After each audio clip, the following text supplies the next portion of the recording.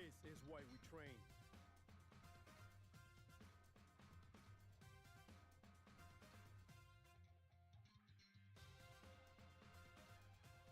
SPG, a match for the books, folks.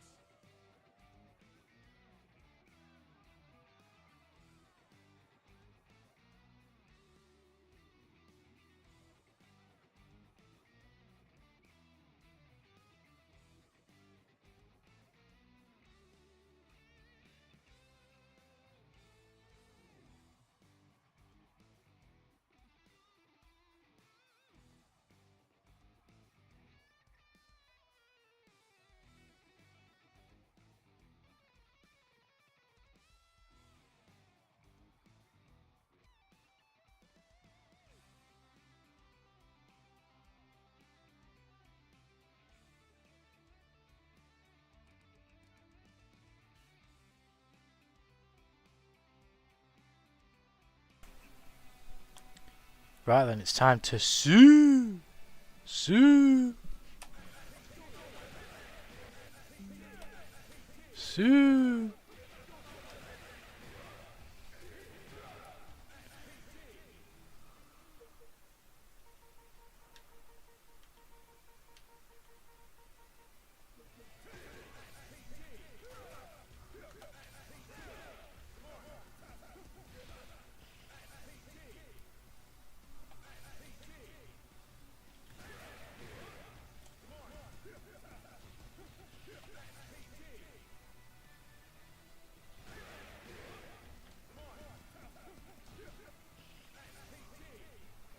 What? Let me watch that. I need to watch this mix again.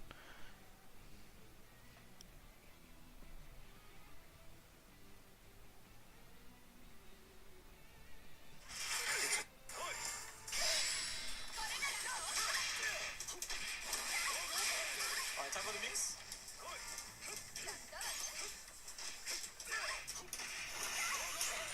Is it only because she just defended?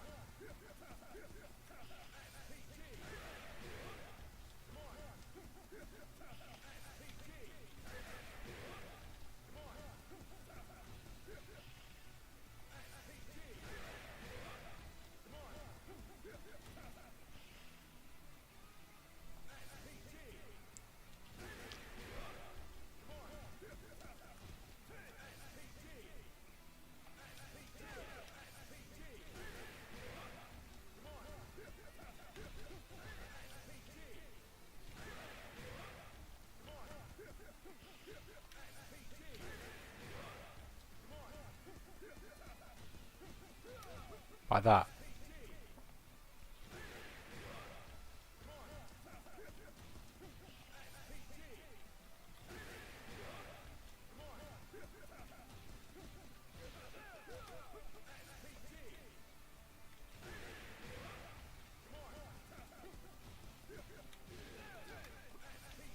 Okay, that's kind of crazy.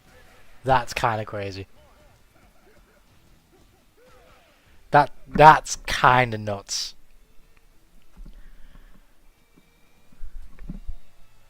I get definite strike through there.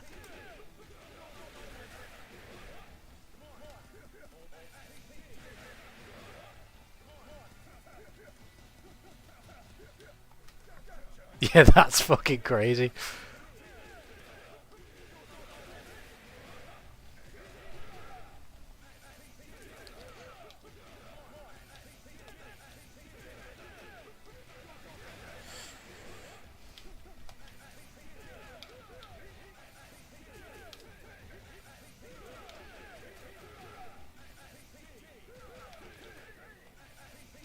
That doesn't combo usually.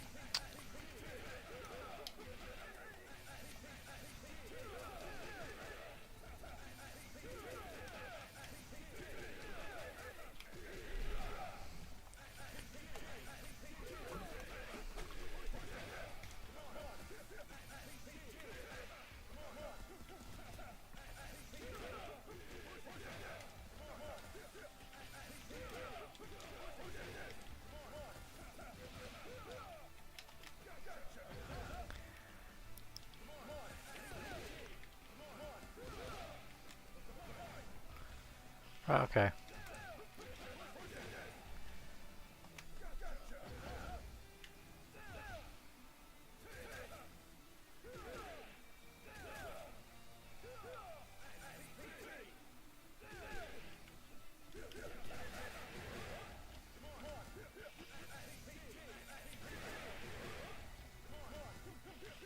I see I'm too close, so I can't get that animation.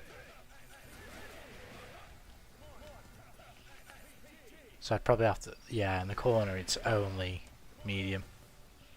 And even then, I can't even keep it up.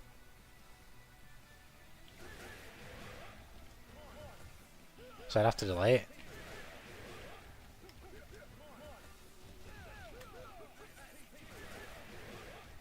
That's what this is for. Cool. Right, okay.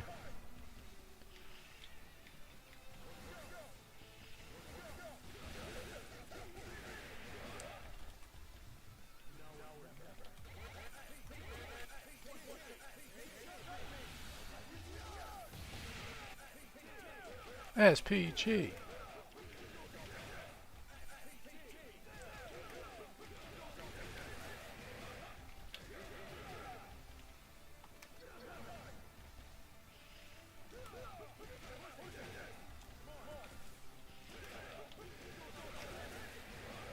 Nice. Good brother Juice, how you doing, homie Slice? Where are thou chatters? I don't know where the homies are at. The homies may be busy, but how are you doing, homie Slice? What is Gucci? What is Gucci? SPG. It's meant to be some filthy Ronaldo. I just saw this from fucking Damascus on Twitter. Basically, you get anytime you get this, you can do some like fucked up shit like this. If you wait long enough to press the button as you fall down, you can fucking re-kick the ball in the air, and it's just fucking filthy. Hold on.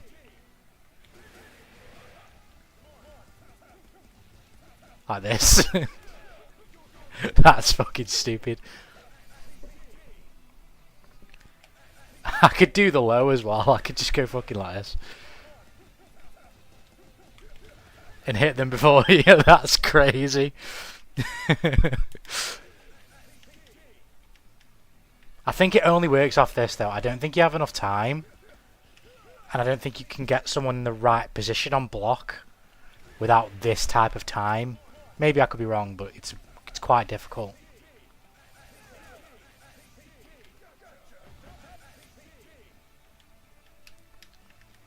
Good, lovely. College is over, but now I can't see my friends as much anymore. Because obviously you're out of term, I guess, right?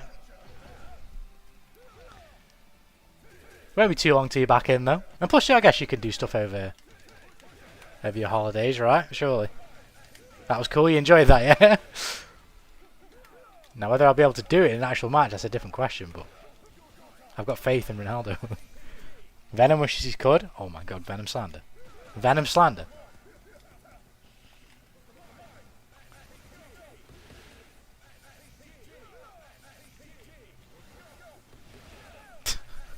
Can I juggle the ball after that? Can I go? No way. I can as well. I could do this then. Oh. What the fuck?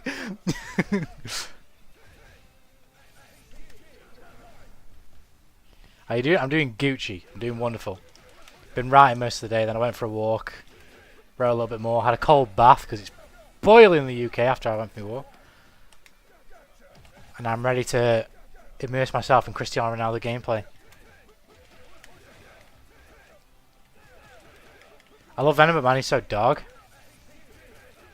I see what you're saying. I don't think he's that bad, though. I think he's just kind of... He's just average, isn't he? I feel like he's just average. I feel like the only actual good thing that he has, and even then, he doesn't... His kit kind of makes it good, but not really, is his command grab, because it's 50%. It's a positive bonus from anywhere on the screen. If you command grab someone from anywhere on the screen, it is a piss easy wall break. Now, obviously, it does fucking no damage. But at the very least, I do think that is quite strong. Everything else, though, is kind of average. He's like super mid, yes. Yeah, 100% agree. Does no damage. Yeah, that's what I mean. Yeah, that's the only bad thing about it, but I think the goodness of the command grab kind of levels it out into a really good thing for him, if you get what I mean. And I think it's quite strong. But that's like the only thing I think of his. It's actually really strong.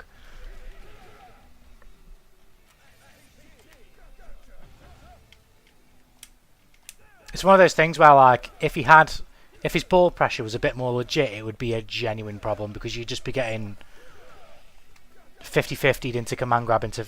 I mean, this happens anyway, but with no meter, because he doesn't need to cancel it with an RC for wall break, it'd be pretty crazy, to be fair.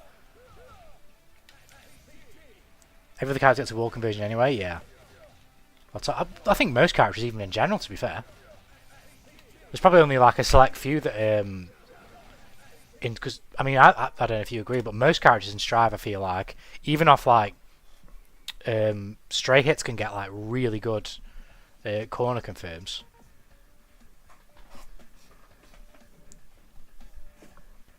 Unless it's like a light.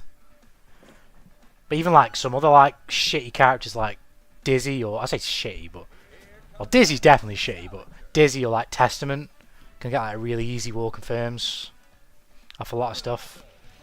I feel like Venom, he's just always awkward.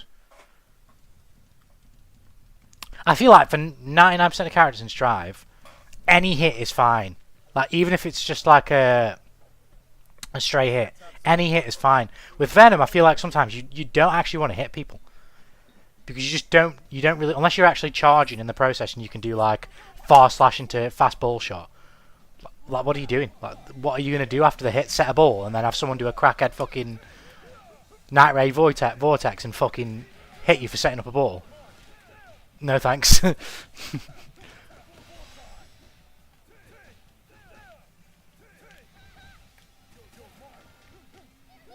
Oh.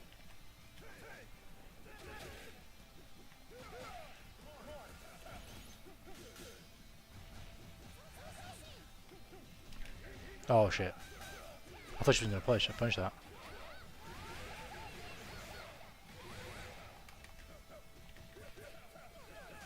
Oh, fuck off. Yeah, I did that on purpose, give me that. Oh, she's supered? I don't think she'd super. I guess that was obvious. My god, I'm so sick of the only buff mentality now, literally. I was talking about the hit thing, yeah. You want to drop combos for setups too, and those setups get like 2 damage. Yeah, the dropping combos for setups I can forgive, but obviously it's the damage which is the problem in it, or the lack thereof. But no, I agree with you to a certain extent. It's wise buffing I like. Like, I don't like changes that feel... Like, for example, Nago is a great example of this. I don't like changing a character in a way that feels like I'm taking away from them, unless it's something they really need taking away. Like, if it's something they really need taking away, then fine. But otherwise, if you're changing a character, it should always feel like an addition. I feel like you're only going to annoy people if you do anything other than an addition. People don't want to have their things taken away. You know what else I'm sick of? Hit me. We're running at me started on Nago. Literally, I mean, he wasn't my main character anyway, but any motivation I'd ever had to play that character again is just all gone now. I don't think I'd ever play that character again. In the new state that he's in. Can we do it? Oh no, I did the wrong ball kick. For the love of the...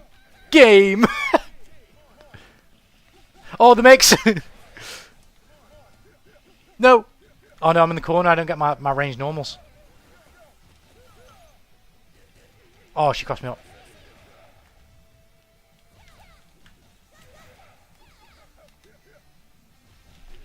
I tried TP. Oh, she cancelled. Come on, grab. I'm not dead. Oh man, she's an SPG. Oh, she hasn't got 2 bars.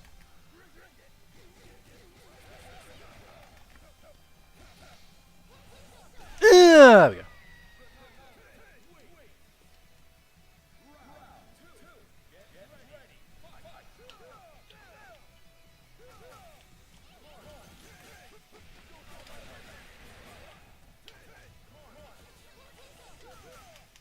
No, I messed it up.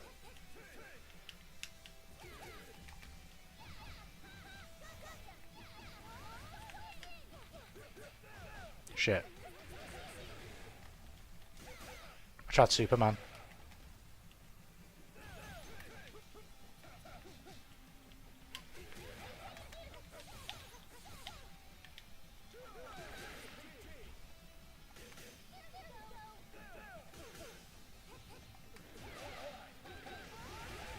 Ouch. So Jesse, how you doing, Slice? Salvatore is a rhythmic Joe's. Salvatore is just rhythmic Joe's. I can't fucking English right now. You have to pardon me. I can't English. But no, I get what you mean. He's definitely unique, that's for sure. Oh god.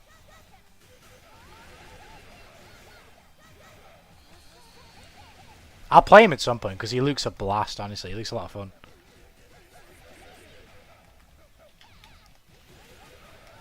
But this player is just absolutely fucking me up right now.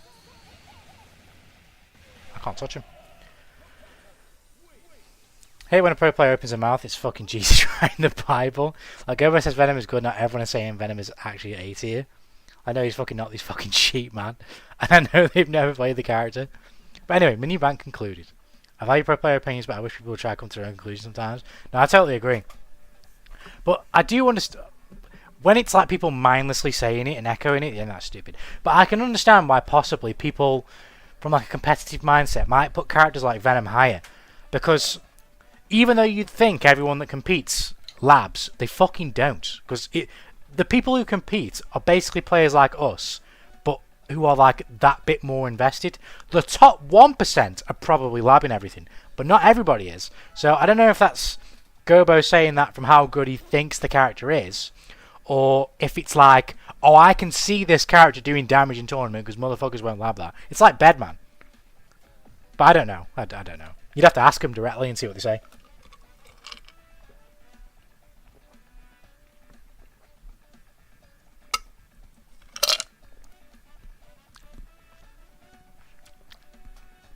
They play a different game than us somehow.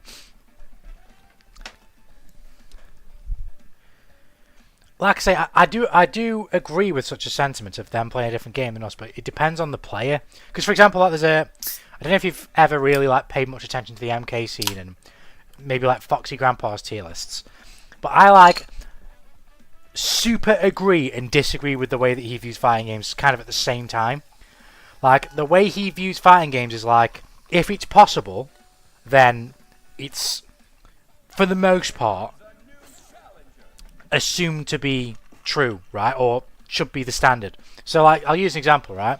Don't know if you've seen, but there's a team going around right now in MK1 that's like catching the people's ire, and it's main fighter Cyrax and Serena Cameo.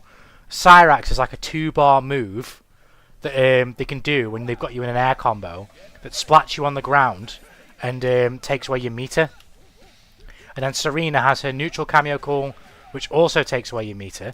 So it's basically like a team where you basically loop pressure with Cyrax's bomb stuff and Serena's bar takeaway, as well as Cyrax's bar takeaway when you get the 2 bars yourself, so that the other person basically never ever has meter to break, right? But what Foxy Grandpa says basically is that that team's got no real mix. It's got no plus frames, and it's got no way of opening you up. So in reality, you should fight that team and never get hit. And what he's saying makes sense. because it doesn't have any legit mix whatsoever. Like if you get opened up by that team, that is definitely your fault. But the reality is, especially when you're playing at like high level competition, these motherfuckers are going to open you up. They just are. Like, that's going to happen, isn't it? But at the same time, I do kind of agree, because even if it's a high level competition, if you are getting opened up by like the most basic mix, I do not even mix. It's not mix. There's no mix. There's no mix and there's no plus frames. So if you're getting opened up just by like a player reading you or whiff punishing you, I do think you should take the blame for that. Where I think it's a bit more malleable, for example, is like when me and you talk about Johnny. I think you have a point, though I do disagree with his exact placement. I think you have a point about Johnny because his situations are a lot more unreasonable. There's actual legit mix that you're dealing with, if you get what I mean. My argument with Johnny was all the other situations outside of his legit mix, which are probably only like 2 things. There's only 2 real ways he's mixing you with card pressure. To me, as long as you can basically ignore everything else or react to everything else, right? But the 2 things that he's mixing you with are not to be like underestimated, if you get what I mean. Whereas with Cyrax and Serena, there's just like no mix. There is no mix. There's no plus frames, no mix. If you get what I mean. I was going to do Cyrax, so I do Hemi slots. I've got a job interview today in a minute. Wish me luck. Also good luck. I appreciate it, and I am wishing you luck. I hope the place that you go to is you have an interview with some people that you can get along with, and it seems like you want to go there. All things seeming good. I hope you get in. I hope everything goes well.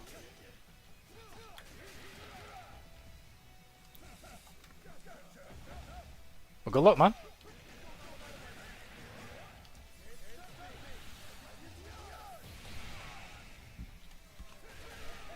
Cyrax Meta coming back.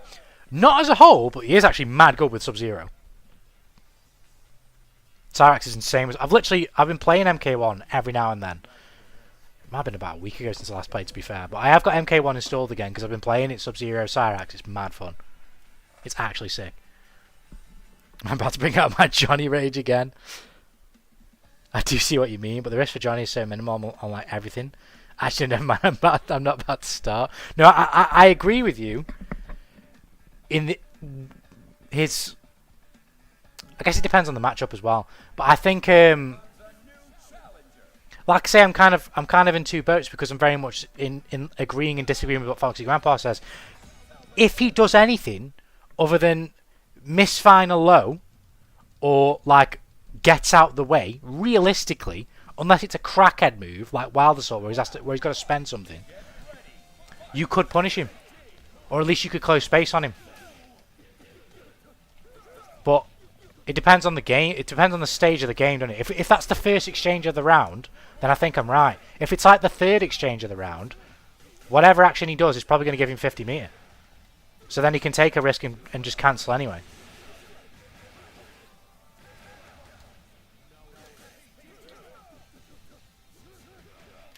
But I kind of go back and forth on this perspective with fighting games at times. And I try to find like where the middle ground is, as I say. With like, this is possible, you should be able to do this or deal with this. And yeah, this is possible, but no, like, it's not reasonable.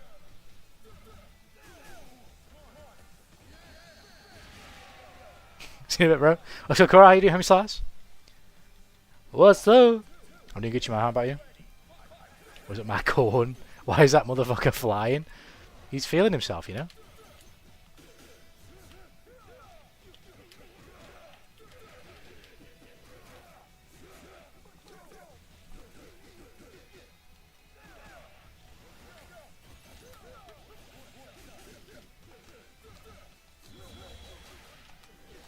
I don't know what the fuck to do off them, honestly.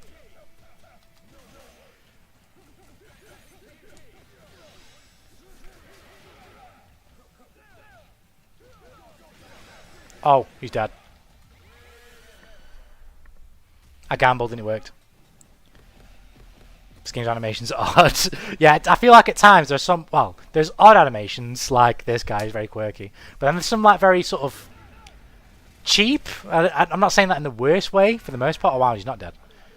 Ronaldo's kind of like that, I feel like at times. He's very cheap and very boring the way that he animates. But I also do like The way, for example, Ganachi animates. I think he looks fucking goofy as fuck, but I like it.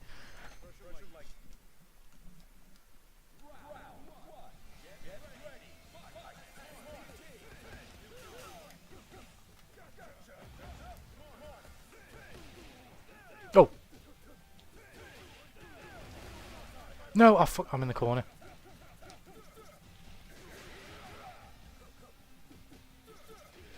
What the fuck? Oh!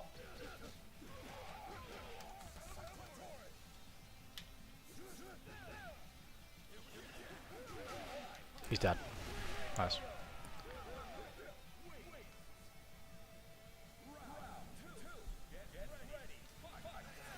Go.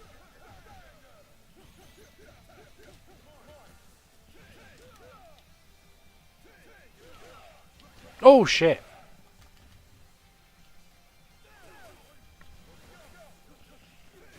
Oh yeah, give me that. And then we go like this, and then this.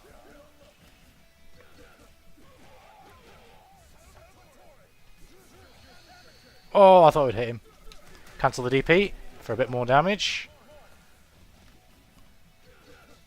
Right, he's grabbing every time I do that, so I need to fall down with a button. Late.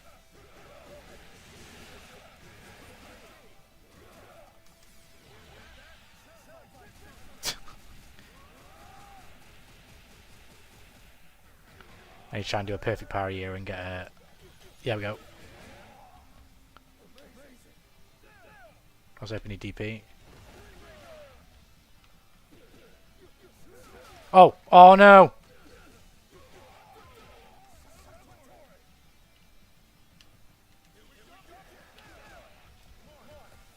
Oh my god, he jumped.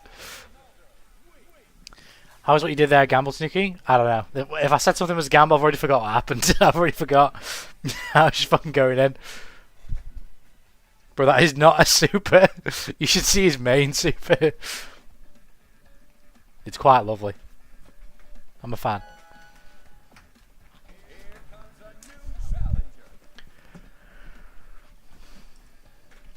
But now I'm fucking with this game. The last stream I played, well, I don't know when it was. Not yesterday, the day before.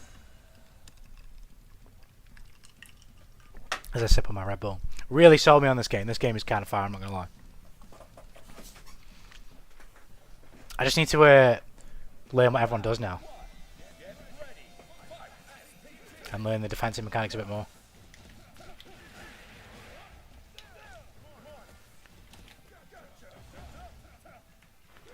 Oh!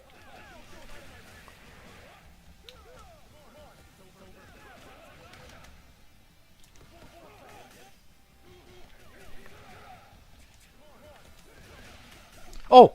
Oh! Fucking slide tackle, man. The things I want right now is the next Helldivers update, Guilty Gear Ranked, and to beat Fatalis and Monster Hunter Worlds. Is that one of the new ones, or is that one base game? Oh!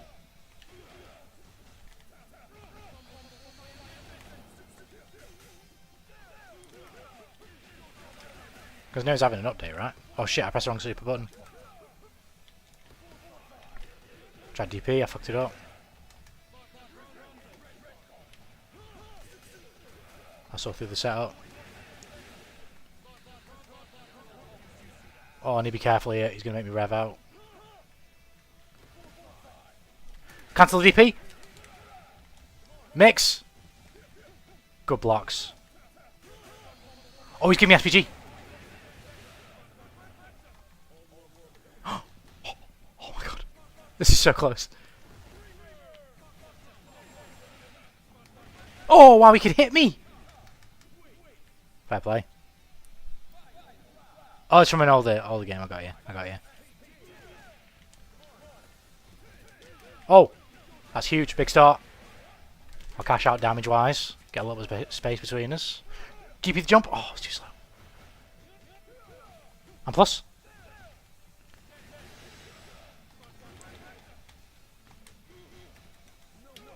No.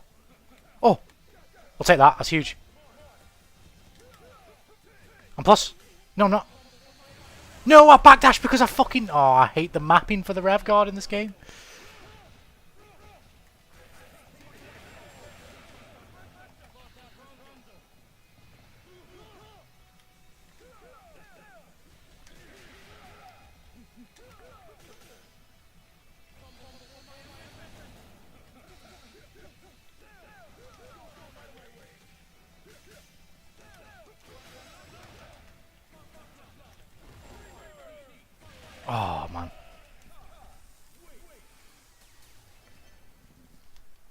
Yeah, Guilty Gear Ranked to be cool as well. Night Rain, that's another fucking game.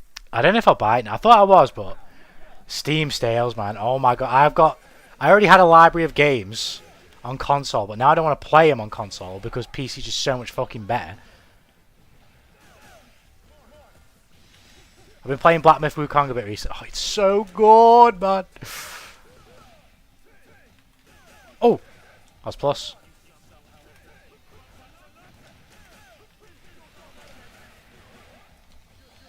That should be a kill, I think. So nice. But no, Steam sales are fucking devious. I had to fucking operate with all my might today not to spend an ungodly amount of money. Again. As I burp on the Steam sales. I did buy a game though. I bought a... Mix! Oh, I did the wrong super! Come here. Mix! Mix! Mix! Mix! Mix! Mix! Mix! Mix! Mix! Mix! Mix! €185 gambling today. God damn. Bro is up! We up! That's what we're allowed to hear. Oh. Oh shit. Oh, what the fuck?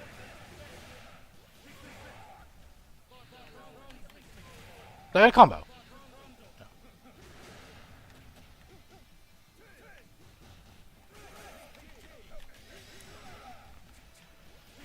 Oh, fucking SPG, man. Oh, Rev blow.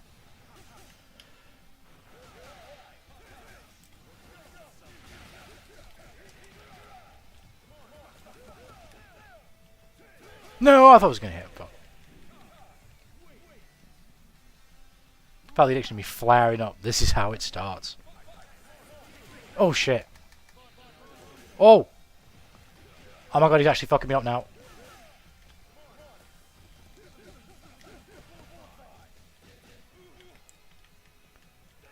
Oh, this is big.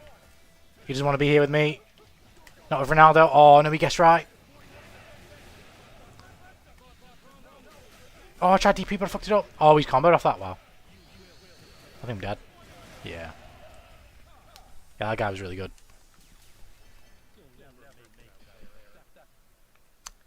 Nah, I mean, it's already a great time to game even without Night Rain. There's so many fucking sick-ass games out.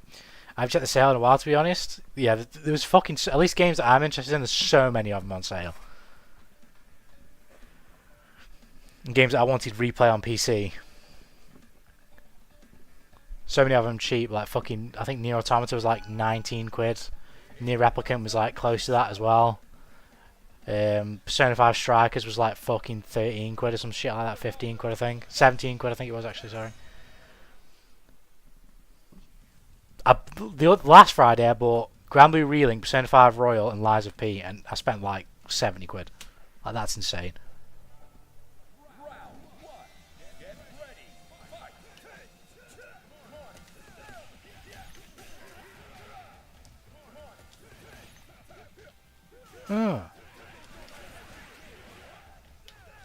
Oh, I didn't realise I'd be on that side.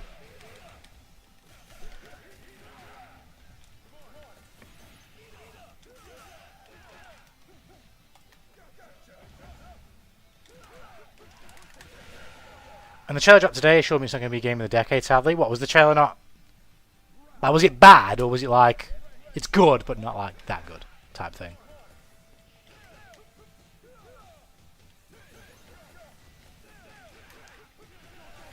We'll spend a bit here, but it's fine. Shit. It's not fine, because I needed to get another hit, really, to lower my rev, but it's fine, because we got one. I fucked up the super again. Never mind, he's dead. Unreeling's so bad. It's like £22 right now. It's so cheap. I was like, I'm fucking buying that. I'm bored with so many games now. God damn. Bro, not feeling it. Maybe we just gotta find the right one. That shit gotta go to 15 at least. God damn. But now, man, you gotta look out for them fucking steals. I feel you. Lies of P, yes indeed. I got Lies of P. I've had my eyes on that for ages, but just never bought it. And I probably would have never bought it if I didn't have a PC, because I wouldn't have got it on like a crazy sale like that. Or, mind you, even if I did on PlayStation, I wouldn't have wanted to. I'd have wanted to buy it physically. But PC just kind of fucking says, fuck you to my physical collection now, so...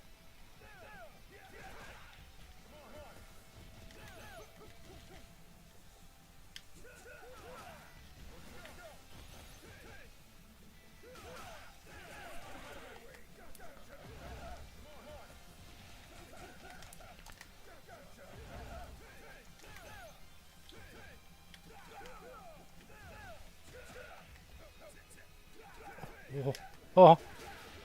Oh shit. I'm not dead, but I'm hurting.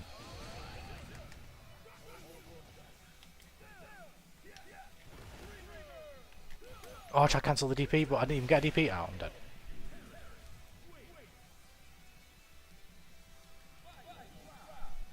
Now, the show just confirmed that it's not the type of game of the decade.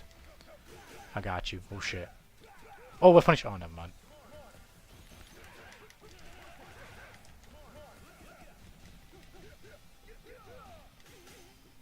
Oh! What? Where did that hit me? And where's my DP? Oh, you can... Oh my god, what the fuck? No, I didn't make my mind up. Where's my fucking DP?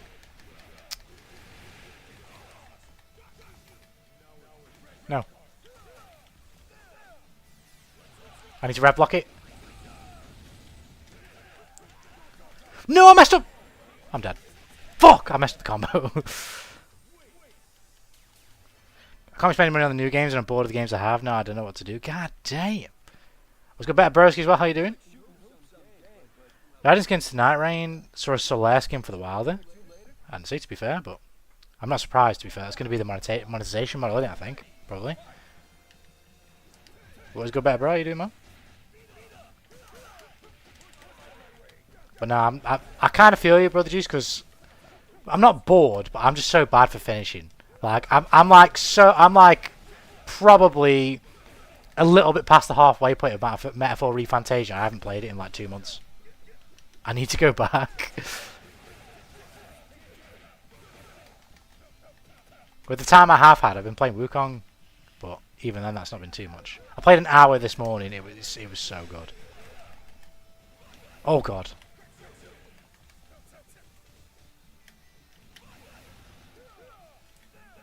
Oh! Fuck.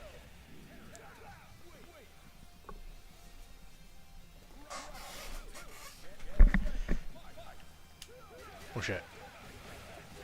I can't fucking get near this guy now. I was doing okay to start with.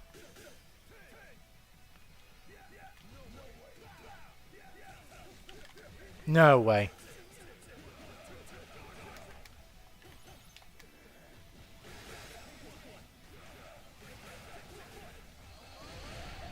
Well, this guy just fucking me up now.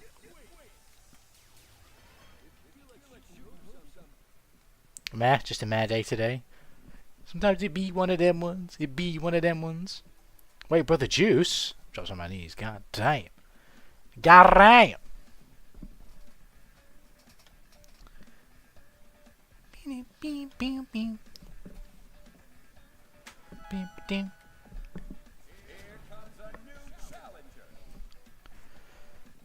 You make a tier list of characters you've played. What? In this game? Or overall?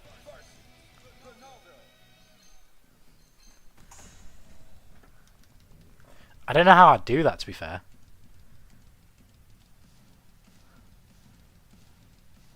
I don't know how I'm going to pull them all in. I don't think there'll be a list with all those characters, right? I don't think. Oh.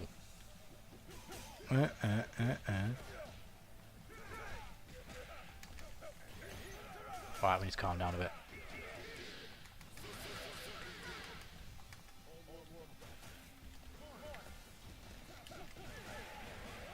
Do the DP, just get him out of SPG.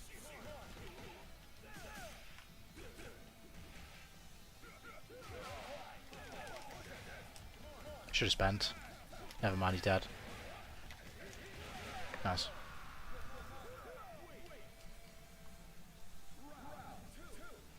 Pulls down pants. Alright, I suppose you can. God damn.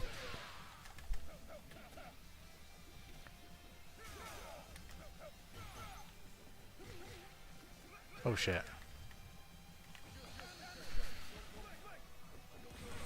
Get him out of SPG.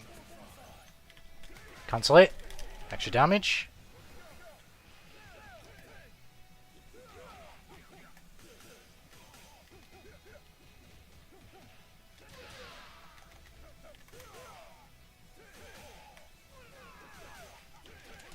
Nice. With an option 2, make a power list, so S tier is broken and F tier is for Bedman. How am I going to pull these in there? That's the question. I mean, I could look for lists to see what characters are on there, but I don't know if I'm going to be able to find a comprehensive character list of like everyone that I've played. Ugh. Oh!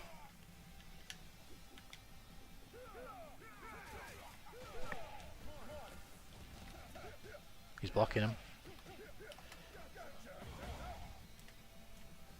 Trying to do the fucking EX juggle, man.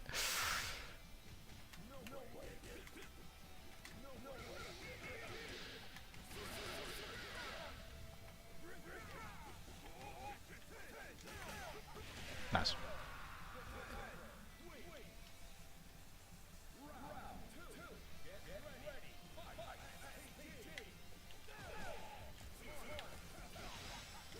Oh.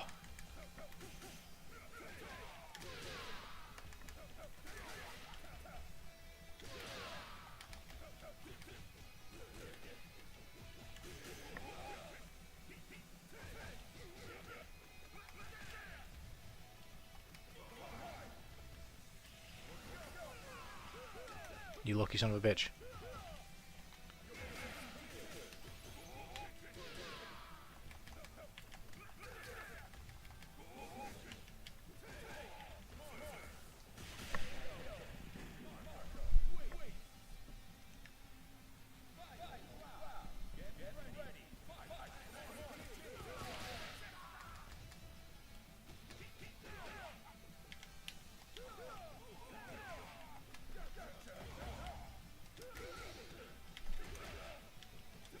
Bro, I'm trying to DP, man.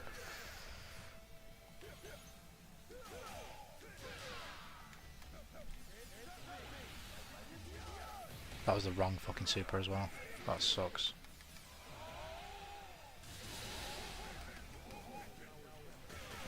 Ouch.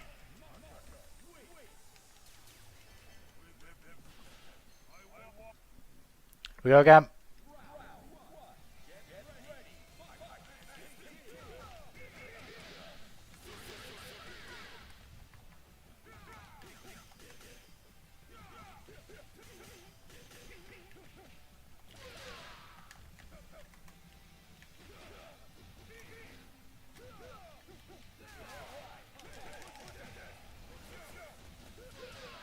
Fucked up there.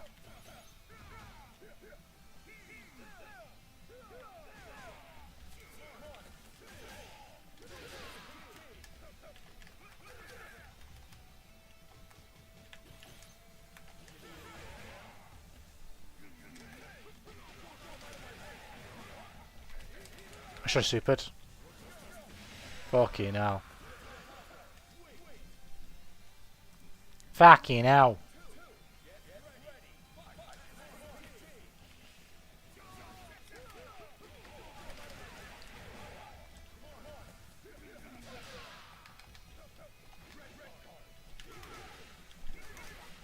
Nice.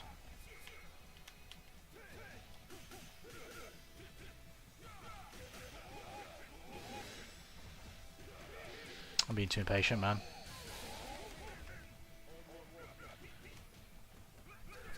He grabbed me from there. Ouch.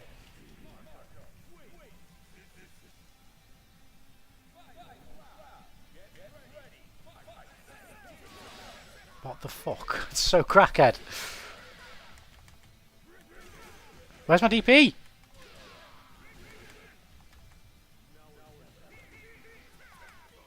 We'll get away with that. Okay, we'll take that. I didn't get the ball high enough. My fault.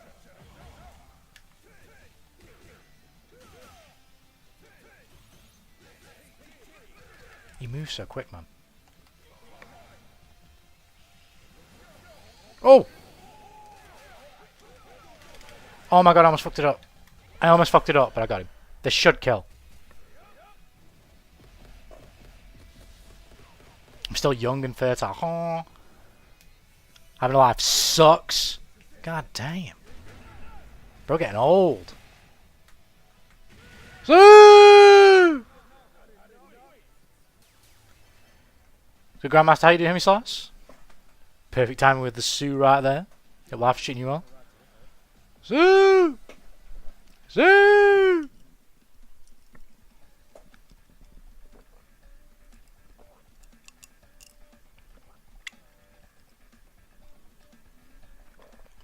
Oh god.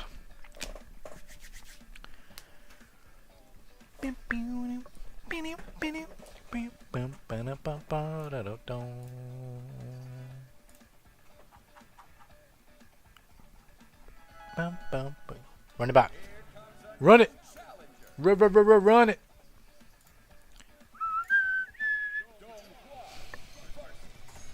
Let's go.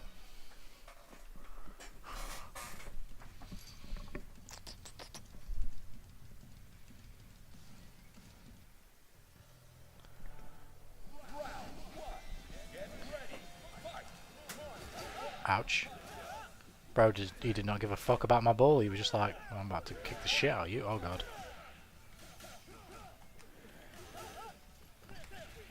I'm getting fucked up.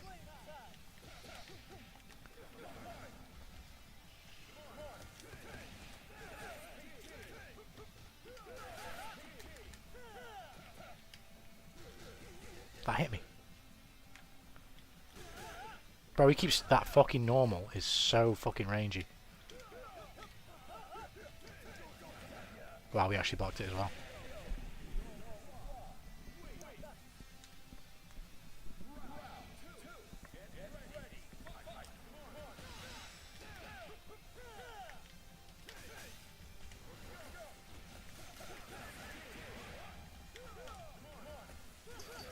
I should have blocked.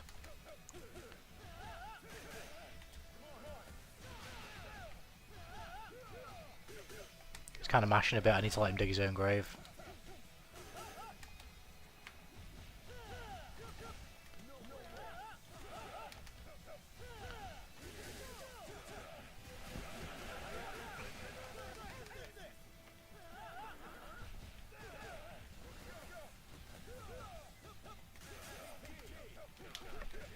Yeah.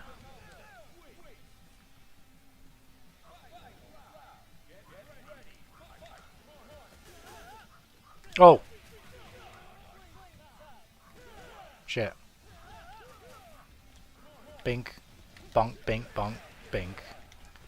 I fucked the super up.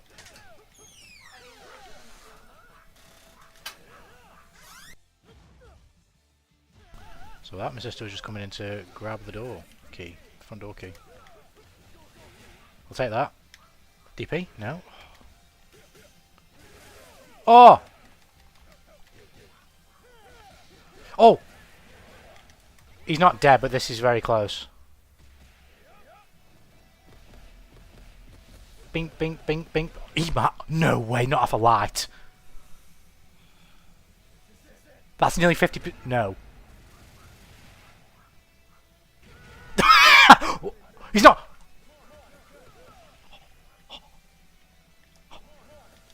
Oh, thank fuck. Oh my god. Jesus Christ.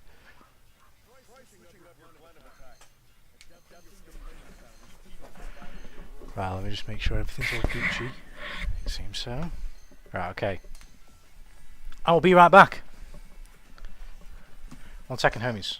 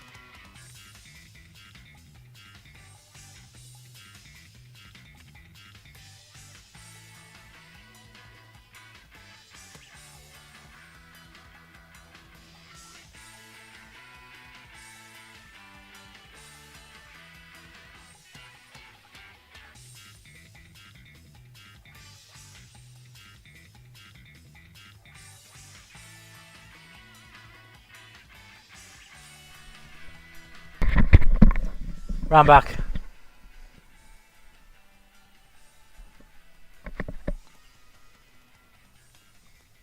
Am I actually back? Yeah, I am. No, my take is, even with 100 dedicated men, I think you lose, but I don't think it's like by a landslide.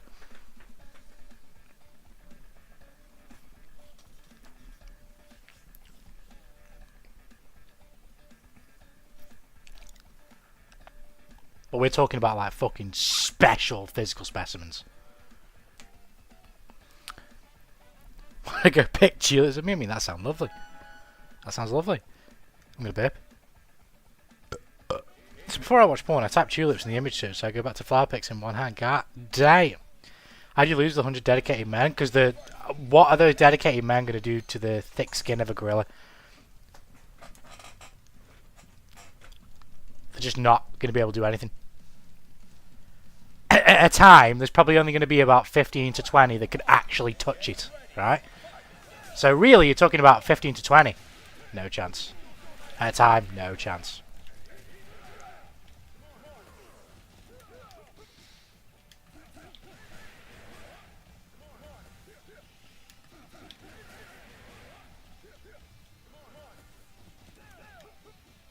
Oh.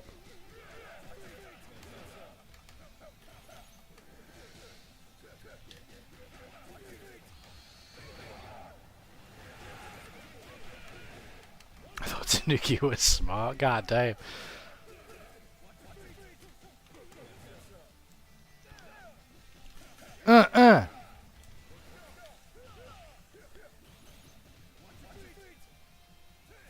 Oh god. Oh! Oh. Take yourself, Tanuki. The eyes, fingers, growing, but yeah, but how are you going to get there? Like, you're dealing with a wild animal that's going to be threshing like a wild animal. Humans struggle to restrain other humans. Groups of humans can struggle to fucking restrain a crackhead. There's fucking no chance. Even like 20 humans could restrain a gorilla if it wanted to go to riot. Barehanded. No chance.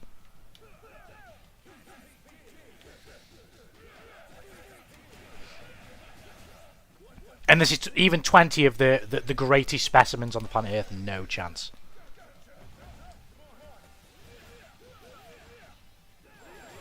Oh shit. Oh, I didn't spell my meter. I'm dead. No, I'm not. Yeah, I am. No, I'm not. Yeah, I am. No, I'm not.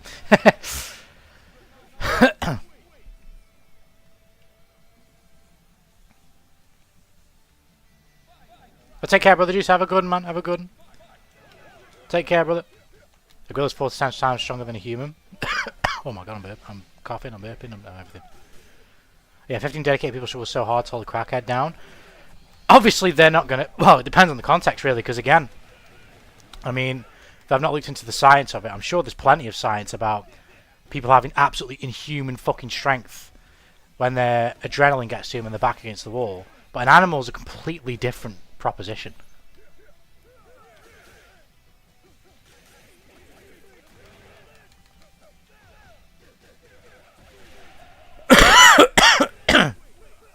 It's a completely different proposition.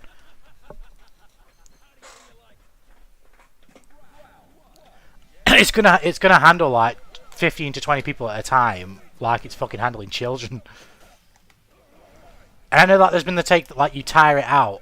That's under the perspective that the first however many people are gonna last any longer than like 5 minutes, if that. You're not lasting. Like, this fight is not going to go on for like longer than 10 minutes. Because most people are going to die that quickly. Like, it's just going to crush your skull. It's not going to play... Assuming that it fights without trying to play with its food, it's just going to crush your skull.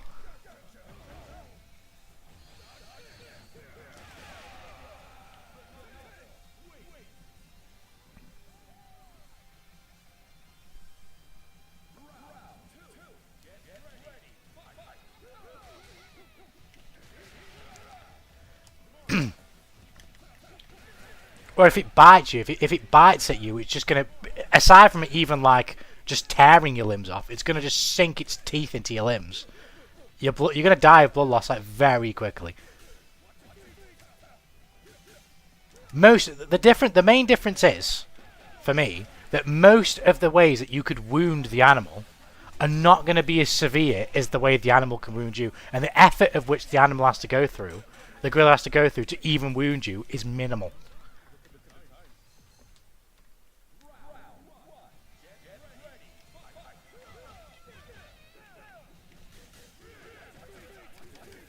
It's hard for an animal to surpass that muscle strength limit you're referring to.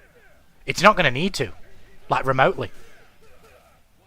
Like it's not going to need to. It's not going to need to surpass itself or reach its limit in any way. It's going to I'm fucking... I don't know what the fuck's in my throat. a grown silverback gorilla is going to toss a bunch of people around without full restraint, like full effort, should I say.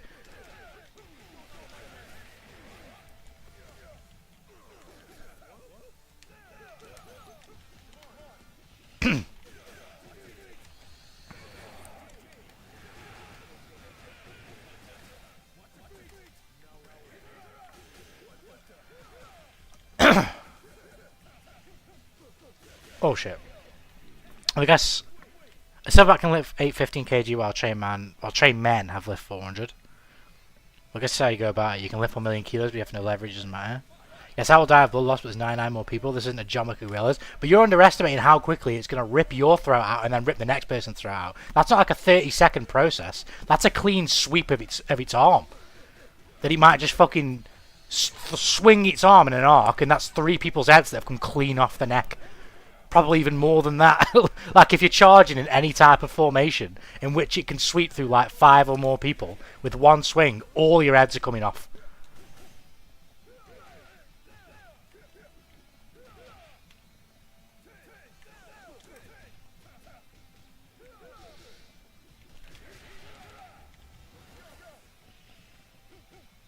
Oh.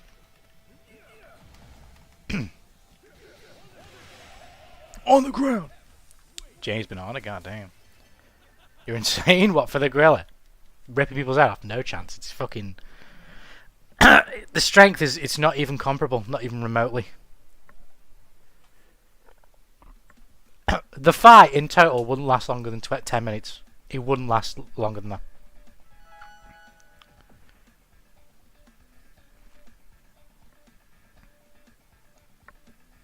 It would kill everyone that quickly. Here comes a new challenger.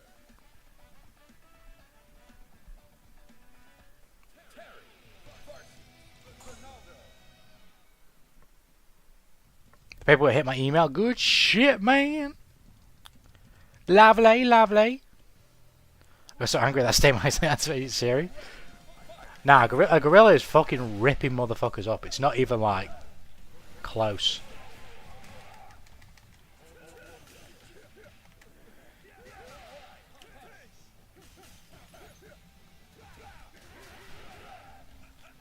And the thing is as well that really sort of lays it home is the amount of like ways people are like adjusting the criteria of the people. Of like you've got to be dedicated, they need to be physical specimens, they need to be able to be like equipped to deal with the emotional trauma of the people that they'll see die, all that type of shit, but the gorilla just needs to be an adult silverback gorilla. And you're all fucked. It doesn't matter. You're all fucked.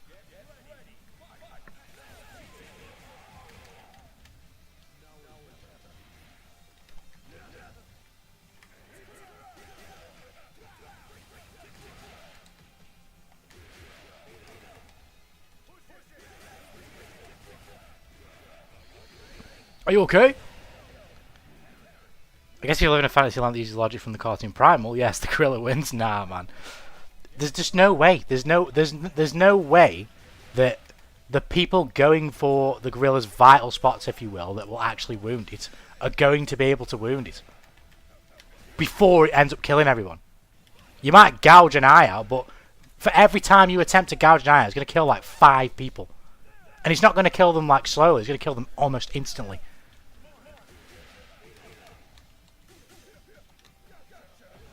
And those it doesn't kill instantly, it'll inflict mortal wounds that will kill them very quickly, like ripping their arm off or something.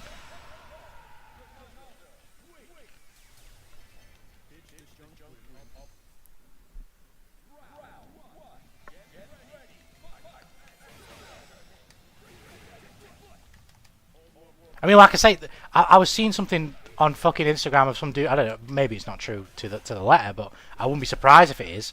That the gorilla has an adult silverback gorilla has the strength to literally crush a human skull in its hands.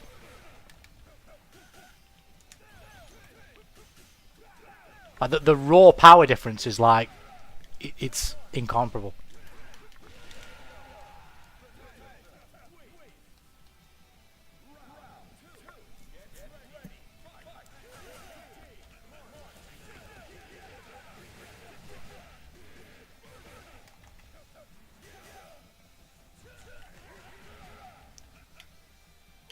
Oh shit.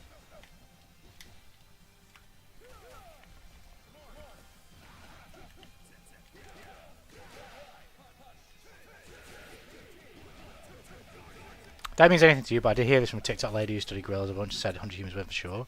Well, you're going to find scientists who say either or, and that's just how it's going to be. Some people are going to think different things based on whatever. But the only thing I would base it off really is like, what is the raw strength of the gorilla? Well, two things. What is the raw strength of the gorilla, and how is it that people can actually hurt the gorilla? And if you can only hurt it via like its eyes and its genitals, and you have no weapons,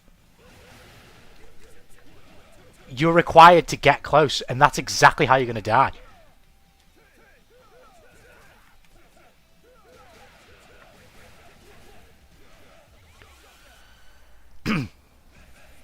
I'm not dead, but I'm close.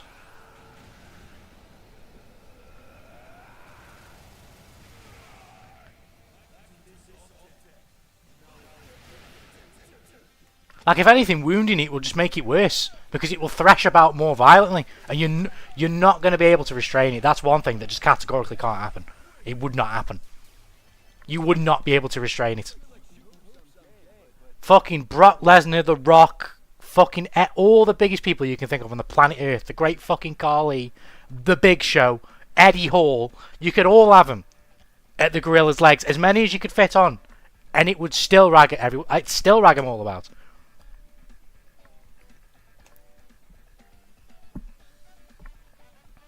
At a time, realistically, you could probably get one on the back, possibly two, depending on the size. I've seen people say one on each arm, but the arms have got to be extended for that to happen. If the arms are by its side, there's no point in trying to latch onto them anyway, because you're not going to be able to do that, right? But if the arms are extended, they're probably swinging, so you're going to get absolutely smacked.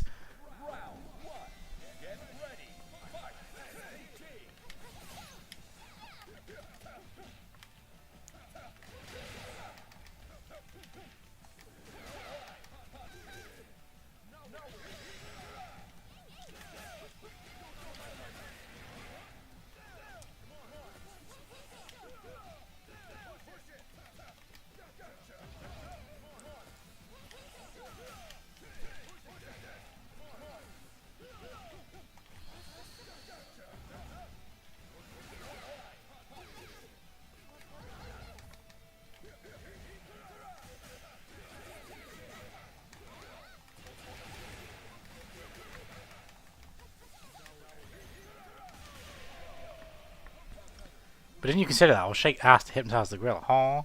Also, if we take peak humans, wouldn't that by default be with weapons? It's a pretty big handicap to limit the biggest strength of humans. That's the point of the thing, though, I guess. That's the point of the discussion. Because it would just be too easy without weapons.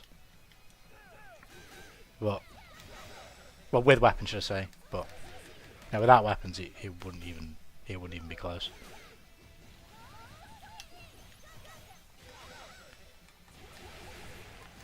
Thank God nature blessed gorillas with infinite stamina and super strength beyond what's actually reality. That's not true though, like in terms of the stamina, because like what I'm saying is, how do you even tire it out? Because the fight's not going to last that long. If you could make the fight last a while, then maybe, but that's not going to happen. It's not just going to like sit there at a stalemate and go, right, I'll have a 5-minute breather because I'm too tired from slaughtering humans. It's just going to keep coming after you. There's no possible context where the 100 people would manage to stall the fight like that. Because the people doing the stalling would be dead in seconds.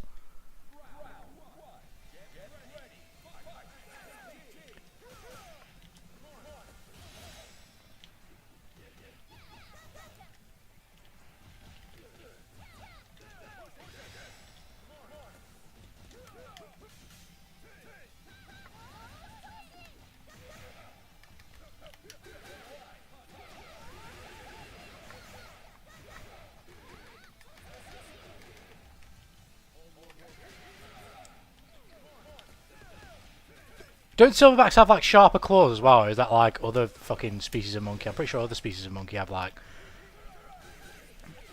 sharp claw-like things. This thing is kind of shit as well.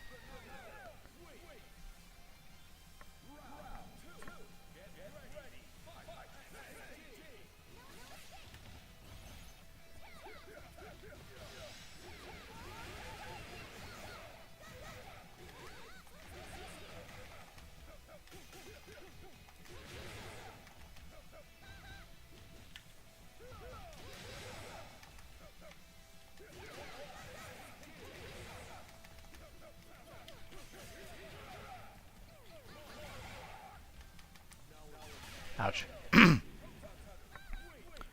Batman has prep time though. Imagine. Well, it's an interesting question. Where are they fighting? I've got no idea. I haven't seen anybody clarify that, that's for sure. If it's an open space, like, the humans are so unquestionably fucked. Like, you are so fucked. Even if it's an enclosed space, you're kind of fucked. I don't know actually. I don't even know which one would be better. I feel like you're just fucked in both.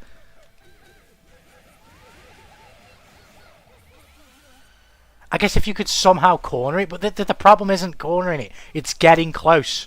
You're going to die if you get close, and it's going to be very quick.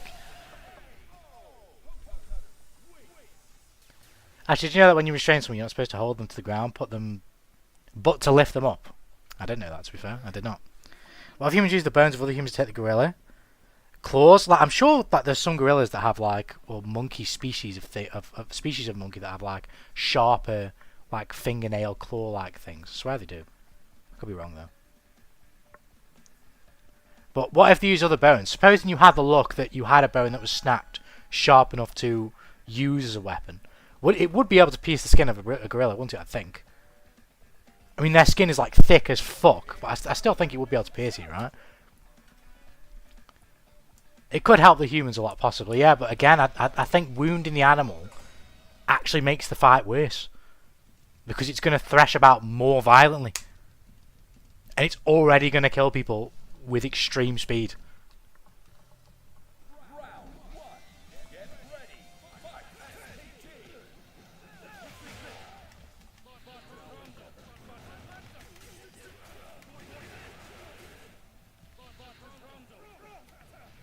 I asked ChatGPT and it said humans. But did you ask Grok though?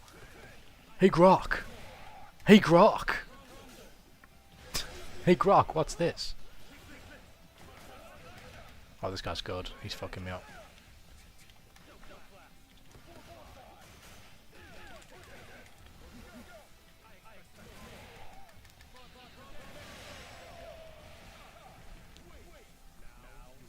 Remember what I said about leverage? Doesn't matter if the gorilla is 1 gazillion kilos if he has no leverage. But the lifting doesn't necessarily matter. Like the strength difference is still going to be incredible. Like, it doesn't necessarily matter about the specific number or the specific boundary of the strength threshold, because we know that it is a lot more. Like a lot more than a human. Even an extremely strong human.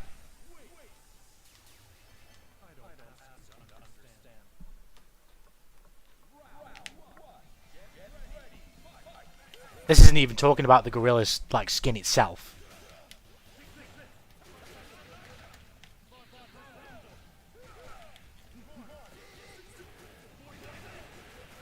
I understand what you mean. What I'm saying is, in general, you don't necessarily need to quantify the specific strength of the gorilla, because it's already intuitively understood that it is far beyond humans, right? So It's very much easy to understand that it's just going to fucking be able to rip people apart without much effort.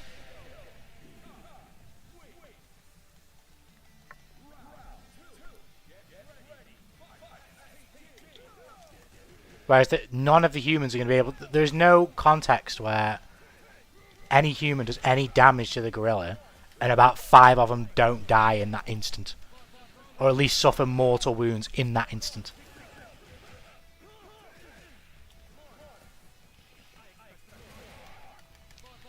Just it swinging its arms... And its arms fucking... Its forearm fucking colliding with your skull... It's just gonna fucking puncture your skull, and you're probably just gonna be fucking a vegetable on the ground if you're not dead on impact. How does it defeat my point?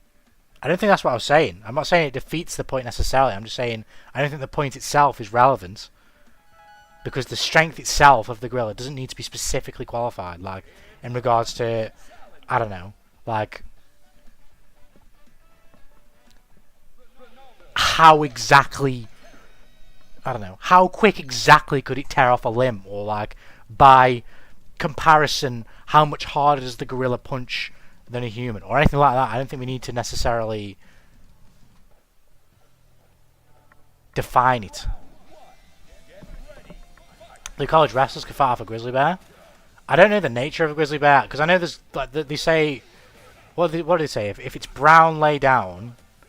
I don't know what the thing is. Some of them are more violent than others.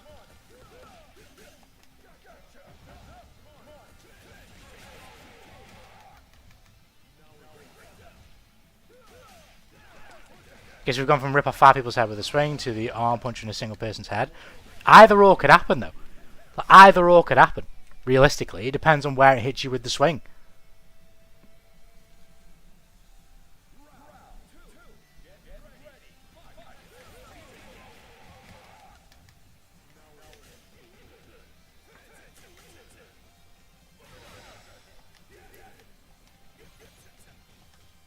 Oh.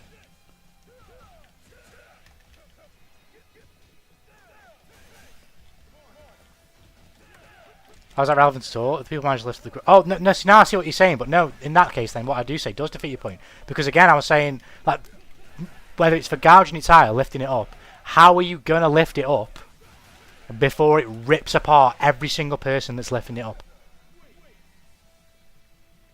How is that going to happen? Because if people are lifting it up, those people are actively not attacking the gorilla, right? So the amount of people that are surrounding it, which is already going to be a limited number, even less of them now, are going to actually be actively attacking it and harming it, right? There's just no possible chance that 100 people could possibly fucking be a gorilla. No chance.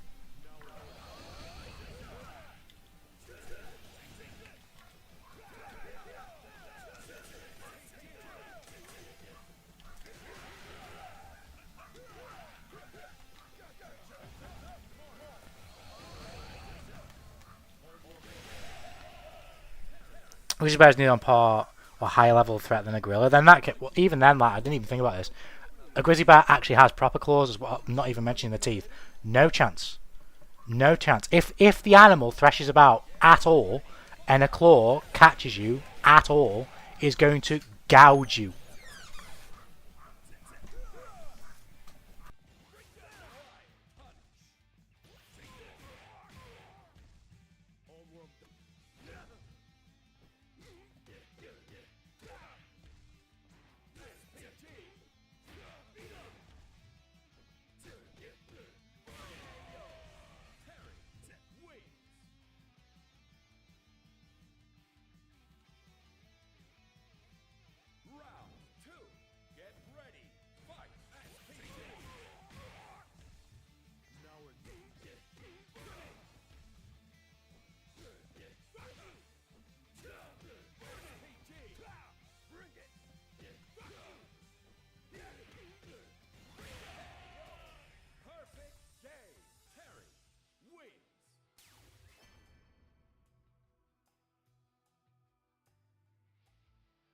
If you feel like shooting hoops, I'm game, but I'm not really a soccer guy.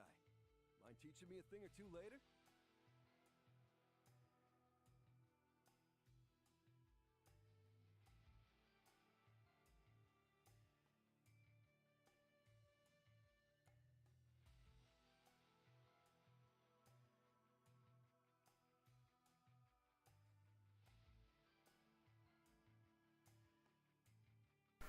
Round back.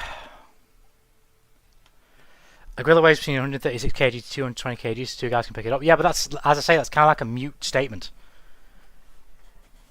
Because I don't know, that's like saying, I don't know. I'm trying to think of an equivalent, but I can't necessarily. But the reason why it's futile is because the gorilla's not going to sit there and let you lift it. So it's not going to, like, two guys are not going to lift, regardless of how strong they are, going to lift up how quickly, a gorilla, as quickly as it would take before the gorilla gets them off them. It's just not going to happen. And it's not going to be stable weight either. It's going to be moving weight. It's going to be threshing. No chance. There's four guys. Just open the video. What is the grizzly bear actually fighting though? Like, is it really fucking fighting to the death? Because it's probably not. Sure, if there's 100 guys, but how are 100 guys going to lift a gorilla? It's not going to happen.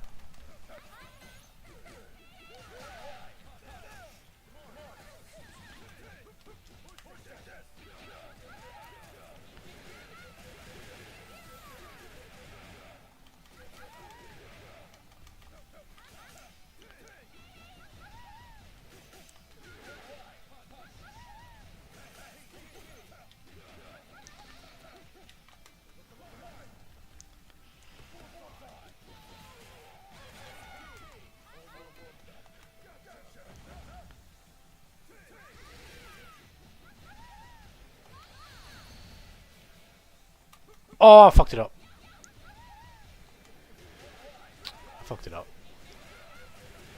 You don't need 100 guys, but that's the thing though. That's exactly what I'm saying. It's going to be less than 100 guys, right? You're going to get at most 15 to 20 guys that can make physical contact with the gorilla, right? The guys that are going to try and lift it up, whoever you nominate, are going to be absolutely fucking mauled instantly. So then you're going to have to replace him, and you're going to have to replace him, and you're going to have to replace him. You're just going to get mauled. You're not going to lift the gorilla up for any more than like a second. And the people lifting the gorilla are going to get thrown off the gorilla almost instantly.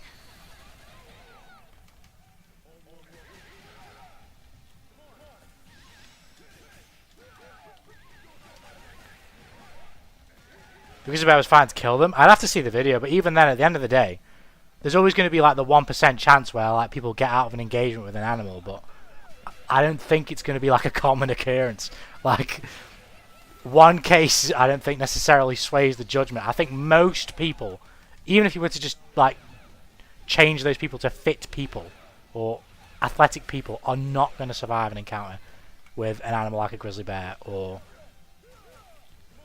a gorilla, so long as it actually attacks them to kill them.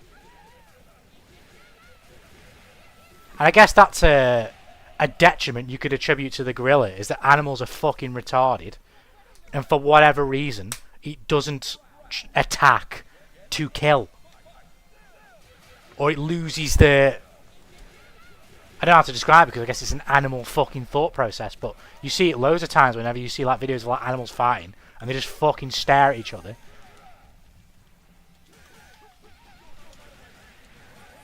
For whatever reason, if the animal's fucking stupid and just doesn't continue to fight, or for whatever reason a passivity hits it, then yeah, okay, but I think most of the time it's just not going to happen.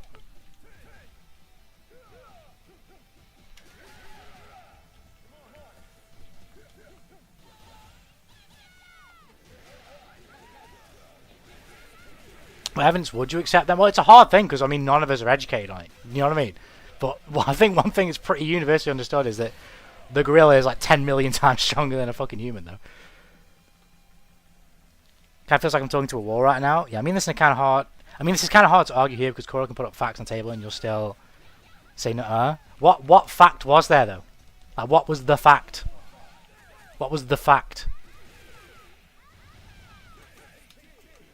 Because if you say that there was a video of 3 or 4 guys restraining a grizzly bear, I don't really know what that means. I don't know what fact that's proving. I guess you could say it's a fact that it proves it can happen. But then I could just as easily reference a case where someone died to a grizzly bear and be like, well, it happens.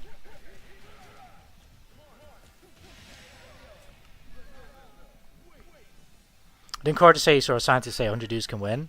Not any scientist is a gorilla expert, so saying we are uneducated can't cook your own point. It does, but it doesn't from the perspective that not all science is always correct science. I mean, that's like you would think then any science that's existed since the beginning of time will remain true today. Like, I don't know, fuck all about Einstein, but every theory that he ever concocted was right from the beginning. Or every assumption that anyone's ever made about gravity or the vastness of space, or I don't know, it's correct because they're scientists and that's what they said at the time.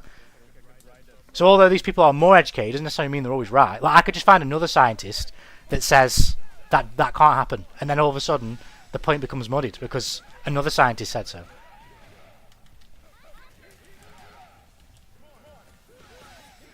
That's PG.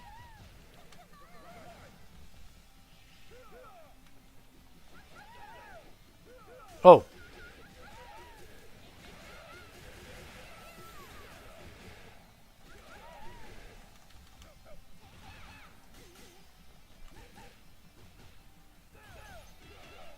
Oh, you were wrong. You said the gorilla is 100 million times strong, which is like, yeah, but that's obvious hyperbole, though, isn't it? That's obvious hyperbole. It's vastly stronger than a human. It's vastly more dangerous than a human. But that's obvious hyperbole.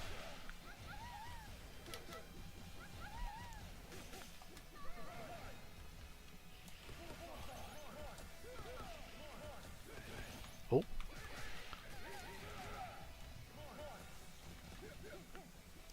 Oh shit.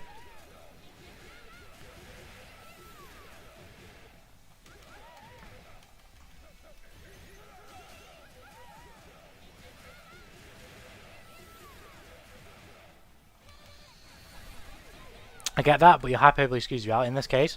I don't think it does, though, because I've already said, like, a more realistic take, which is it's definitely more dangerous and more stronger than humans. And more violent, I guess, in this context would be than humans if it was fighting to the death. Although that might be a moot point, to be fair. But the strength of the gorilla is my main point, in that it's vastly stronger.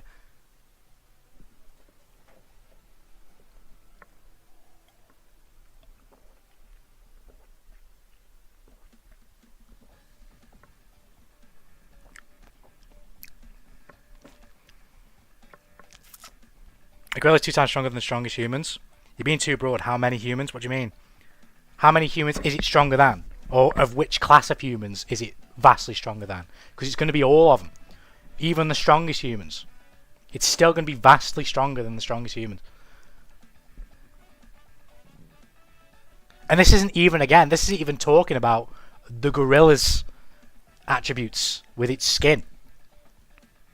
Therefore, again, making it so that the only way you can wound it is by its eyes or its genitals.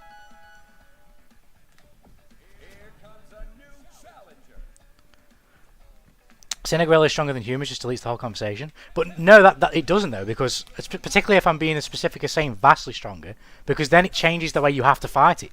You can't fight it from a distance. You can't. Strategies of clamoring onto it just ain't going to work if it's that much stronger. It's just not.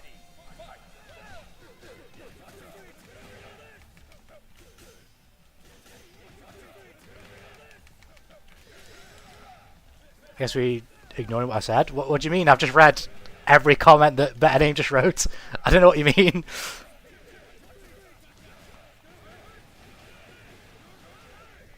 I read every comment that he wrote.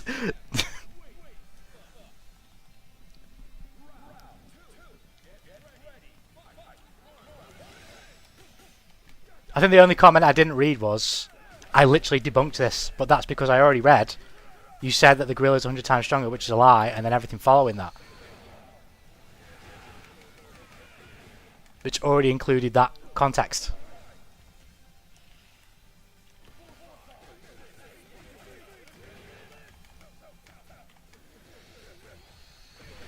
Yeah, we didn't reply to the times 2 point, the 2 times point, but that I did by replying to what Cora said about saying a gorilla is stronger than humans just deletes the whole conversation.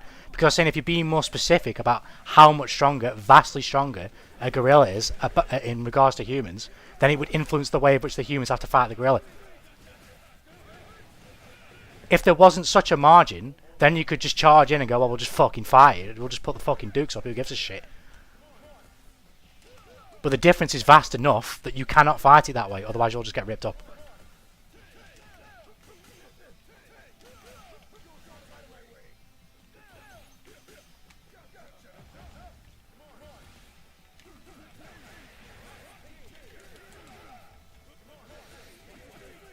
I mean 2 times, so the gorilla is 2 times stronger, but 2 times stronger than what though?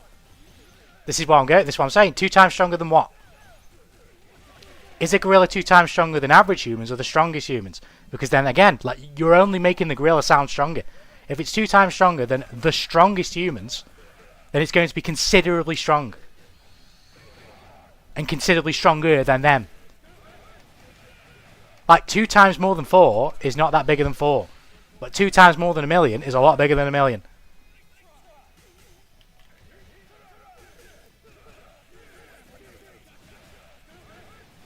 You're making the gorilla look better by saying that.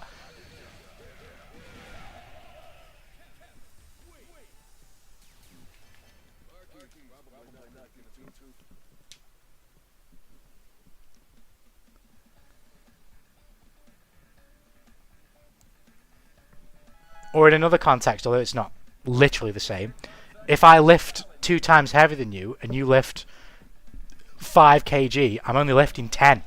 But if you lift 500, I'm lifting 1,000. It's a lot more than 500. I'll let you already answer this, and that's exactly why I'm repeating the question. That's exactly why I'm repeating the question. A gorilla can lift 15 kg, but what I'm saying though again is the numbers specifically don't necessarily matter, so long as the gap between the numbers is somewhat understood. So if it's 2 times, then you have to quantify what it's 2 times from. So if it's 2 times from fucking Eddie Hall, the number, whatever it may be, of wherever that 2 times is going to be way higher.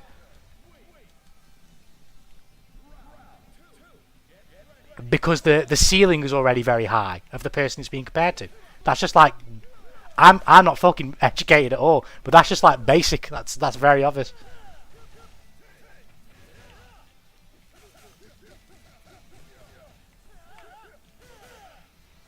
I need to check the VA fucking list in this game. I am sure this guy is Bryce Papamo. I could be wrong though. If he is, I might have to play him. But no, like I said, if the ceiling is high and then I'm 2 times stronger than that ceiling, I'm inevitably going to be fucking way higher than that ceiling.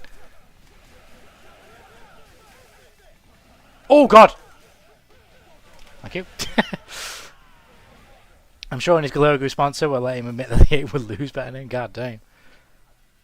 He's getting sponsored by Big Gorilla. Wait, what is the combo here? It's the, I don't know if you've seen it, Sphere, but the 100 dudes versus a gorilla. Yeah, but how is that relevant? It's totally relevant because it's defining the strength of the gorilla and the difference in the strength between that gorilla and humans. And because of that, it would influence the way in which you actually have to fight the gorilla.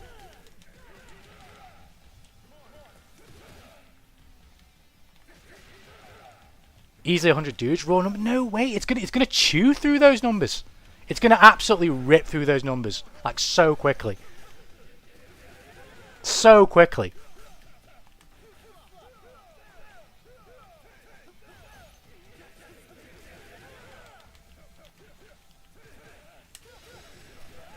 I have zero idea what the fuck you're cooking.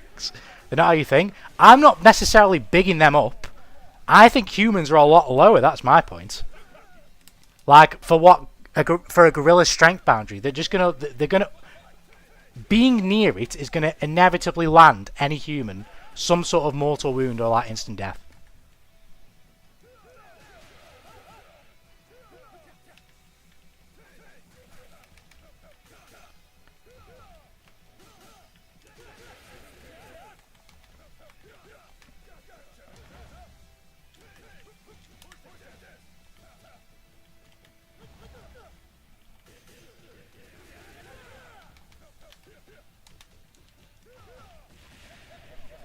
Did you ever train with the idea of wanting to be strong as a gorilla, Tuki? I can't say I have, but... We didn't make it to the top of the food chain losing. Yeah, but we also weren't boxing gorillas bare-handed, like, ever, I don't think. It's basically we're honestly fucking broken. We're far, far smarter. And imagine with tools, though, no, 100%. If there's any sort of craftsmanship allowed, weaponry allowed, it's humans by a landslide. But if we're not doing anything other than pure hands... The gorilla's winning. Yeah, we're throwing rocks at him. But that's a weapon. The proposition, as far as I've seen, is no weapons. No nothing. Just fists. That's why people are talking about gouging its eyes out.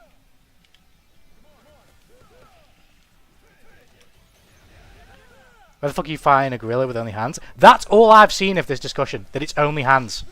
The moment you involve anything else, you involve like actual proper planning. And you allow yourself to fight the gorilla from a range that isn't right in its face. And the humans would definitely win.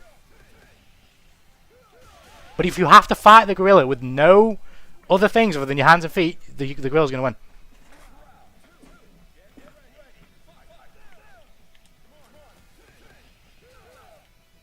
Oh!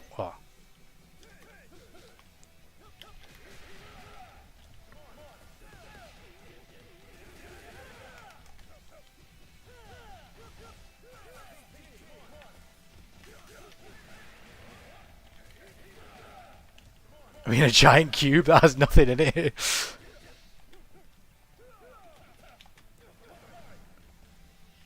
I mean, in a realistic space, just like 40 people die, maybe 50. We still win it. I did. How? Like, how are people not? How are people going to avoid like severe blood loss or like insane trauma injuries that are just going to leave them a vegetable?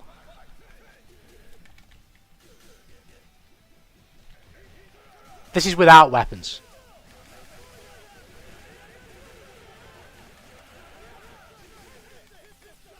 And I said at the beginning, with the proposition being that there was no weapons, that I didn't think it was a landslide victory for the gorilla. It would be close, but I think the gorilla would win. My point is, it would be quick. It would be quick. It would be a very quick... It wouldn't be like a half an hour fucking thing. This would last like 10 minutes most. It would be very quick. Because a lot of people would die very quickly.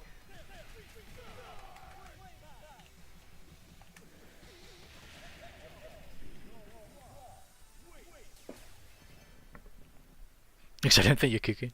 It collapses in pain. No. So many people die, but we win as a team. That's I can come with the conclusion that humans win with like one person, 3 people left. Okay, like because I think it's close with no weapons. With weapons, it's different. But every source is telling you to cook, bro. Yeah, I know it's like you think this will be a 1v1 times 99. Like it has the power to do the third impact from Neon Genesis. But what I've explained though is like the total opposite of that assumption. I've detailed how when fighting it in a way that's not 1v1 times 99, so many people will get cleaned out. Maybe the gorilla arriving in pain after 2 minutes or less. But the thing is though, like an animal's going to thresh about. It's going to thresh about, and it's going the power of its fucking skin, let alone the force that it can project from fucking its actual movement. It's going to fucking leave people with dents in skulls. People are going to be on the ground like fucking vegetables and just send the next one in.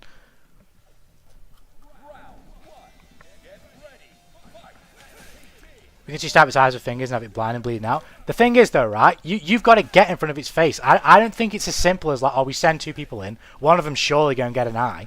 No, these people are going to get fucking ripped up. Like, you got to fucking hope you get an eye when you send some people in. I don't think it's going to be as easy as getting close to it and actually wounding it. Of course you can wound it, of course, but you're going to fucking lose so many people in the process.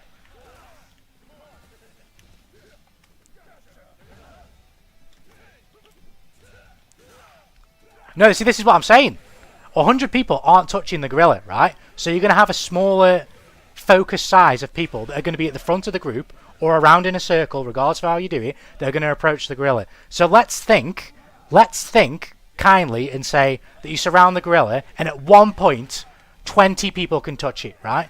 The only people that are really... There's probably going to be maximum 6 to 8 people that can probably actually reach its eyes, right? Based on the position that they're in. Those 6 to 8 people are going down very quickly. very quickly. I don't think them 6 to 8 people are fucking going back and forth plus minus frames. They're getting fucking swung about. Like the gorilla's gonna thresh and it's gonna fucking knock off of them to the ground.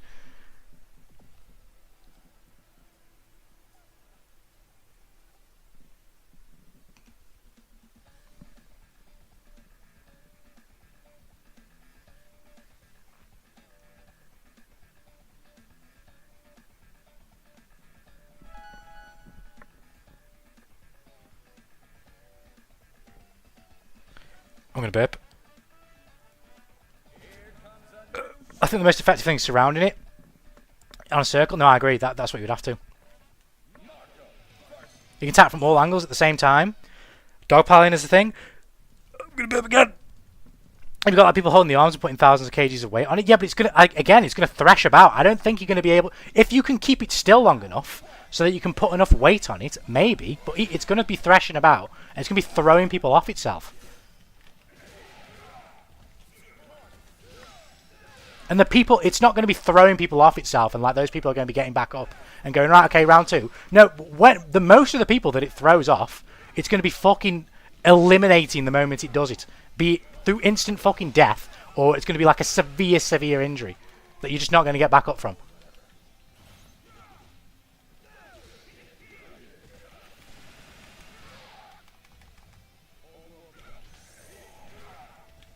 Like the force that the people being flung away are going to be propelled at, and they're going to, unless they've trained to fucking land properly like some free runner, they're going to slam the back of their head on the ground, and they're going to be absolutely out of it. Oh shit!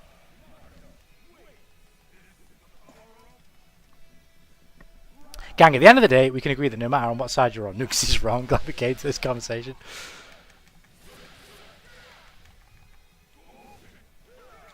Oh shit. I think you're just not realising how many 100 people is. That's just so fucking many. I do grasp it. I just don't think it would be enough.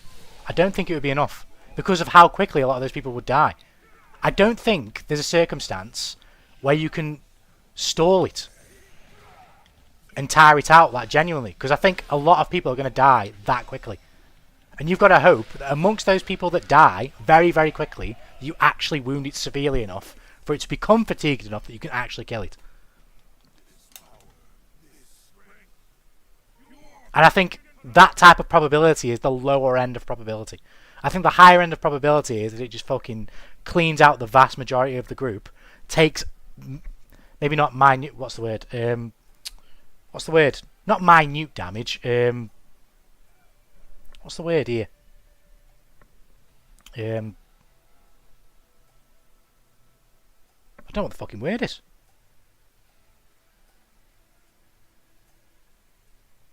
I'll just use the word minute, but I don't mean like no damage. I mean like damage of which you can clearly bear, and then it will just kill the rest of them.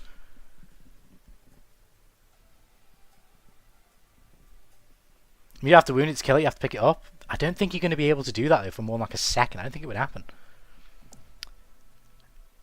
If this was true, we wouldn't have time to make spears because we'd have died from one gorilla. Yeah, but I guess you'd be assuming then that the gorilla, because I don't think gorillas, although I'm not necessarily the most knowledgeable at all, I don't think gorillas are like predatorial like that, right? At least to humans. So they're not going to like fucking just chase down a group of humans like literally the Predator film or some shit and start just ripping through fucking clans and shit. But in this hypothetical, from what I've seen, this is how people have structured it. That basically both are fighting to death.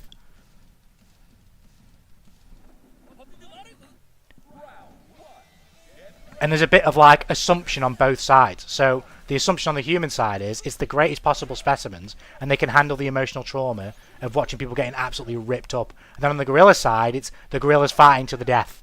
There's no like discounting like it's an animal, it's kind of retarded, maybe it just doesn't fight to the death, whatever, you know what I mean?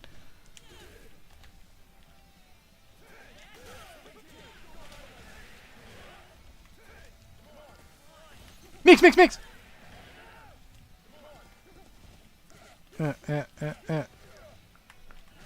I think he's dead. Yeah. Oh, he's like his boss. Oh, you're talking about the Marco fucking screen. Oh!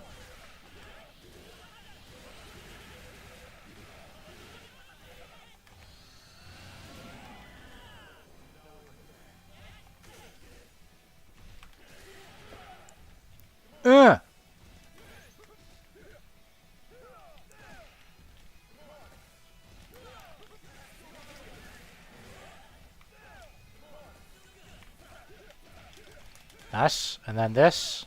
Oh, these two. Never mind. Hoorah! Laughing my ass off. This should go in top 10 streams. Did you just say you were mad as fuck? I was just frustrated to get my words out. Top 10 streams. What are the top 10 streams of all time for this channel? I don't even know. I don't even know. We're saying this one gets in though, is that what we're saying? Oh, yeah.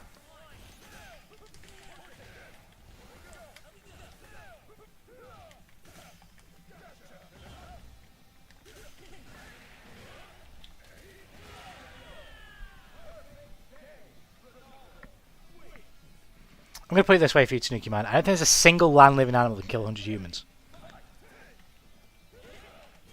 I mean, I said this from the start. I do think it's close, so long as we're going off what I thought it was, which is absolutely no weapons whatsoever. But I still think a gorilla will kill 100 humans. I think anyone who says it's a landslide either way, I don't know, I disagree. But if you can use weapons, like Koro came up with the idea earlier, which is a good idea, of like, if you use like a fucking bone that someone would have protruding out of their body as a fucking object to pierce through, right? To pierce through the skin, then yeah, like 100%, yeah. The gorilla's fucked. It's going to die of blood loss. But without anything like that, I don't see how you'd do it.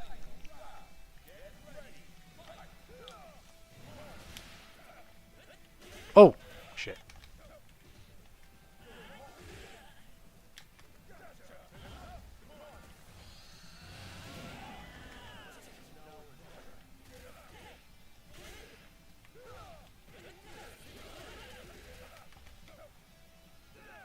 Oh.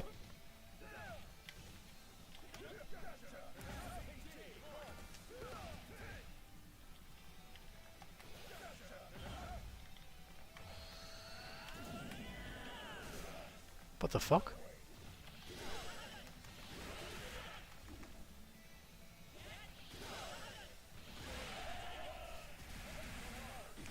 Maybe.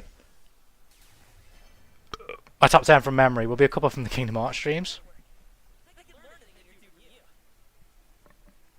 100 is far, far, far too many. It's not even close. It's like 40 people maximum dead.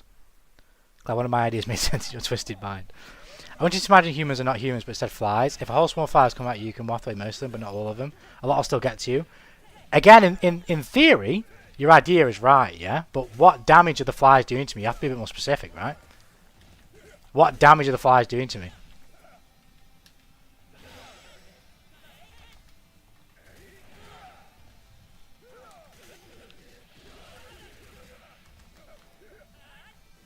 Like my point about the humans getting to the gorilla is I don't think you can do severe enough damage quick enough before losing as many people as you would to put it down. I don't think that would happen.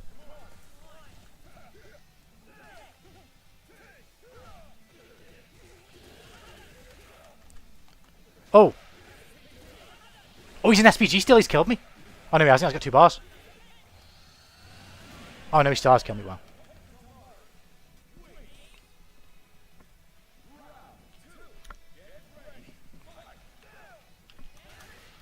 Nice. Oh shit. No.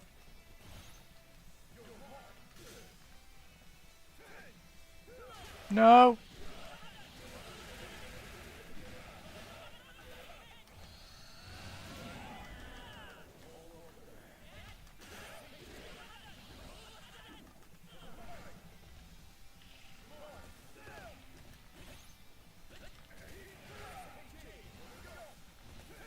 Oh shit.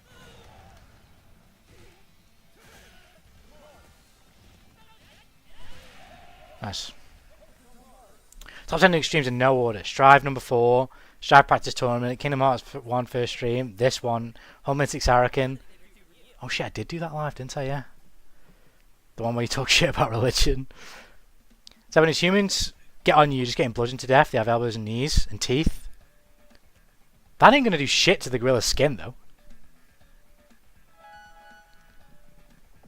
its head, maybe. But its skin, like, on its body.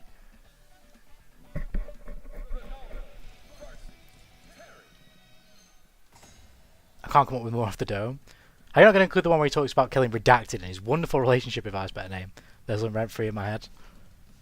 It would definitely like 30 seconds of being hit in everywhere constantly for 20 seconds. And on the head when it's weak. See, hitting it on the head, yeah, I can see. But punching its skin... Like, I don't know what the fucking metric is, but I know a gorilla's skin is like way harder than a regular human's. It's way thicker. Most people punching it like outside of like its head and in other vital spots aren't really going to do that much, I don't think.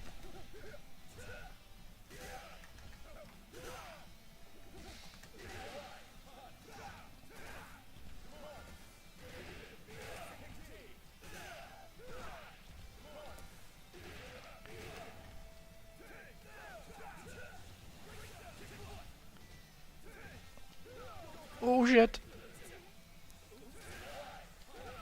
Oh my god. Let's go!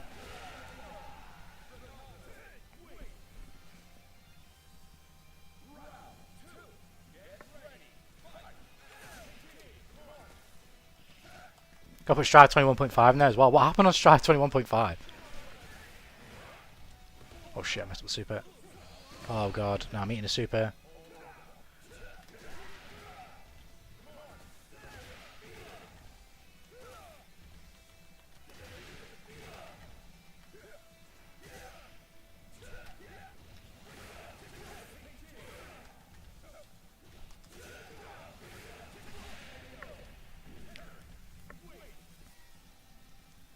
It absolutely is. Of course it is, but it just can't move at one point. There's 40 people stacked on it. So this is what I dispute as well, though. How are you going to be able to get... Like, you need to get to a point where you keep it still for long enough that you can restrict it with as much weight that's going to keep it still, right?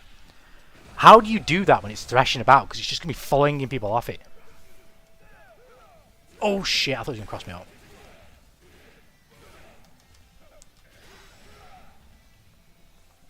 Oh, God.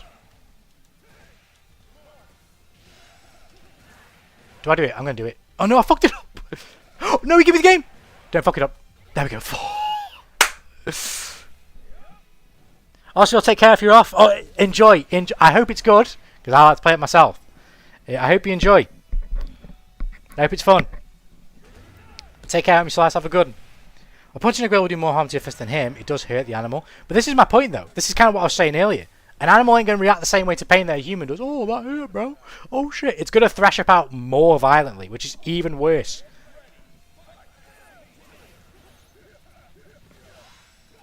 That's the opposite outcome for what you want. The more violently it thrashes about, the more people it's going to kill.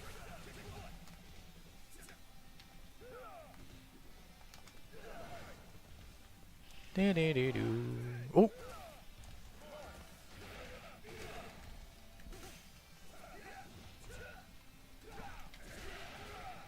I in the folder that the game installed to Skyrim 4, that is all. I'm assuming that's because it's taking fucking ages for the next one, right? Have we got any Skyrim fans in here? Or like... What's the series called? Elder Scrolls, isn't it? Have we got any Elder Scrolls fans in here?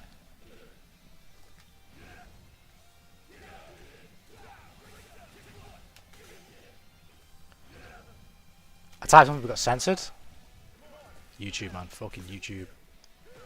Funny thing about thrashing is it ties it a lot. Yeah, but in the process of doing that, it's going to fucking murder so many people.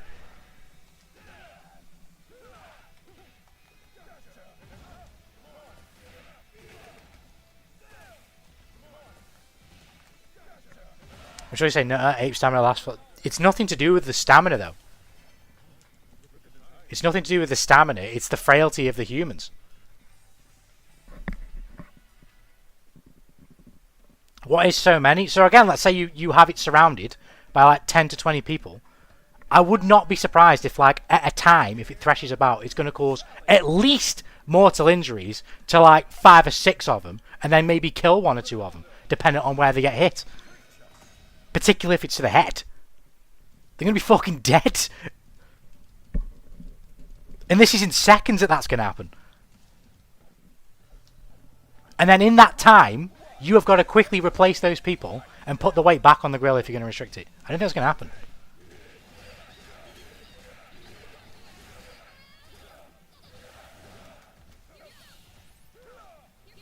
Oh!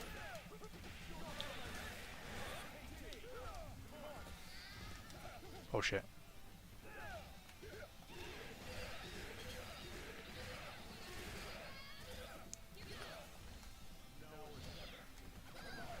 Nice. Come here. Oh god.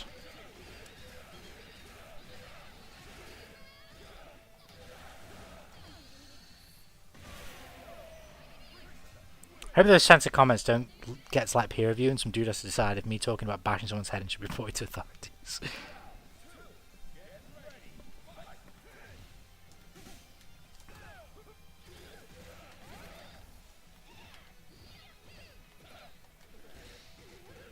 The thing mistake here is that you play into Tanuki's premise. Why does the gorilla thrash around in the first place? Now I can get thrashing about. I think my point about this exchange in a nutshell, right, is, again, supposing there's no use of weapons, because if there's any weapons involved, it's humans every day. If there's no use of weapons, getting close to the gorilla and harming the gorilla is only going to make the gorilla more violent when at this point, or even just before the fight's even started, based off of its strength and its the density of its skin, the gorilla is going to be able to kill and mortally wound more people rapidly, quickly, than people can injure the gorilla to neuter it, so to speak, before it can not do that so rapidly.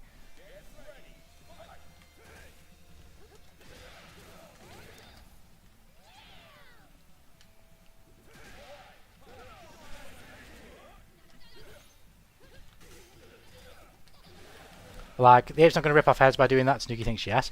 I could be wrong specifically on it literally ripping off heads, but I genuinely wouldn't be surprised if it could. I genuinely wouldn't be surprised if it could. Because the pure force of it, the sheer force of it, if it catches people right, it's going to fucking knock people's heads off. If not, absolutely shatter your neck, and you would just be dead on impact anyway.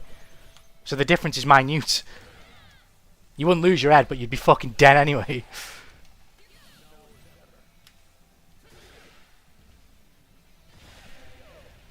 I should have rev guarded, fuck. Do we start with the premise that the gorilla is aggro on frame 1? That's what the premise that as I said before, the premise that I've grown accustomed to is that there is no weapons. The humans are assumed to be the best in class on the planet Earth, right? They're able to deal with the emotional trauma, all this shit, right? And the gorilla is fighting to the death instantly. It is a fight to the death. There is no, like, assumed benefit of the doubt animal shit for whatever reason. It's just an animal fighting to the death. That is how I was accustomed to. I don't know if there's... I'm guessing, it seems, as maybe some of you guys perceived, or feel maybe specifically perceived, sorry, that there is a proposition where you fight it with weapons. I mean, that's an easy one.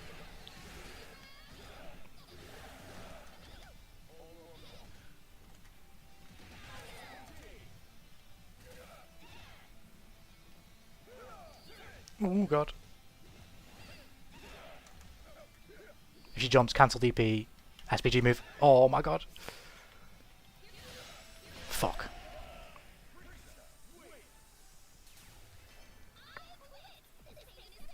What the fuck? I wish I listened to that. What the fuck? I've never heard that from a what?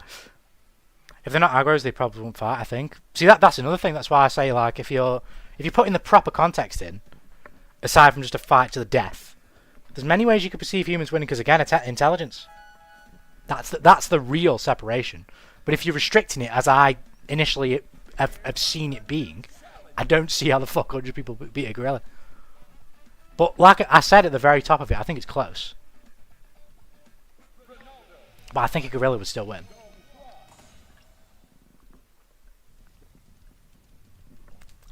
If I was rich and slightly more evil, I would test this so Nuke see you wrong, bro. See, the thing is that you just wouldn't be able to get the 100 people to sign up, would you? But what we should do, like, this should be socially acceptable to say this. Like, it should be okay for, like, me leading the world government to just, like, start wrangling people up. Like, Logan Paul, come on, you're in. DSP, you're in. Fucking Keemstar, you're in. And I can just do a worldwide. Johnny Somali, come on, you're in. And just take people that fucking we do better without and just chuck them in there. The people want a seat. So, you know, let me get to work. Let me put on a show for the people. Everyone would enjoy it.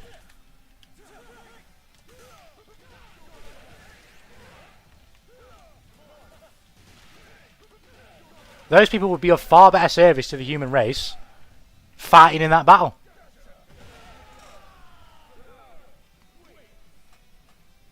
We can use them for that.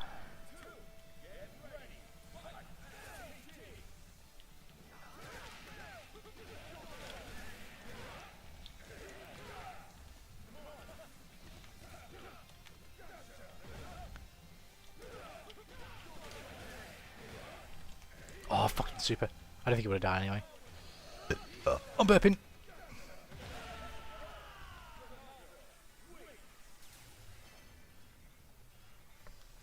Just to make it abundantly clear that was a joke. The only preposition I've worked under this whole time is that they're both aggro. Yeah, I've done the same. I'm in my soft boy era. Gotta try the dominant baddies.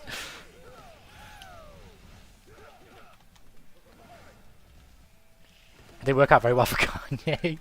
Yeah, we can throw him in there as well. He can go in there as well. Although he'd probably end up sucking it off, wouldn't he? Kanye West. I guess he wouldn't want it any other way. Fair enough. To each their own.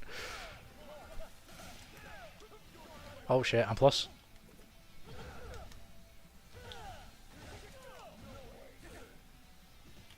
Oh shit. Can he kill me? He's got a bar. No. Oh, I was expecting to throw. Oh! No! Oh! He wasn't plus enough. He wasn't plus enough.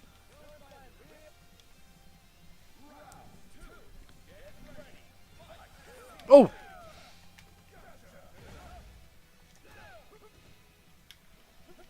Oh! Good stuff. Oh shit, he pressed anyway. Let's just get some damage on him. Oh, we pressed. You know, I got the long sleeve pastel coloured shirt that I cover bottom part of my... Oh, like a turtleneck. That type of thing. That's how dialogue you did there to me was wonderful.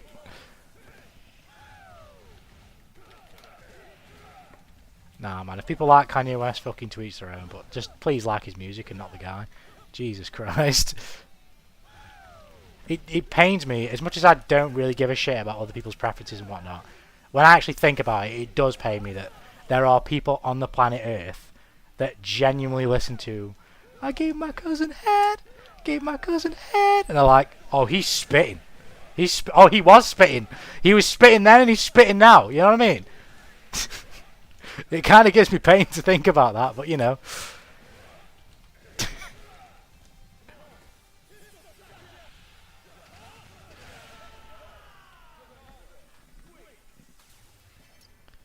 By the way, Strive 21.5 was the one where you put the mark on for the first time.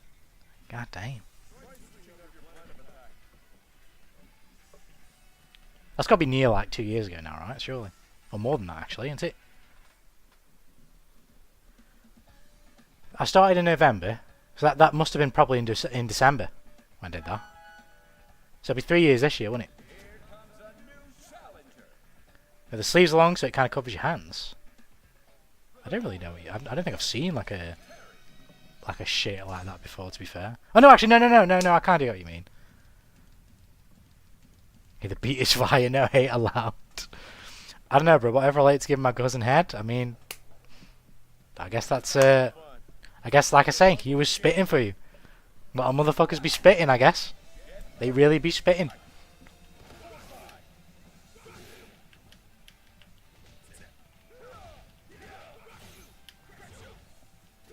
Shit.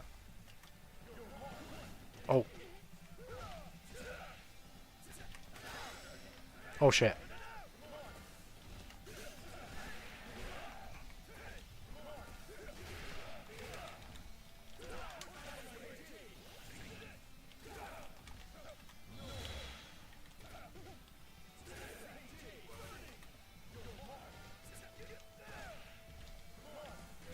Fuck. Oh! Oh shit. I thought it was gonna hit me. Oh no!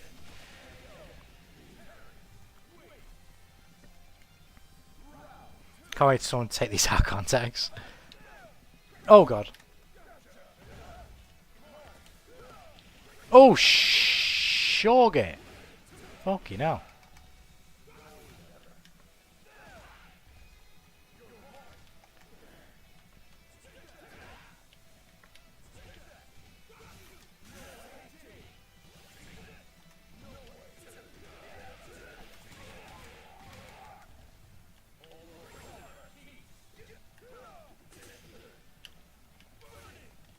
Oh, that was a straight punish. I didn't think he'd do it, man. But really, that was the only thing he should have done. Thinking about it, it was the only thing he should have done. Really hope that Kanye starts posting on YouTube next. When the racist name Google hits the second X feed, I'm cooked. I'm cooked. Oh shit. Fuck. Fuck.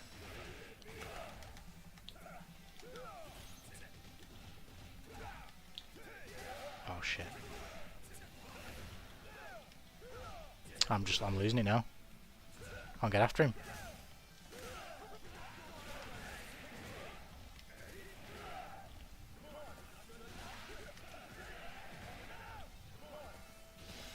I was just waiting for a DP, man. I was hoping I was gonna get double close fucking jab or whatever. Oh! No! I didn't think I'd hit him. I'm just gonna do some safe block pressure.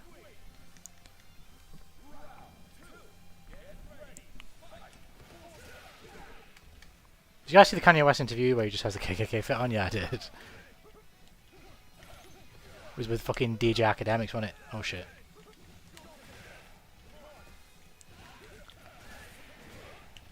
I need to do that more. He's not dealing with my ball mix well at all. I fucked it up. No! He's gonna try and jump over me, probably.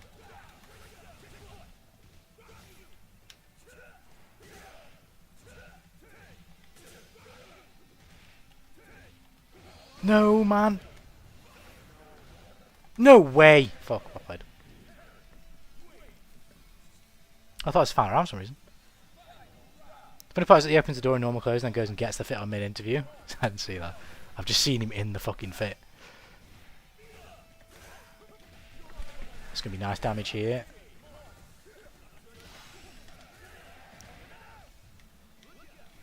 Oh my god, he just keeps waking up with DP. Right, we got him out of SPG, doesn't matter. We're good now. This should be my game, really. It'd be my fault if I fucked it up. Nice. I'm confused by the black version of the KKK fit. I guess it's just fucking his way of... I don't know. He's just a loser. That's what I think about Kanye West. Do you guys think Kanye actually believes in that stuff? He does it for attention? It's impossible to say, really. You'd have to pick either or. There's probably a lot of things he says that he does believe. But there's definitely a lot of it that he also does for attention. But to me, I just think he is a fucking mega loser. I'd rather kill myself than be him.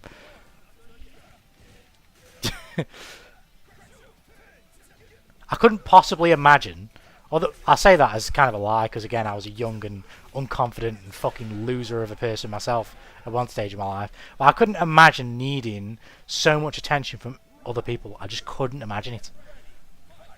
But I guess that's what people are different, aren't they? I guess, but fuck me.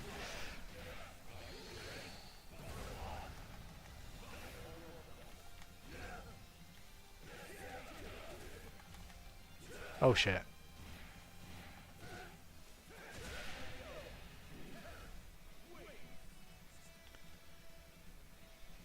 Bro had to be special. I think both.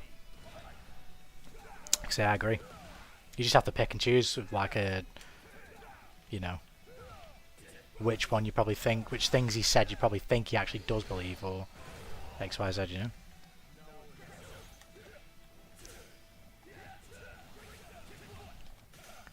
I tried DP there. I tried to do EX ball juggle.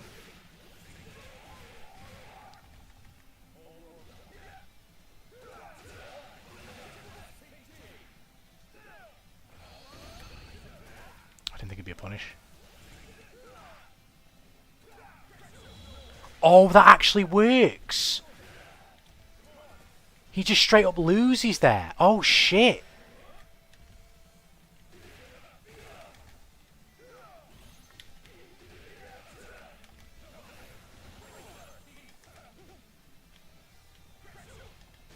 Does that just... Oh, okay. I think the fucking low... It just counts as all highs. It doesn't... Oh, I get it now. I understand.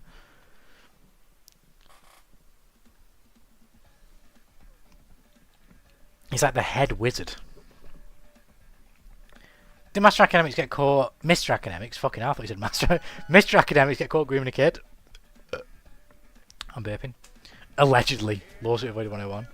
I can't remember exactly what it was. I can't remember the specific definition of grooming as well, but it's sort of akin to the word of like... it's not the same as raising, but it's a similar concept where it's like sort of leading someone towards something. Like, that's a very vague way of putting it, but... So, like, sexual grooming is like leading a young child that doesn't know any better, or a younger person that doesn't know any better, into such conversations and actions, whilst presenting it in a way that doesn't necessarily represent the true nature of the thing. So, like, presenting it in a positive way, or that type of thing, right? Manipulating is basically the word. It's manipulating someone. Not exactly the same, but it's akin enough to use the word. I'd love to interview the guy psychologically. I mean, that'd be a fucking ball of a time, I can imagine. It's leaning mind towards some sort of sexual or criminal gratification, from what I remember. My point, though, it has many definitions. So, and the reason why I said that is because I don't know if what he was doing was what would fit towards the definition, or any of the definitions. I don't think. Like, for example, I think what he was caught doing, and I think it's the same as Dr. Disrespect, or at least what he admitted to, is joking inappropriately with a minor. Now, it would depend on the context of the jokes with the doc, because we didn't see him. But with Academics, I'm pretty sure I remember watching the clip, and it was just something like the people in the chat proposing getting him this kid strippers. And some shit like that, and they say some weird shit about, like, I think whether he'd hit or something like that. I don't think that's grooming, is it? That's not what grooming is. It's inappropriate, but it's not grooming. But I'd have to see all of what he said again, because he might have been doing, like, if he was doing that and then saying shit like, "Nah, man, it's okay, you can talk about this stuff," that type of thing. That's grooming. But just joking isn't grooming. It's still fucking. It should still be fucking illegal though, but it's not. It's not the same thing, is it? It's not. It's not specifically grooming, I don't think.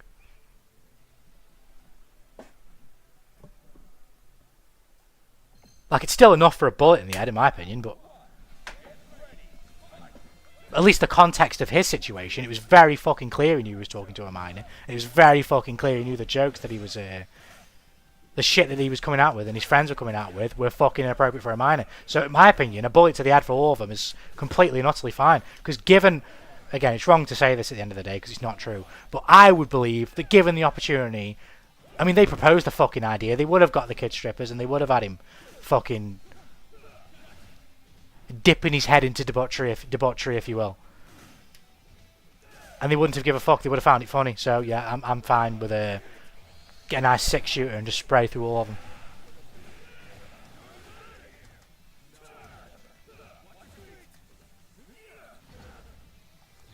I don't think you particularly need a warning with that type of thing. You should just already know it's not happening. You should not be doing that.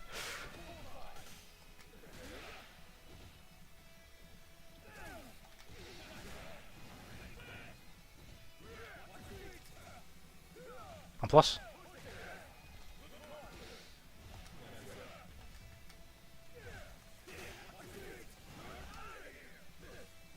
Oh shit.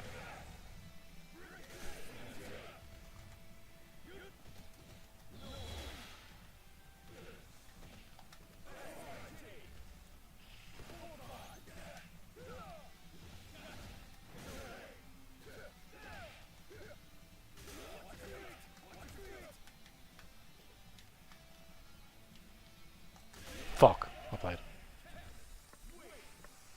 I'm gonna go around talking to kids and make them say, "What's up, dog? Huh?" Where does that lie? What, in terms of the fucking punishment scale? I don't know. I guess it's not that severe. I have a banger video idea start. I was going to open the video with me hopping off the back of a white van that has free candy spray painted on it whilst wearing Neko art cosplay. Good in ya. Good in ya. Good in ya. Imagine. Imagine.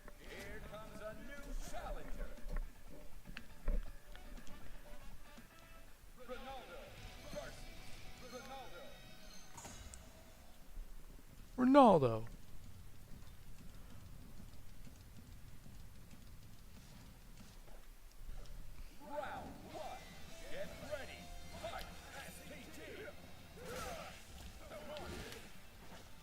Oh shit.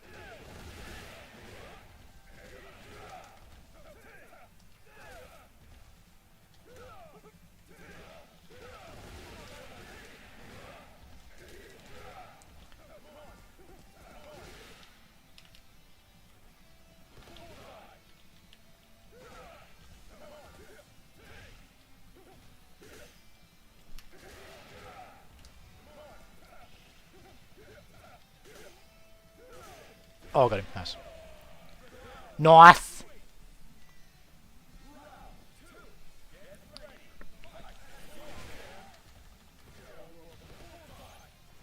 Oh shit.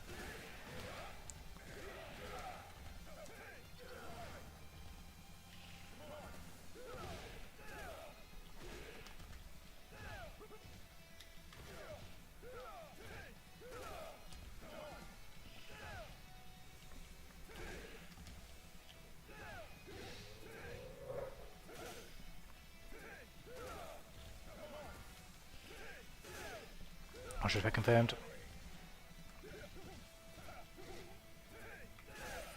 Oh, he can kill me? Oh, he fucked it up.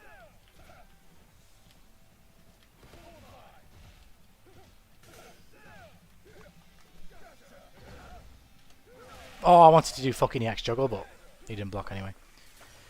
If I could erase someone's memory, I'd make them forget what Ligma is and then set my dastardly plan in motion. I want people to think I'm genuinely an almighty god.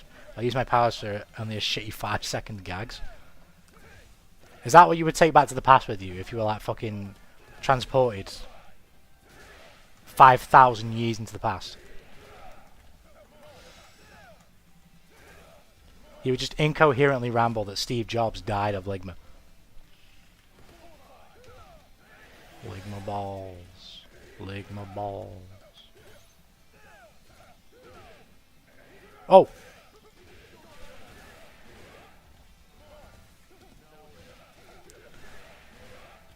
Oh, I don't have fucking SPG. No, I do, but I don't have my fucking 2 bars. I was going to do my SPG super. I would 1000% do that. Great use of free will, not going to lie. How progressed would meme culture be if that was an experiment that we could fucking do? Send someone back in time with Ligma balls. Oh shit.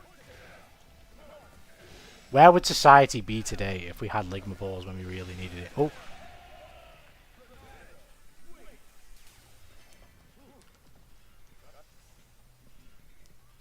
Can you imagine the archaeologist found my cave paintings about Steve Jobs dying of Ligma? See, what you have to do is you have to tell one half of the story on one end of the globe and then the other half on the other end in both and just fuck off abstract caves. So they keep saying, like, it says Steve Jobs died of Li. See, oh no, I guess you could use Ligma, couldn't you? Steve Jobs died of Ligma and just keep, like, drawing something that represents Ligma. Something that's round but doesn't really have much else discernible about it, and then on the other end of the fucking planet you just go into a cave and there's just one inscription on a big fuck ass rock face and it just says Ligma balls and the puzzle is solved.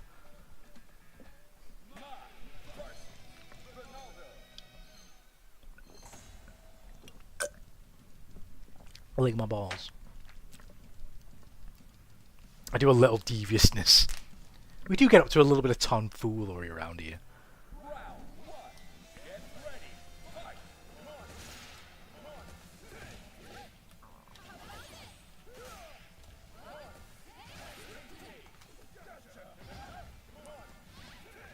plus, I think. No. I definitely am this time. I hit her anyway. Doesn't matter. Oh shit! She moved.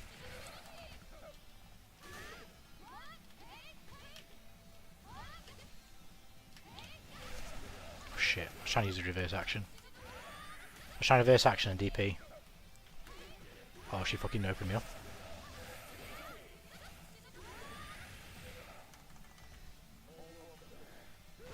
Fucking hell. Dastardly plan. You already know I'm giggling with a smile on my face.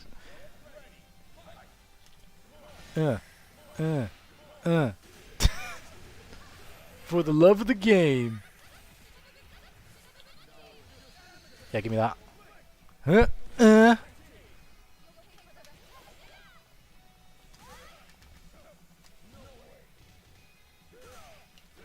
Get her out of SPG. Another super. Put her close to death. Now we play a bit of neutral. I fucking love this character. I really do. Can you imagine? Others would conquer countries with future knowledge while I do a little trolling, a little scheming. Tell me that's not on character though. Bro's gonna make sure he stays on character no matter what.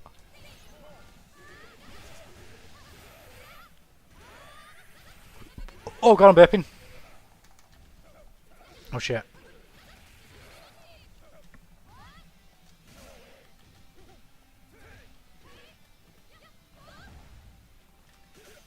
Oh.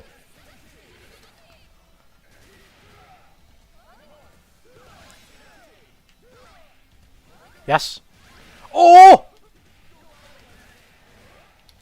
Oh, this character's so... Please kill. This character's so sick! Are you kidding me, bro? This character's so cool. Oh, shit.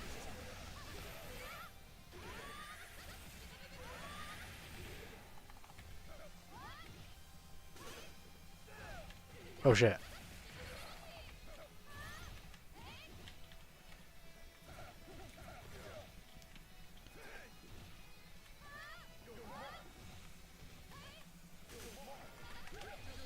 I didn't mean to do that, but whatever. Oh shit.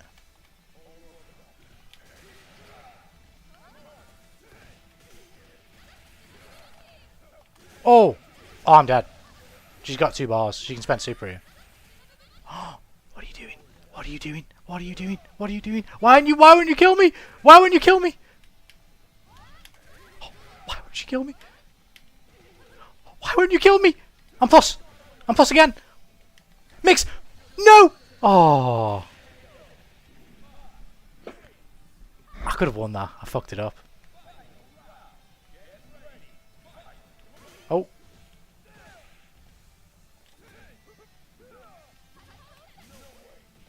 I didn't know the combo.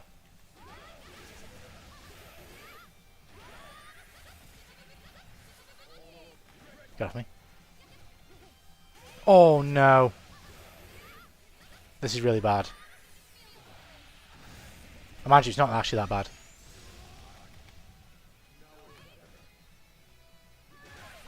No! No!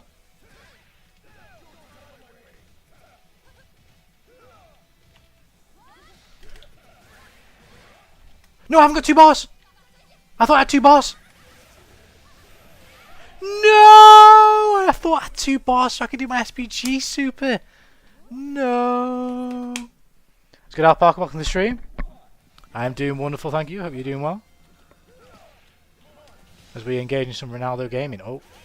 Oh, no trade. Oh.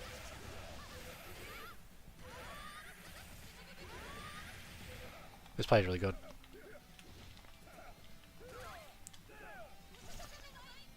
I don't know if I got a punish there.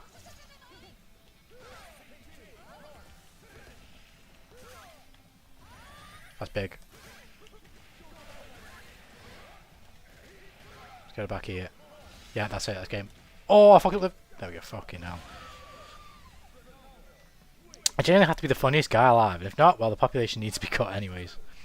I realise that he's literally in the bet anymore. You always have to double time on every single bit. Oh shit. Hit the wall. Hit the hall. Oh, oh god. No! Oh shit, this is bad. I'm in the blender. I'm in the blender. She's not killed me, but I've not made a... I was about to say I've not made a correct decision the whole round. Oh shit. No way! I mistimed my fucking normal arm.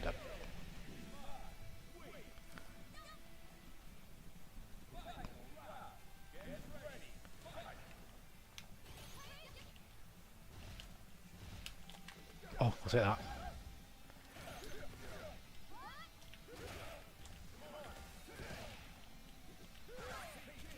Oh!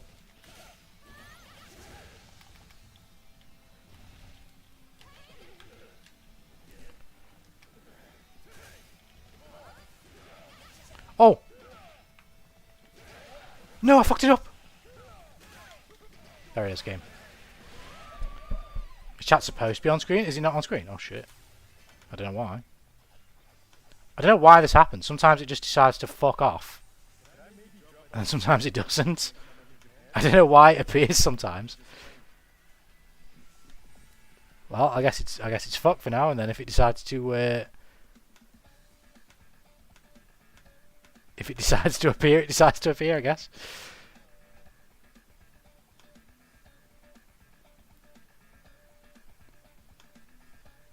I never mess with it. Sometimes it just decides to go away.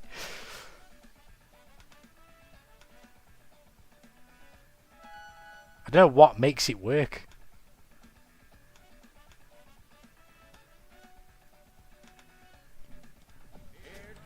Like sometimes I double click on it and it just works. But I'm looking at it right now and it's not doing that. I guess it's just saying fuck you then. Well, fuck you then. Okay.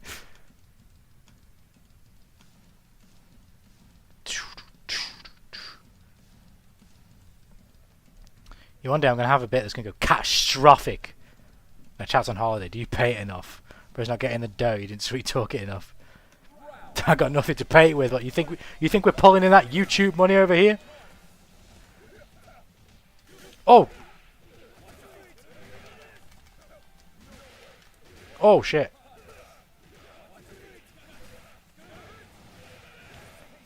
SPG.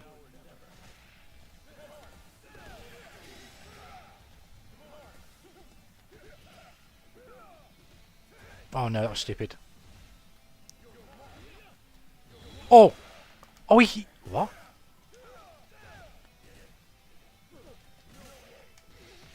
Fuck it. I need to lab that. I need to lab that now. And figure out how it works. What the frames are.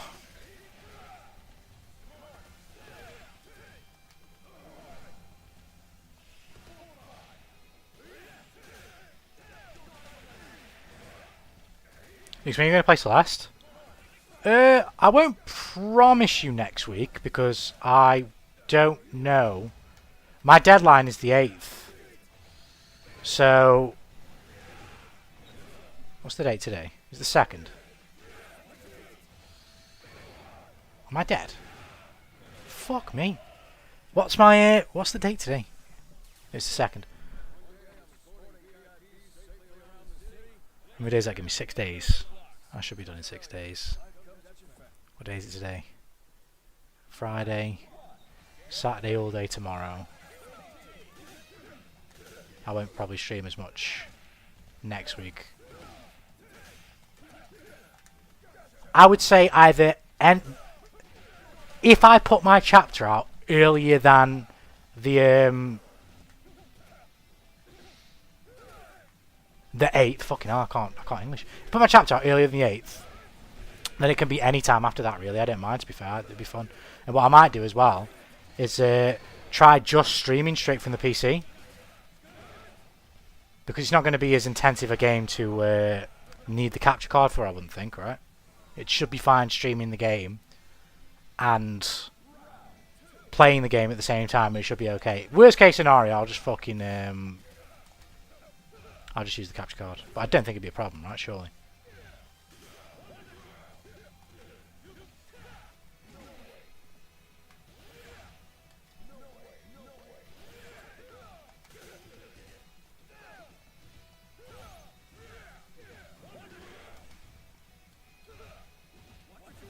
We're using a capture card for OBS. If you're streaming straight from the thing, though, I don't think you do. So, for example, I can stream my laptop display, right, from OBS without needing a capture card. I can just stream the laptop display raw because it's the screen of the laptop itself. So if I boot the PC up and I put OBS on it, I can just stream the display of what's on my desktop, which would be Celeste.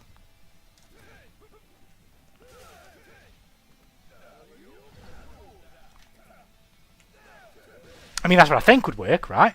It's like, say, when I pull up like a fucking window capture on here, if I just play, I don't know, some web game, it would work. Or that's for window capture. If I do laptop like display capture, I should just be able to play whatever I decide to on Steam. I would think. If not, then I guess we just use the capture card anyway.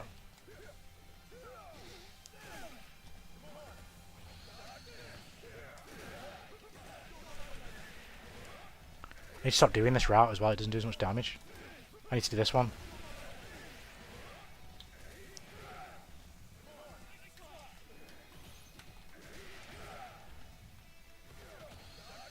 Shit.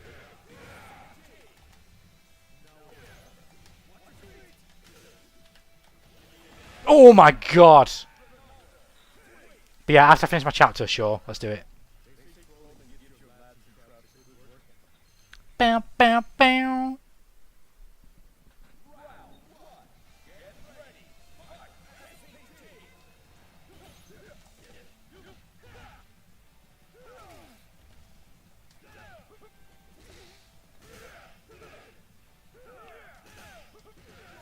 Fuck.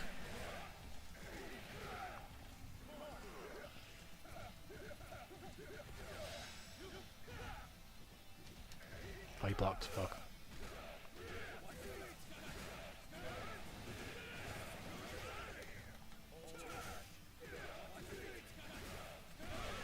Never knew that. You're indeed correct. Wonderful. Hopefully it's, again, because it's not too crazy a game, innit, I think, from what I've seen. Like, if I tried fucking do it with Black Myth, with Wukong, should I say, Black Myth Wukong, it wouldn't work. At least if I wanted to run the game at, like, any type of settings that I actually want to run it at. Well, it would work, but it would be fucked. So I'd have to use the capture card.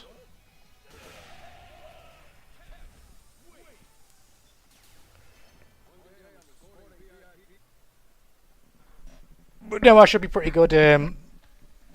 I say that, but I thought today, after I got back from my walk, I'd finish my second scene and start my third, but I just got stuck. I just get stuck in the most awkward places. I say awkward, they're not inherently awkward, they're actually inherently simple, but that's why it's awkward. Why do you not think Wukong wouldn't work? No, it would work, but I wouldn't be able to run it. If I was streaming just from that PC, not using the capture card, I'm pretty sure it probably wouldn't work, right?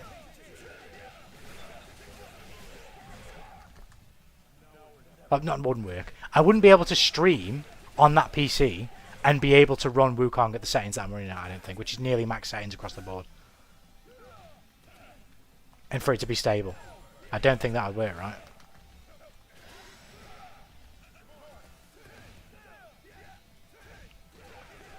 It's not like it's more intensive to stream Wukong than Celeste. The streaming is not the problem, it's the quality of the game on the PC itself.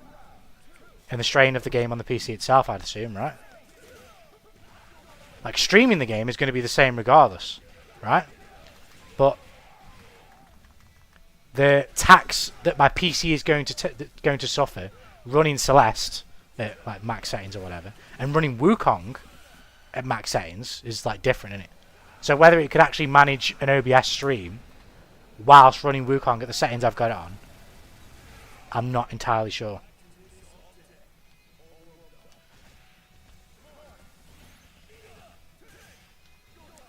Oh shit, I messed it up. Never mind. Oh shit, I messed it up.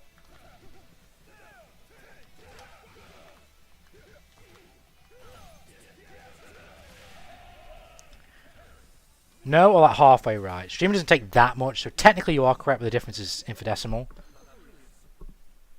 Infinitesimal, should I say? So like 2 to 4 frames of difference. Okay, maybe we'll give it a try. I mean, I'd only stream Wukong like super casually, and it'd be way earlier than this because it would either be way earlier or way later. Because usually I only play in maximum 3-hour sessions. I usually don't play that long. Like this morning, I played for an hour. It was a very fun hour. But I wouldn't mind streaming that because I'm not really doing anything. I'm just chilling out, I guess. But then would it be worth it to stream for an hour? I don't know. Celeste, at least, as I say, I'll definitely stream. But I need to stop fucking doing that.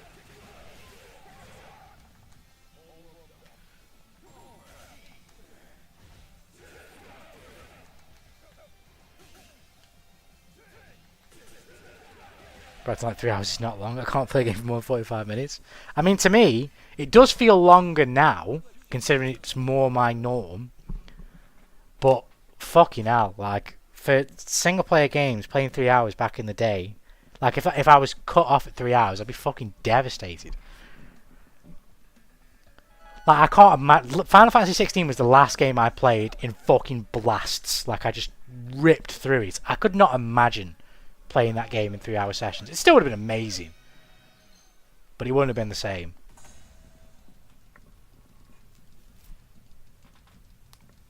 Just get fucking bored. Nah, I get you. I get you to an extent.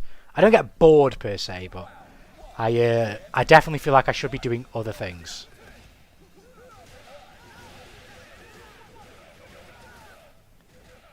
The most I tend to game, I've said this before about like when a fighting game DLC character comes out or a new game comes out.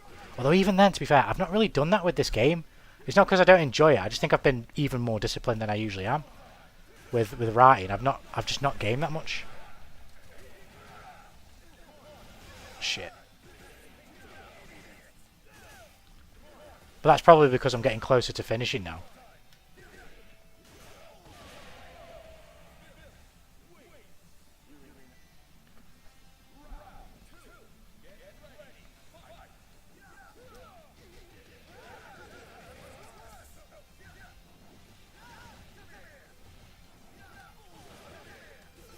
I'm also going to do, this is just fucking me rambling on about writing, as it's fucking all I can do, but I'm also going to, what I usually do when I finish a chapter is I usually try and take like a week off, and just fucking, I don't disassociate, but try and disassociate just a little bit.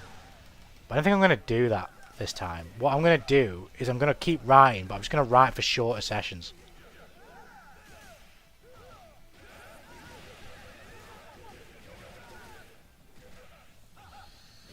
So like for the last week I've been splitting it up, so I've been doing like 3 to 4 hour sessions. And then going for a walk. And then like coming back and doing another 3 or 4 hours. Today I didn't do that. Today I think I did 2 hours in the morning. No, I played Black Myth first. I played for an hour. I think I did 2 hours before I went for a walk. I'd have to look at the times. I think I did about 2 hours before I went for a walk. And after I came back for a walk, I think I did another hour. So it wasn't too crazy today. But then I'll probably do like another hour or so before I go to bed after this. Because it's nearly 10.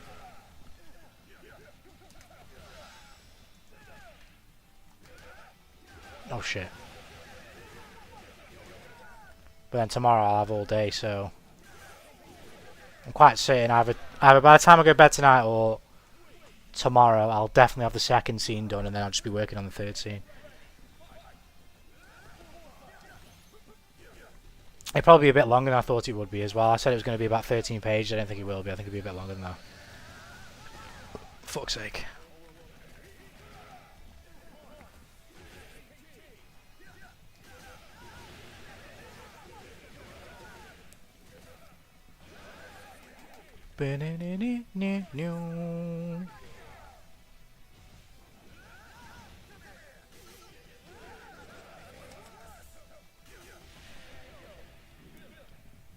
Take care, Cora. Have a good one, honey slots. Take care, brother. Have a good one. Getting close to finishing. Whoa. Ho, nah, brother. Ho, brother. Ho, brother. Oh, no, brother. Oh, shit. I messed up the super. And I fucking messed up the special move. But it doesn't matter because we force blocking. We force blocking. Bam, bam, bam. But I think I'll be done before the 8th. It's just whether I'm happy with what I've done by that point. Which I probably will be.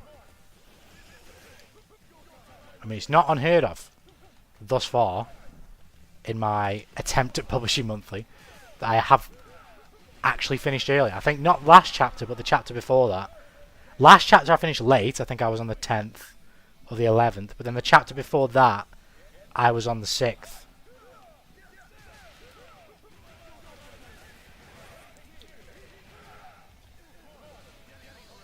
Shh, I keep fucking falling for that.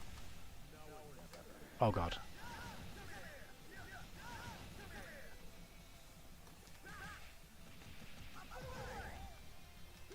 Oh shit.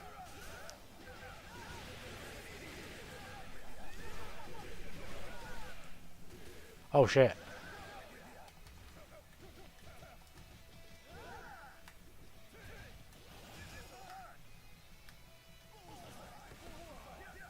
Did we just both say bullseye? Holy shit. I don't think he's dead. Bullseye! Bullseye! Boom, boom, boom, boom, boom. Oh, it's so close. It's so close. I have a perfect bit for this. I have so many fucking bits I want to execute on, bro. It's killing me that I can't do anything yet. Bro is being... He's being edged out of his bits. Wait, what? Wait, what? Huh? Excuse me? Excuse me? God, no. Right, okay, I got one more in me. I got one more in me. Then I get back to it.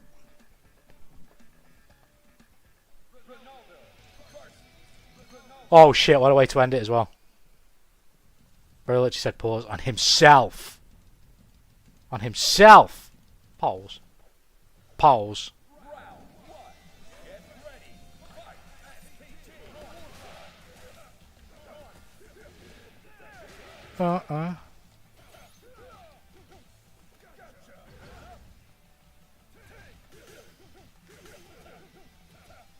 Oh god.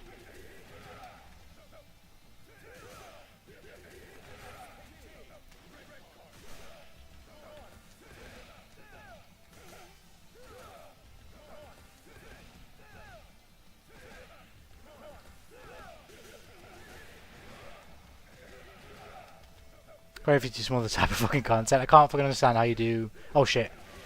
I thought I slid him.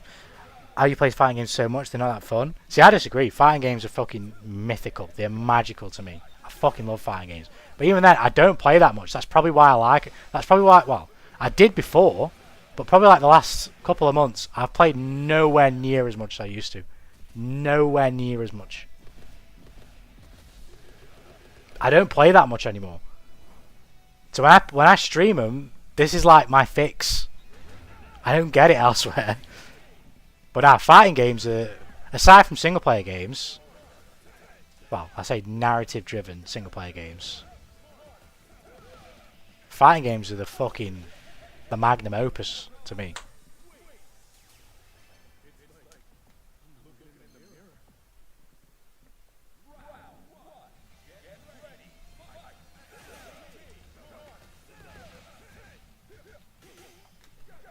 Remember the 7-hour streams?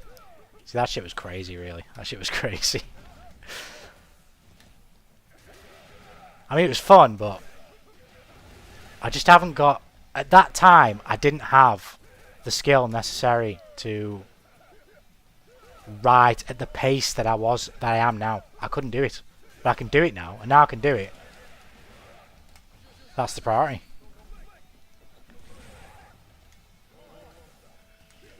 You ever considered doing IRL content? I mean, I don't know. I've considered, like, if I was going to do, like, for the book review example, using a camera. But I don't know.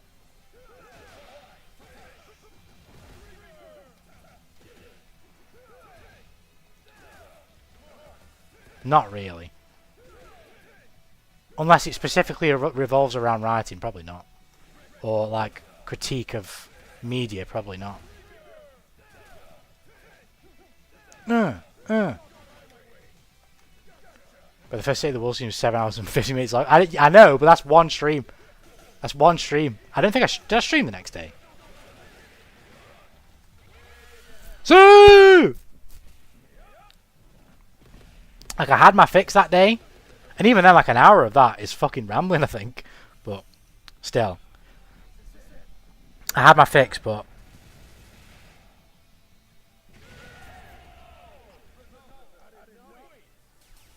I just won't play as much anymore.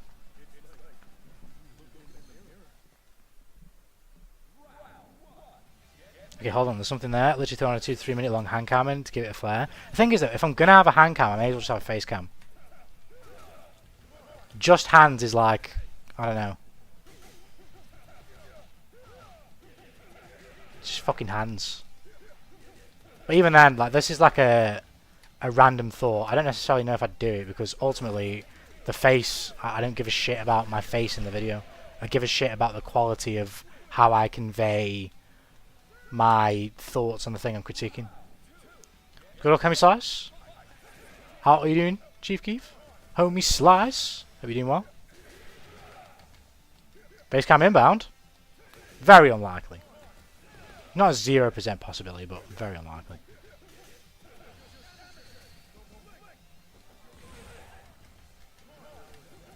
That's 99% of it. Are we saying that means you're in good health? Or you're very close to being in the goodest of health?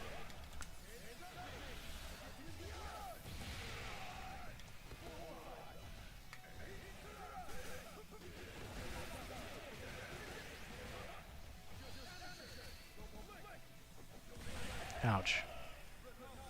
Bussy cam? Oh shit. Are you gonna go to Italy with me then? I've got no like problem with my face being on camera.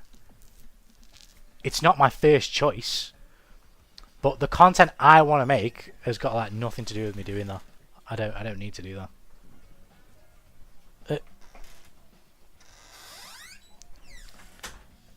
My dog was fucking sniffing around for food that shouldn't be having. Aside from a small cough and some allergies, basically back to normal after that cold. That's what we like to hear. Lovely!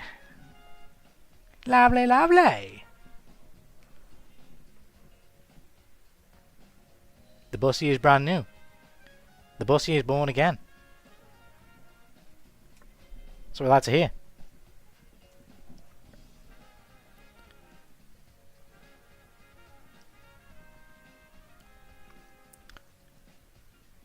I did the thyroid panel test and my doctor sent me back the results. He didn't see anything too alarming, but wants to do another panel in about 6 months. Well, I guess it's good for now then, isn't it? It's good for now. Let's hope in 6 months, it's good again. Well, the initial editing sucks ass. You don't have to tell me. I mean, I've only done it a couple times with the intent to actually make it good. So it's always going to be ass. That's just how it is.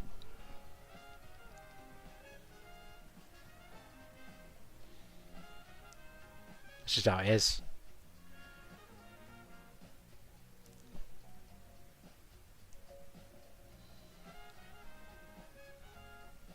You got to start being absolute booty and then build your way up.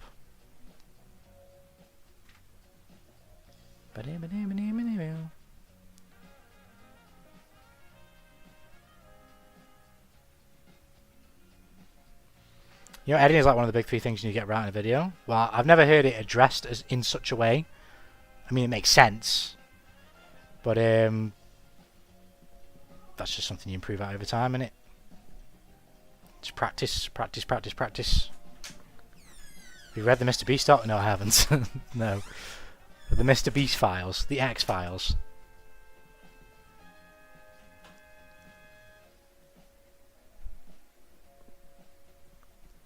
The fucking Beast files. The Beast docs.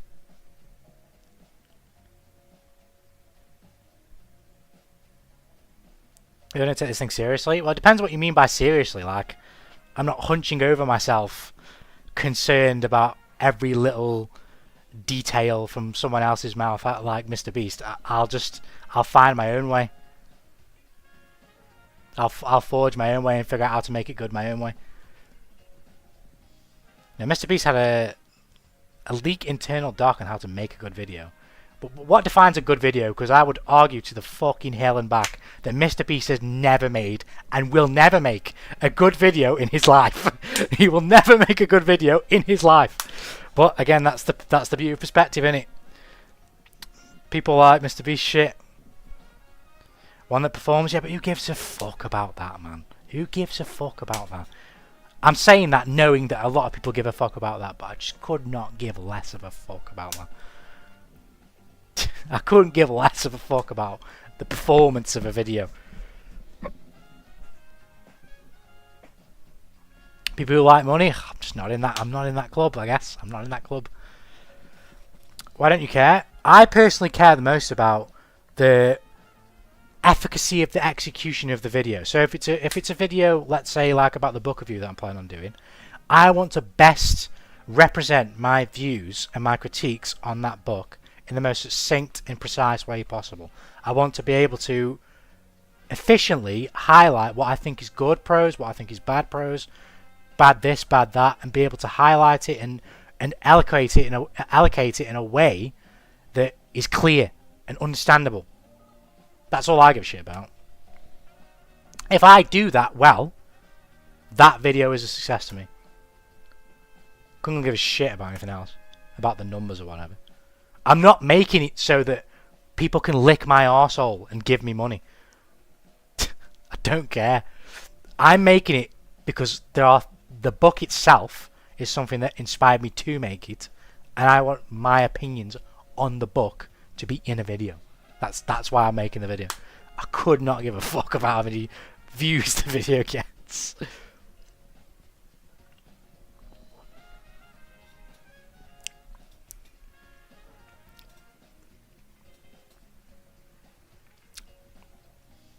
Brick by brick deconstruction.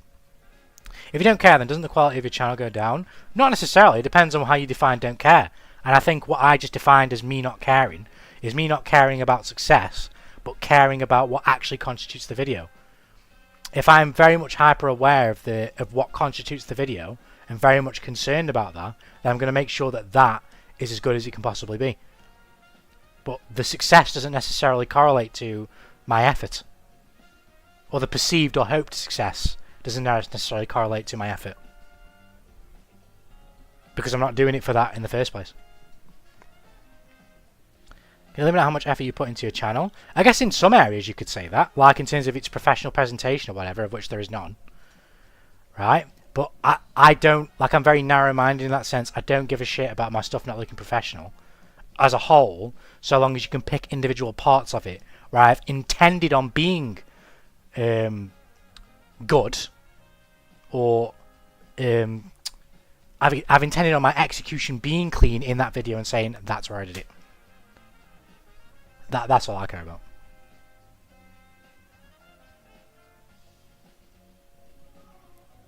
So what do you think is on a good video? It depends on what the video is about, right?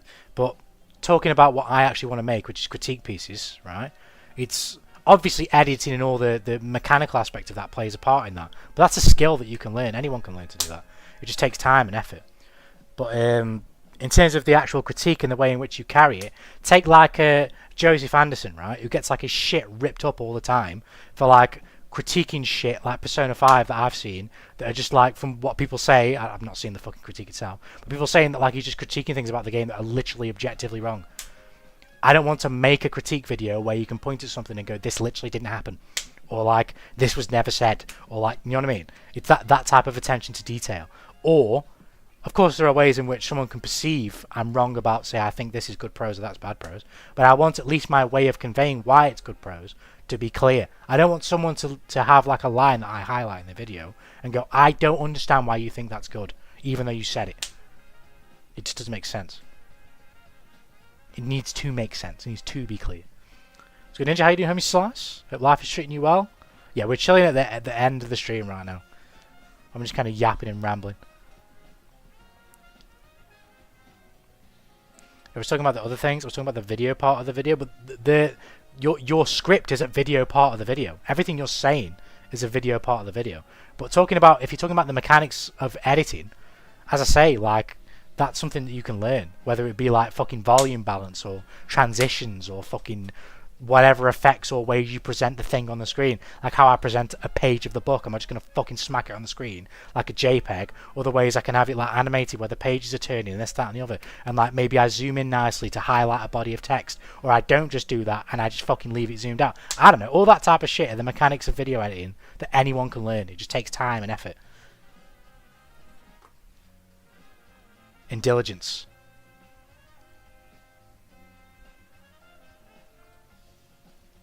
I'm fine for the most part. Is that a good for the most part, or like we good? Audio, lighting, camera, edits, timing, algorithms, all that shit can be learned. So I don't worry about that.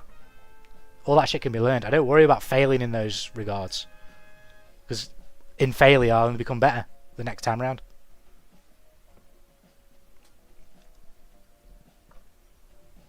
That's just how the process works.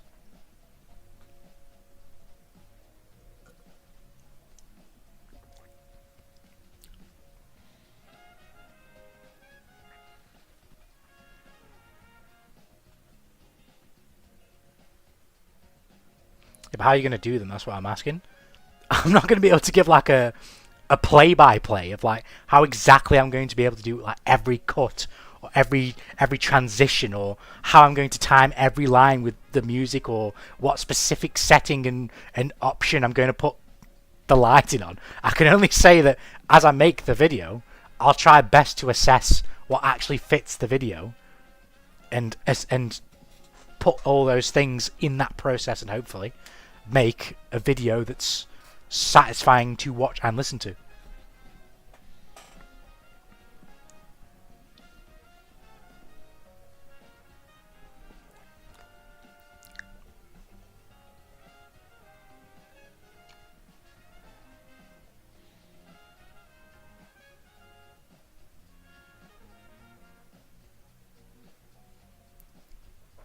I mean, for the most part, I don't really think there's all, especially if I don't use a face cam, but I don't think I'll do that anyway. We'll have to see.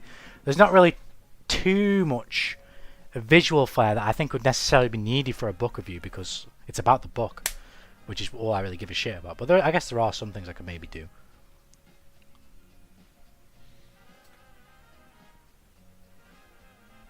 Artistically, like I could maybe like change syncing both music and lighting with like a darker part of some prose, or something that's more fucking flowery, some more flowery prose. I could talk about when the music is a different OST that's a bit more jubilant, and I can, you know what I mean? But at the same time, the book itself is the most important.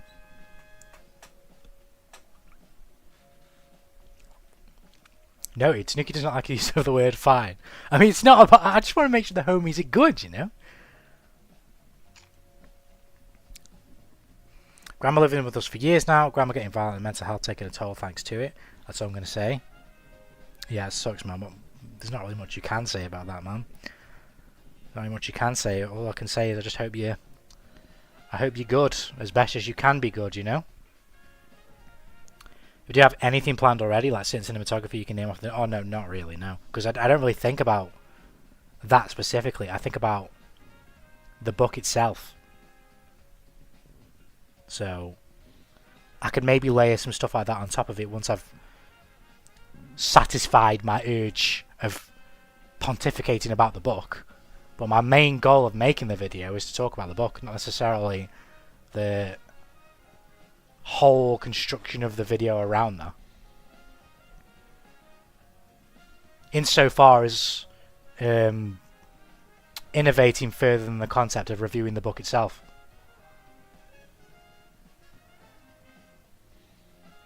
You don't gotta thank me at least, Ninja. You know, you're always welcome to have a little rant or event in here if you feel like you need to. And if you don't want to, that's also fine. Just chill out with the homies. Ramble about some bullshit like we always do, and just, you know, kick back and whatever, you know. Just chill. Sometimes that's all you can do. Just chill. Wait for things to blow over.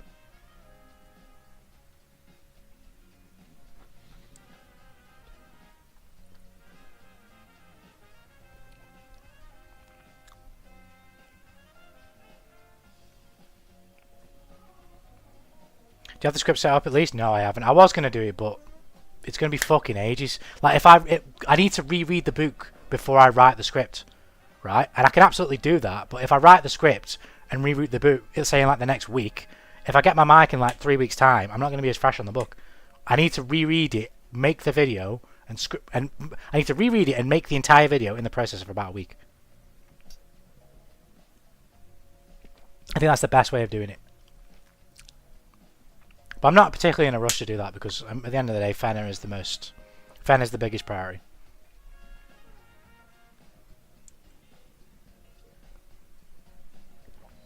Ramble about Tanuki's dislike of specific words in the English lexicon. You know, funny thing you say that. I'm going on a completely random tangent here. There's the amount of posts I see sometimes when I'm scrolling through Reddit and promoting my own work of people making posts like that and saying like, I never click on them and see what words they are specifically, but I see like the headlines of people saying like specific words that make you cringe and shit, and I'm like, I don't know, I've never really come across a word or like a phrase in writing that actually makes me cringe. It's not happened yet.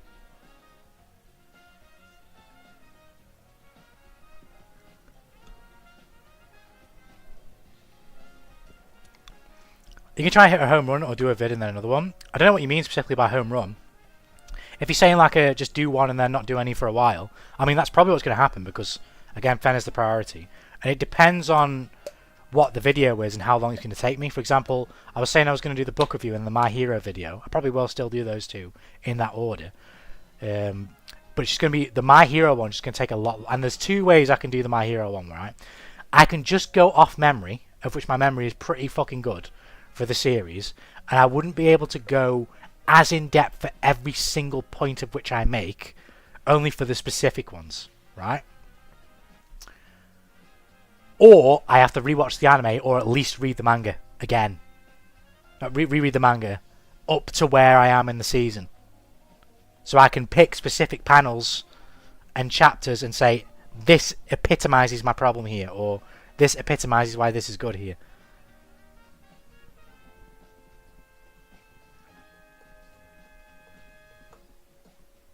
Moist, daft, wanker, milky. Aww. Tanuki's talking about making content. Well, we're talking about the book review. I don't know if you saw anywhere of which I've posted. I've not posted too many times.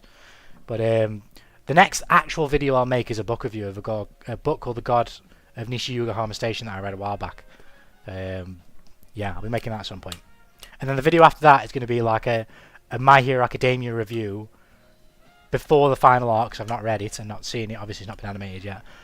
And it'll basically be like the base of the video will be like highest of highs, lowest of lows. So you want it to be good from frame one, I'll try your best and freestyle it. So basically you're going to do research on how to make a good video, or just go, I'm not going to do research on how to make a good video, no, I'm just going to go. I'm just going to go. It's the exact same process. Maybe I shouldn't have done it this way, but this is just how I do it. It's the exact same process I did when I started writing. When I started writing, I didn't fucking read anything. I didn't read nothing. For about 2 years I didn't read nothing. The first book I probably read when I whilst I was learning how to write was probably ReZero, volume 1 of the light novel. But I didn't read for like 2 or 3 years. I just kept doing it myself. I just kept figuring out how I wanted it to sound and how I wanted it to feel. And then after that, when I started reading, that's when the mechanics of it got way better, way better. And maybe it's quicker to just study. I've commented on Reddit posts about this before, about me doing that and then saying you shouldn't do that. What you should do is do what I did, but also learn in tandem with people that are actually better than you. But I just don't like doing that. I like to just dip my head in the fucking water and just find my way. And then later on, I'll take on bits of advice from other people. I personally hate when people put loose instead of lose. We were literally taught that you spell lose in kindergarten, it's spelled that way in games. Yeah, if people use the wrong word, I guess that could make you cringe, right? But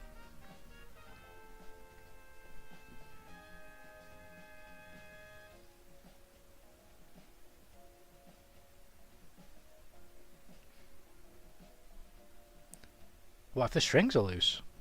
That's fine, that way it's being used correctly. Saying stuff like, "Ha, you loose," just sounds and looks stupid. Want to make a bet, Nukes? Whoever gets first 10k wins, loser buys the pizza and it's like, I mean, I could do, yeah, I mean, I guess I'll go for that, but I mean, if at any point you ever make a concerned effort to try and get there first, you're gonna win. You're gonna win, unless I literally strike gold for some reason. You're gonna win. You're gonna win.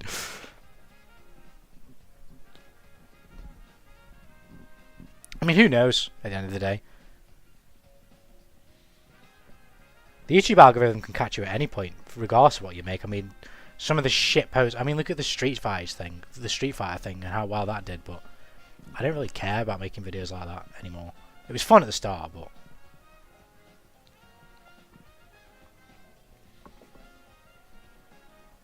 you have the advantage here. You already started. There is an advantage, but it's an advantage that could be overcome, most certainly.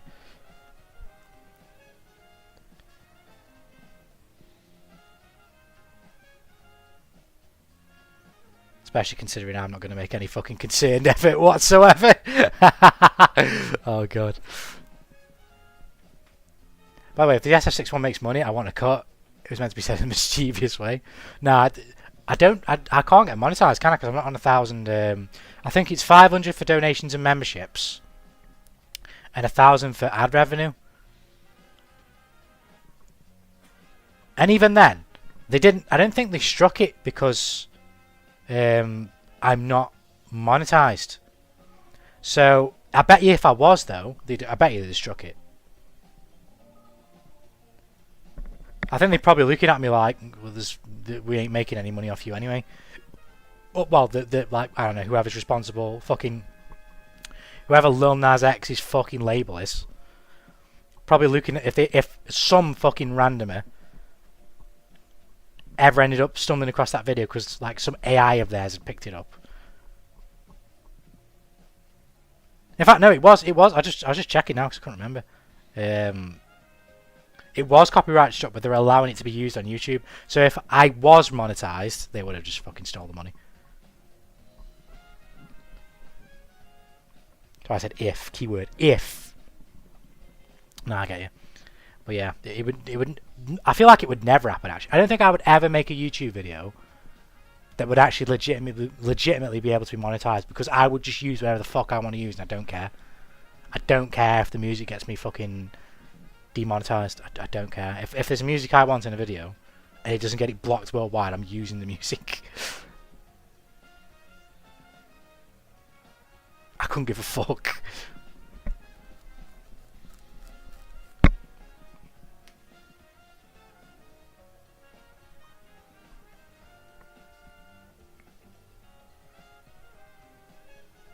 But yeah, video making just kind of, it's at the bottom of my list of priorities, but it is something that I still want. I'm a greedy fucker, so I need to I want to get to that, but it's fucking hard when I'm also so shit at drawing. I need to put hours into that as well, but I'll get there. I'll figure it out. I have some banger ideas for videos. I think I might actually beat you by a landslide. I will assure you that you will beat me by a landslide. I've got no doubt about. As I said, if you actually make any type of concerned effort to beat me, you will most certainly beat me, unless I win by luck. What kind of direction are you going? What with the videos or in general?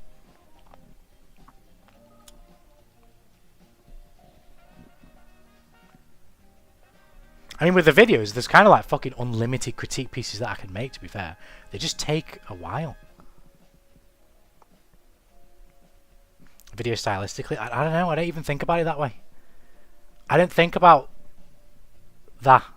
I think about the media and the subject of the video and how best I can convey what it is I have to say about it. I can't even... The style of the video, I don't know. What kind of vibe do you want from a video? Do I want from a video, or do I want from the video? Or such a video I would make? I don't even know. I don't even know if I could put a word to it. Or a phrase to it. It's almost like a letter. It's almost like... It's not exactly the same, but it's kind of like a letter. But I guess it's somewhat informative as well, because I'll be talking about things that happen in the fucking...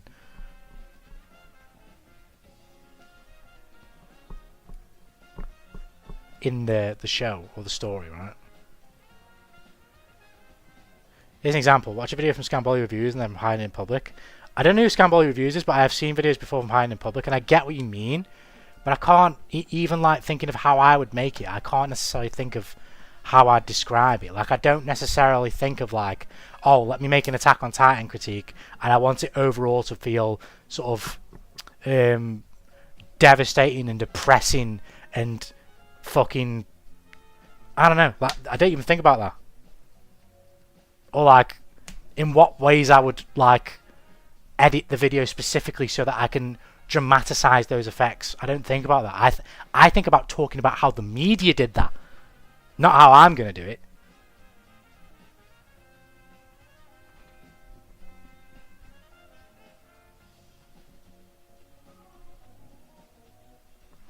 That's stuff that gets people going. Well, that's a correct statement, but it's also stuff that some people just ain't going to give a shit about. I'm one of those people.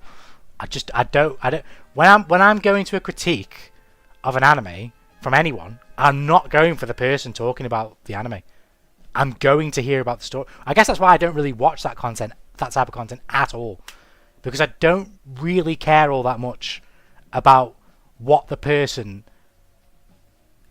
thinks. It's how the media itself did the thing that the person's raving about. That's what I'm really bothered about, and that's probably why I want to make them, because I just want to talk about what the pieces of media that inspired me did and why it is that I'm rambling about them. You said that you study books from others. Have you studied other book reviews? I wouldn't use the word studied. I have watched a few of them, just to get me thinking about what the reason why I started watching them, because I was like, is there anybody on the fucking planet Earth that does book reviews without a camera? In any context. And for the most part, although I didn't look that thoroughly, so I wouldn't use the word studied, the answer was no. Most people do it with a camera, even if it's not a face cam, even if it's a hand cam. But I don't really care about what everybody else is doing. I only care about how I'll make it.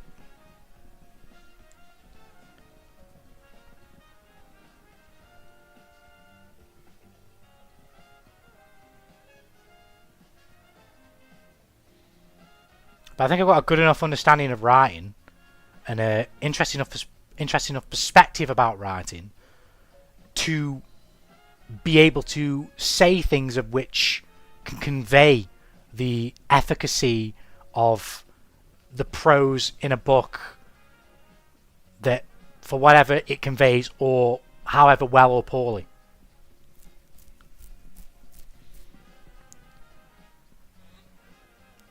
Have you thought of how your scripts flow? That's part of the execution part. That's part of what I can improve upon. So yeah, I think, as I was going to say, like I have the ability, I have the perspective and the understanding of what it is I'm talking about, but there is a skill in being able to convey that in a way that flows well.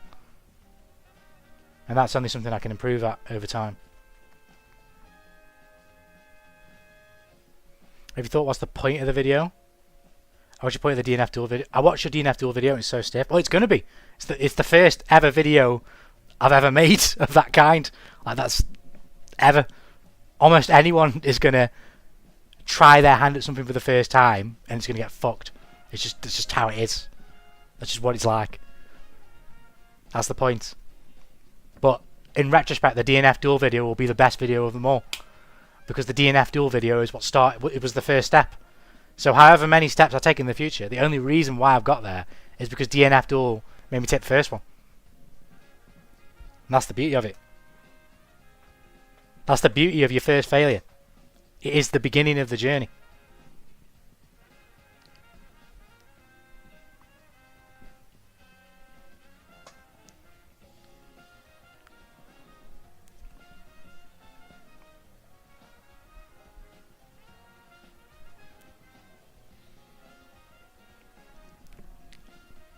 I wish you luck. I appreciate it, man. I appreciate it. Ultimately, the quality of my videos is just going to be slow in regards to progression. It just is, because I'm not focusing on that as hard as I am other things. But it is still something I like to do. So they will come out. It'll just take longer. Although I hope you actually put more effort in the video part. I don't think it'll happen. I mean, I guess we'll see. Like, it's not really something that occurs to me. I don't think about, as I said before, I don't think about I'm not creating a piece of entertaining media per se. I am creating a piece of media that's going to convey to the person watching why this piece of media is so entertaining and fantastic, or so shit.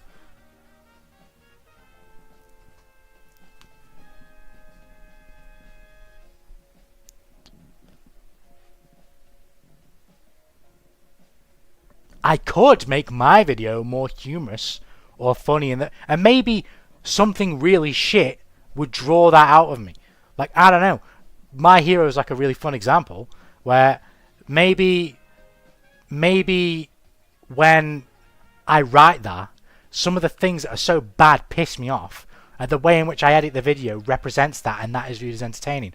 But it's not necessarily because I want to be haha funny guy. I want to tell you how fucking annoyed I am at how bad these things are. And maybe at some point it will veer away from, like, maybe not the word professional, but, you know, mature criticism because it's that bad. Maybe, I don't know. So in your films, the story is the number one thing, 100%. 100%. Without a doubt. You can have amazing visuals for something, and that's the hook, usually. Just like with a book. The hook is the cover. It's not the it's not the words on the pages that you can't see until you open it. But if you open the pages and it's a pile of wank, you ain't going to finish the book.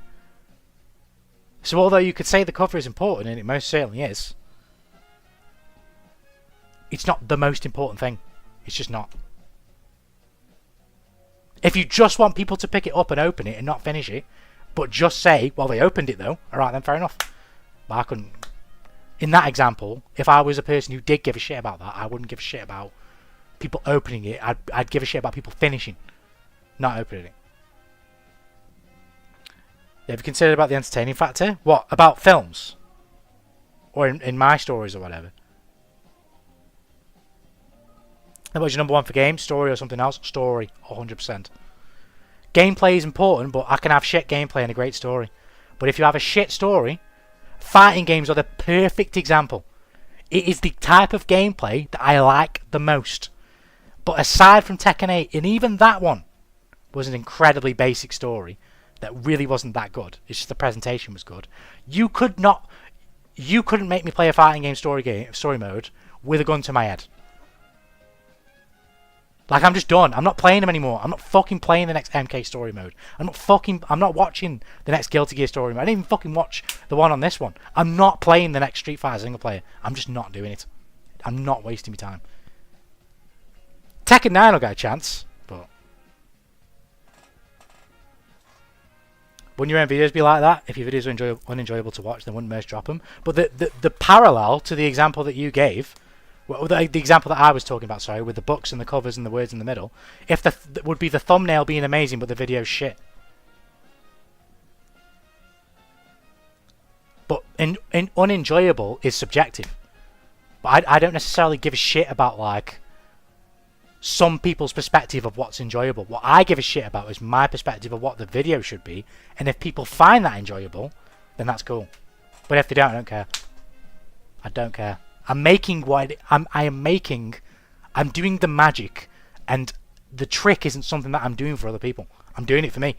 I'm doing the magic trick for me. And if I benefit from that, because other people want to give me plaudits or whatever, then that's a luxury. But I'm doing it for me.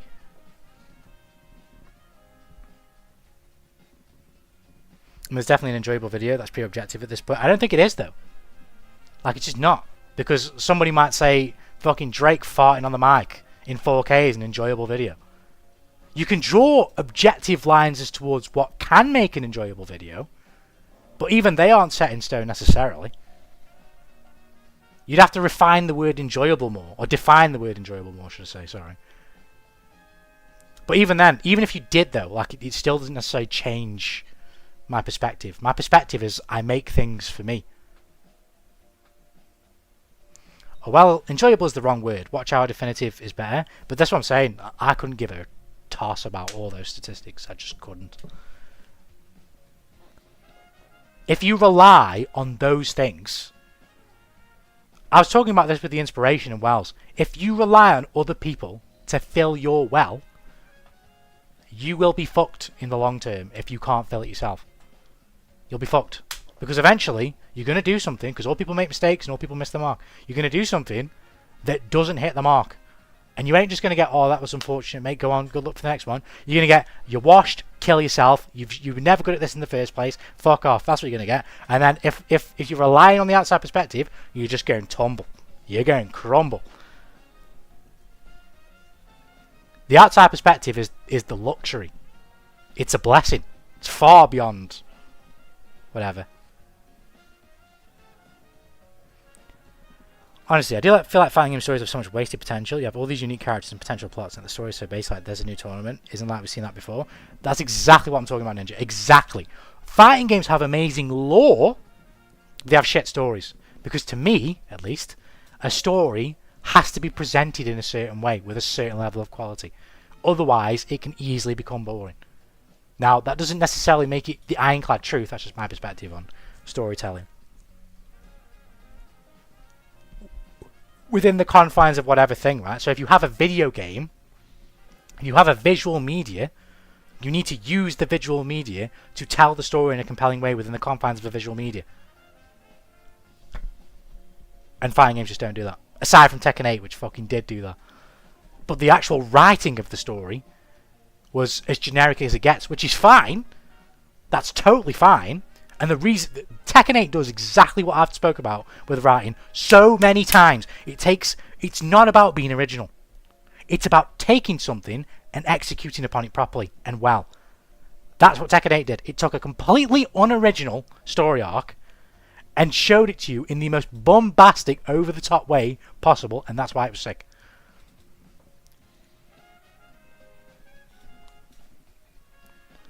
If isn't the one that makes a video the most watched in the book world the one that we read the furthest? I don't know. I don't know if that's a parallel that you can draw. I don't know. No, because like Mr. Beast will have some of the most highest watch hours on the. Well, maybe it is. Maybe it is.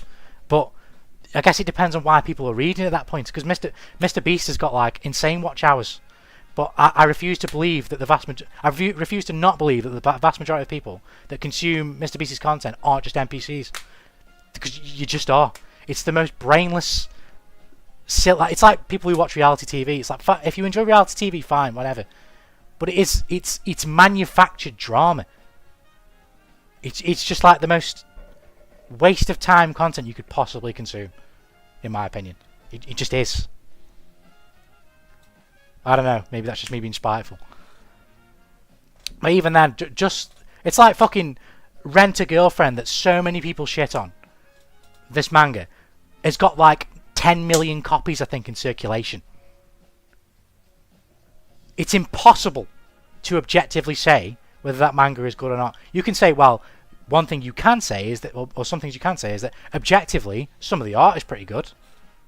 Objectively, the page layouts aren't like jank as fuck, manga-wise, that makes it look indiscernible from an actual... that makes it look alien from an actual manga. Now, a lot of those things that objectively people will expect from a good manga are there, but then there are a lot of other things that people won't like about it that they would say objectively should represent a good manga. Yet it sold 10 million copies.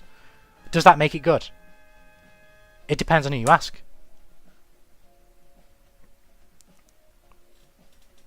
It's the classic argument of like Drake being one of the most highest listened to artists in the world. It depends on your perspective on music, but Drake is shit to me because there's just no music there. There's very little music there. There's also them not letting the villain just die. They make it seem like he's dead, but he's not. He comes back in the next title like nothing happened. It's just what I mean, Ninja. That's like a trope that a lot of people don't like. I say a lot of people. There are definitely people that don't like, and I get that. But if you present it to me in a cool ass way, although there's probably a limit, like if he comes back for the fourth, fifth, sixth time, okay, maybe I'll have enough. Maybe I'll have enough, right? And I'll be like, fuck's sake, I don't care. But if every time they come back it's more badass and crazy than the last time, I'm in. Like, just don't tell me it's happened through text on a screen. Don't do that. You know what I mean? Like, or like you say, they come back between games and we don't necessarily see exactly how it happens. No, you need to show me. And I get what you meant. Also, you use watch hours incorrectly. Watch hours equals hours of the video watched combined. You guess that by default because he has that many views. Watch time equals how long a single person watches the video. I was talking about watch time, not watch hours.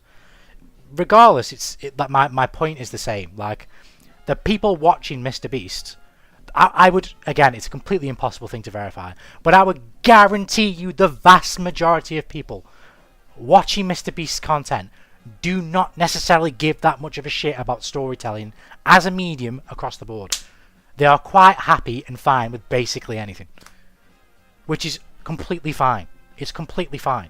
But any person that enjoys and studies the craft of writing is not going to look at a Mr. Beast video as any reference for the efficacy of good writing. Beyond mechanical structure, without nuance. Because you'll probably do what most writers, probably myself, do in regards to pacing of like the roller coaster effect and all those type of things, and how you construct that roller coaster of the ups and downs of a chapter and that type of stuff, right? Whatever, I get that. But yeah, but how does that change the fact that people watch this video longer than yours? It doesn't, but it's just irrelevant to me. It's irrelevant. Because the reason is the most important thing. The reason why they watch it is the most important thing to me. If we're talking about why they watch the videos, the reason is why. Mr. Beast is really smart. Like, the slop is manufactured to be good. No, I think you're giving him too much credit. You are creating for the lowest common denominator. You don't have to work that hard to do that. You just don't. You just don't.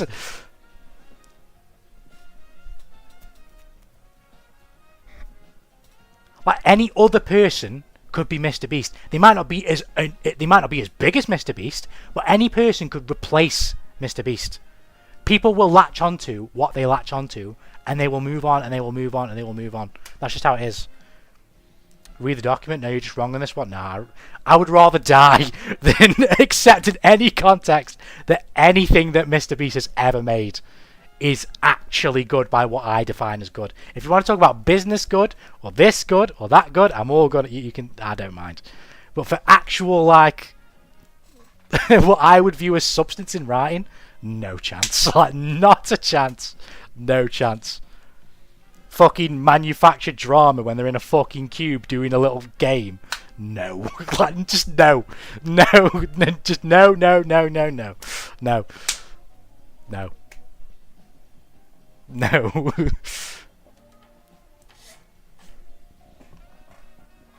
He's actually really, really good at making YouTube videos. He's studied how to make them. I mean, I don't dispute that, like, in terms of his study, but he studied how to make something that's really, really shit. You might say he's refined the craft of making it really, really shit, and that shit slop is what people want, but ultimately it's shit.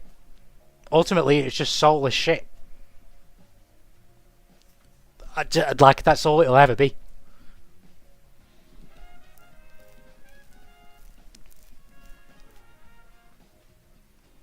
That's just all it will ever be to me. It could never ever, so long as he continues with the platform and what he's doing, it would never ever be anything more to me. It couldn't possibly.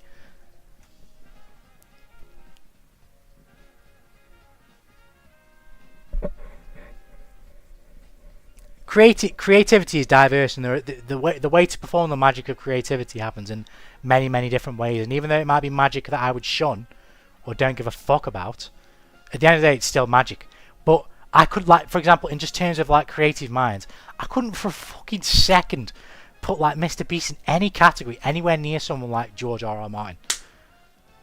It shouldn't, like, we're not creatives, and they're not creatives in the same bracket.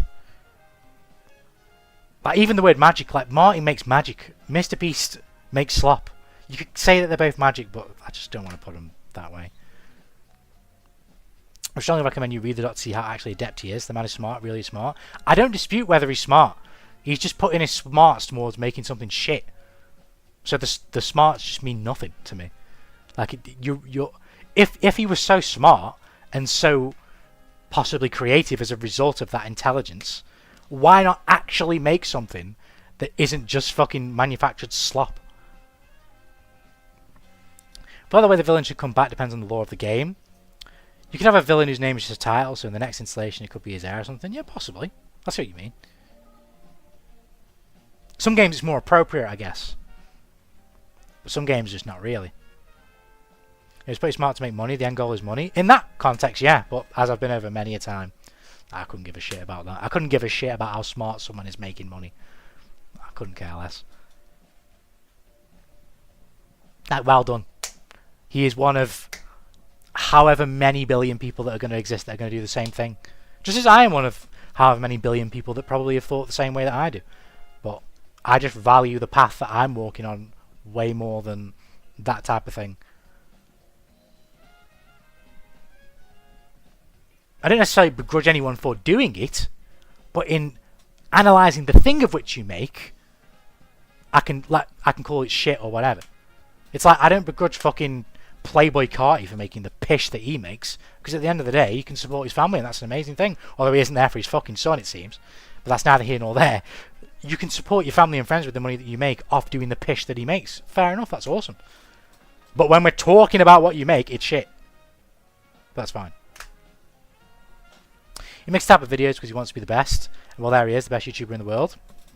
As I say, if that's the goal he wanted, then he's achieved that. But he's only achieved that in the perspective of some people based on how they define that term. If you want to boil it down to the most literal way you could perceive YouTuber, then yeah. But some people are just not going to want to boil it down like that, and they'll perceive it in a different way.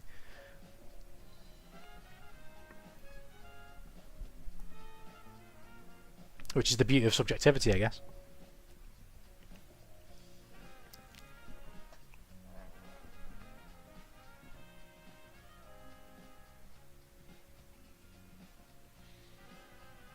I don't think you can argue on that. Like I say, it depends on how you define the term best YouTuber. If you boil it down to what it probably does mean in its most literal sense, then yeah. But most people just aren't going to do that. If you ask someone the question, who is the best YouTuber, I don't think most people would say Mr. Beast. They would probably say someone that they like the most. You would have to explain to them to boil down the criteria of the best YouTuber phrase. I don't think they would just say Mr. Beast. You can't really be the best running any other way than being the fastest. That depends on if you're defining running on being in a race, though. That's what I'm saying. That's a more narrow example. Best YouTuber has far more subjectivity.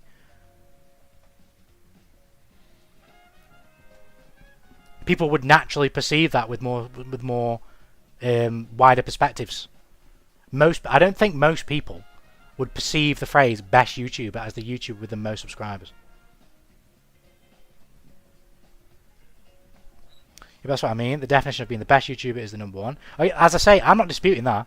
I'm just saying that in a literal sense, I don't think most people would think of that definition first. I don't think that's what they'd say. I think most people would say who they think is the best YouTuber, not the best YouTuber. Just like if you were to say, I don't know, who's the best musician of all time, most people probably wouldn't know or even say who the highest selling musician of all time is. They'd probably say their favourite musician of all time. But ultimately, it just depends on what that means to the person. Like to Mr. Beast, being the best YouTuber, as it is definitely, as it is literally understood, if that's his goal, then there you go. He's achieved that. To some people, if you ask them that question, that might be how they perceive the question. Who is the number one YouTuber? Who is the most subscribed to YouTuber? Who's made the most money? Something like that, you know what I mean? And maybe they would say Mr. Beast. But ultimately, as much as I'll shit on things, to a certain extent that I really do think are like the dregs end of the spectrum, I couldn't really care. Like when it comes up in conversation, I'll speak about it, I'll say what I think. But it doesn't like make me lose any sleep that Mr. Beast has got Mr. Beast fuck you money. I couldn't care less, mate. Let him do what he wants. Let him do what he wants. Because I'm completely happy in my lane with what I'm doing. And I'm sure I'd like to hope that he's happy in his lane with what he's doing. It'd be a fucking... this is what I mean about... I'd rather kill myself than be in Mr. Beast's position, but be living a complete and total lie and doing it for the money. I wouldn't even get that far. I'd be long dead. I'd be long dead. It's fair. You never think that someone who is shit is more successful than you? Not for a second. Unless... No, because I was going to say, unless they are actually talented, but then obviously no, you just said someone who is shit. I couldn't give a shit that fucking Kanye West is more successful than me. I could not give a shit, like, at all. Or fucking, I don't know, low tier god, for example. Because I guess to me they're not more successful than me, like, at all. How do you define success then? Finding what it is you want to do in life, regardless of what it is, and finding the best way to refine your execution of that thing, and then creating whatever you create henceforth. That's it. Because inevitably, you wanting to do those things is going to bring you happiness. There's no greater buzz in this life, I feel. Let me see if I can find the fucking line. There's a line I wrote today that I wrote coming back to my chapter, because I'm always better when I come back than when I first start, and there's no greater feeling than when I do this, amongst other things writing related. I won't say the whole line, but it's a... what's the word? Simile? Is that the word? No, it's not simile, is it? It's a metaphor, I think, right? Says the writer. Oh, God.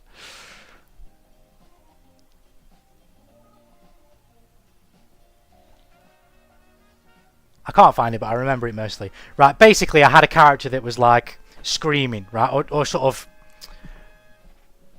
straining their voice and yelling, but they were like almost doing it breathlessly, and I related the hissing, the sort of popping, crackling sound of their straining voice to like heated oil in a pan popping.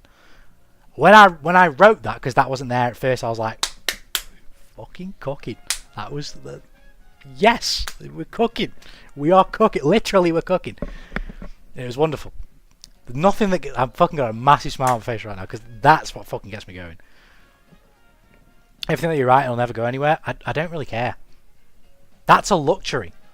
If it ever goes anywhere, of course it's down to me, right? I think right now I have got the fucking sauce. I've got the Krabby Patty formula. I'm that good. I am that good. And I'm only going to get better, right? I'm that good. I think I've got the sauce. But just because I've got the sauce, it doesn't guarantee me going anywhere. I think that, and I think it should happen. But the reality is, I don't control every morsel of the world, right? If it ever does go anywhere, although I am the one responsible, it's a joint act. It's everyone else who supports me that's the reason why it ever goes anywhere. And I know that now, even when I've not necessarily got a fucking army of supporters. You know what I mean? So I'll be grateful whether it's one person or 5 million. It doesn't matter. Because even though I am more than self-aware enough to say, I'm the reason why this ship has fucking sailed the Grand Line. I built the ship, but everybody else pushed it, and everybody else fixed it when it broke or whatever. It's a team effort. It's not a single man's effort. I can only do so much. I can make the sauce. I can make the sauce, and I can spread it worldwide. But the motherfuckers got to eat it. You know what I mean?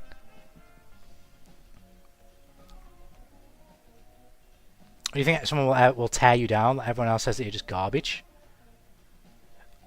No, because I am so egotistical that... Well, there's two things. I'm so egotistical and I've studied so hard that I know for a fact that I am not garbage at writing. I might not be someone's cup of tea, but I'm definitely not garbage. That's just not possible. It's not possible. So I'm fine on that. If I genuinely believed it, maybe it could do me some damage. But no chance. If somebody gave me some harsh critique and they just thought, you know, your writing's pretty shit, okay, fair enough. Maybe I should reevaluate. But if somebody's just like, your shit is ass backwards terrible, that's when I just know, yeah, I'm good. I'm cool. Do you ever have backup plans, or are you just going to do minimum wage jobs to your death while being no to 2 people, or straight 0? That's exactly what I'm going to do. Just work as little as I need to financially support myself, and just carry on making things. That's all I want to do. I couldn't give a shit about working more for a car or a this, or a that. Or if you get kicked out of the house, I mean, it won't happen because I'll work enough to make sure that doesn't happen.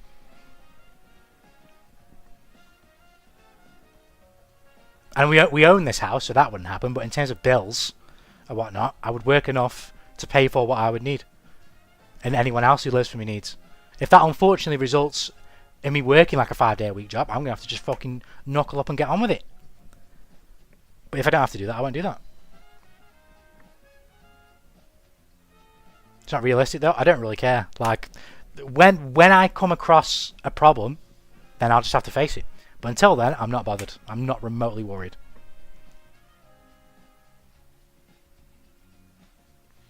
Your mum owns the house. Do you think she likes their... I guess she's meant likes their pushing 30. She doesn't care.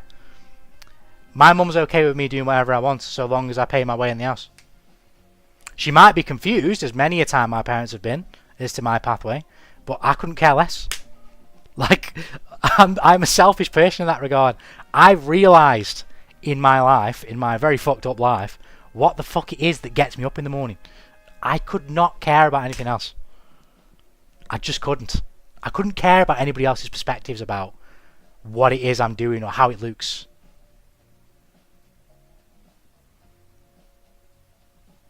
Yeah, sure, but now you can guarantee that'll be the case in 5 years, next month. No, 100%, it'll never happen. It'll never happen. It'll never happen. It just won't happen. And even if it did, it wouldn't change anything.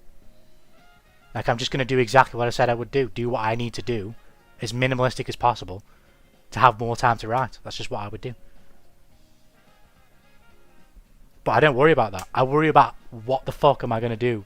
How am I going to finish the rest of this chapter and make it fucking peak? That's all I can think about. So you and me indifferent. I have plans for plans for plans. And I can see the sense in it. You are walking the sensible route, if you will. And I don't mean that sarcastically or facetiously. I've had to grapple with this my entire life. Of me, for a long, long time, thinking that there was just something wrong with me. Because I just couldn't fucking will myself to be the same. I couldn't.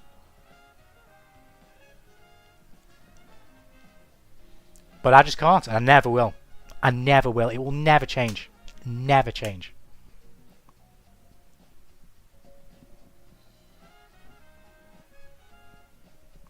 I could not be you because in your case someone holds control of your head. But that control can be dealt with. So if I just get booted out of the door, what? The world doesn't just stop. Like, it's not going to be that difficult for me to bust my arse for the next 3 or 4 months, so long as I don't top myself in the process, which I like to think I wouldn't, at least without having a good old fucking go of it, and just find somewhere else to be and figure out what the situation is after however much I decide to work and wherever I decide to stay, and then I just get back to work again. I just get back on the grind. I've got a fucking shutdown notice on my TV and I don't know where my remote is.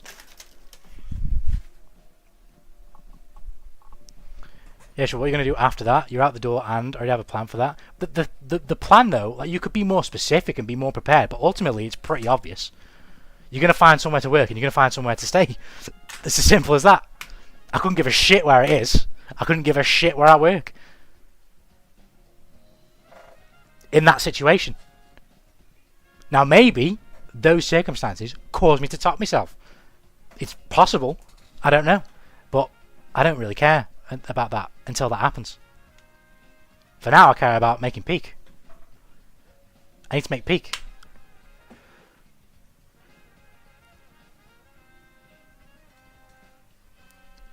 I have a plan if I have no job. Yeah, but can you guarantee a roof? Can you guarantee employment? You could say that about anything though. You can't guarantee anything in life, particularly. I could just die tomorrow.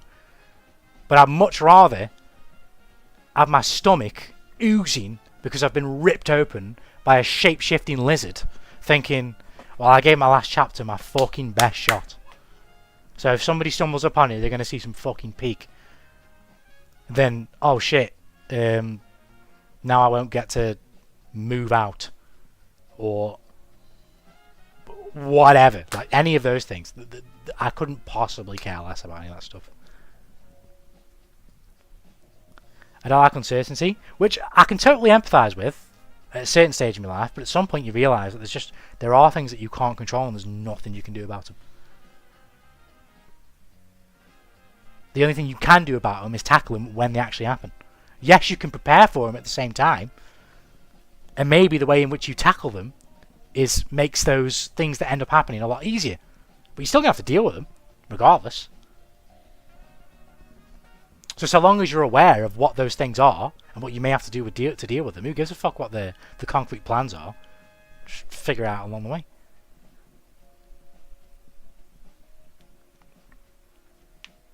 I have plans for the next 10, 20, 30, 40 years ahead. And as I say, to each their own. To each their own. I don't think it's a bad...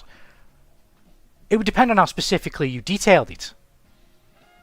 It depends on how specifically you detail it. Maybe you detail specifically how you process those plans mentally, and then I could say, maybe I think you put a bit too much pressure on yourself mentally. But then maybe you might explain it, and it seems very, what's the word? Precise and mature, and I say, well, clearly, you have the mental capacity to process these thoughts, and it's not a problem whatsoever. It really depends on the person. When you get old enough, did you seriously, little bro? Did I even say that? Did I say when you get old enough? I swear I didn't say that. I swear I said eventually. Maybe I did. But even if I did, it's the same point. I think it happens when you get older. I don't know if there's a fixed age on that. But eventually, the reason why age is a determining factor in it is because for that amount of time you've been alive, you experience so many things of which you harbour uncertainty for, but you couldn't do fuck all about, that eventually you just can't fucking care anymore.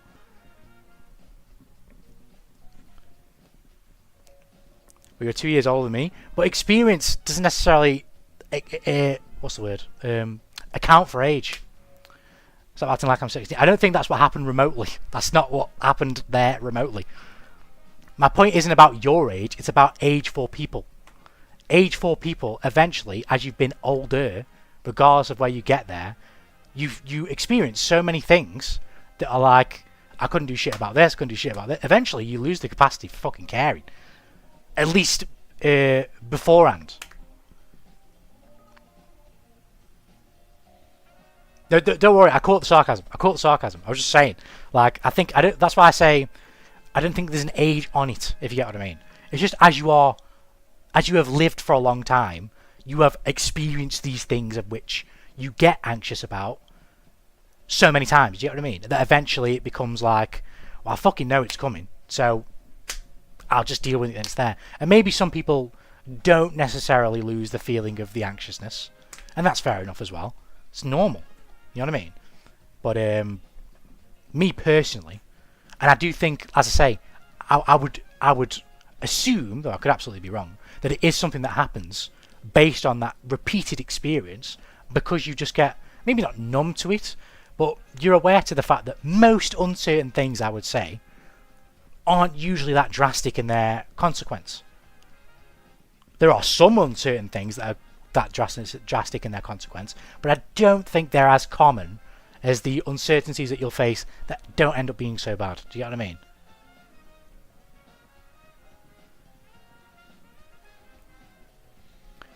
I definitely get what you're saying, but you missed my point. I'm doing everything in my power to minimise the shift of direction from the beaten path. And this is where our perspectives clash. I personally think that it's impossible to not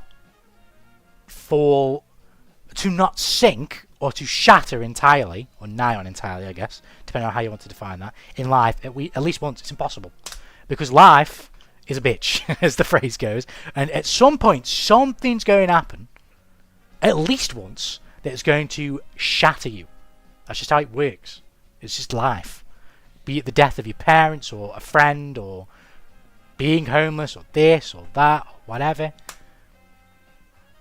And to me personally, I think the only things that make you get, but at least obviously this is my perspective on life, the only thing that's going to make you get back up, or as I rather fucking prophetically worded, to eventually be in Fenner, to have the strength of which everyone possesses, to pick the pieces back up, is to have a reason that you actually believe in and care for, to pick the pieces back up.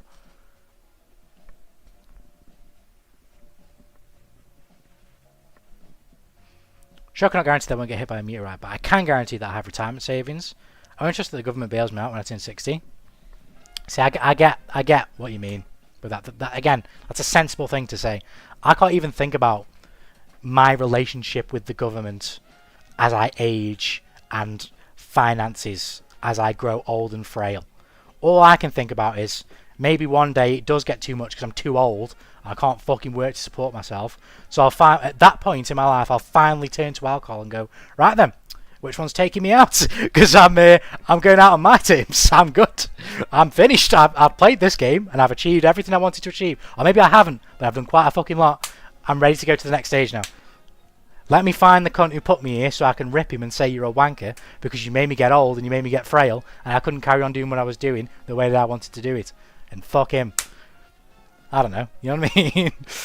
But I don't think about, like, looking after myself when I'm old. I think about, I'm going to do what the fuck I want to do forever.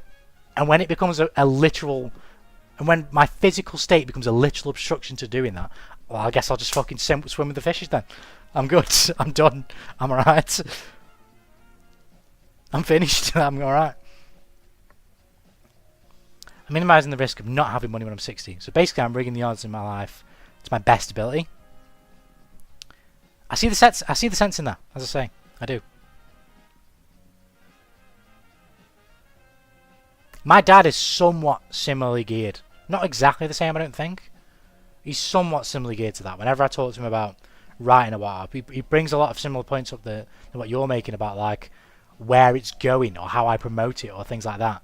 But it just doesn't work for me. It doesn't work for me. And it confuses him sometimes, but he tries to understand at least.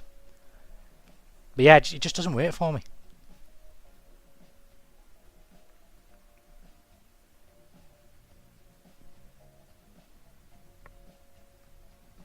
I hedge my bets as much as I can. That's why I said you and me are different. I read the games I play.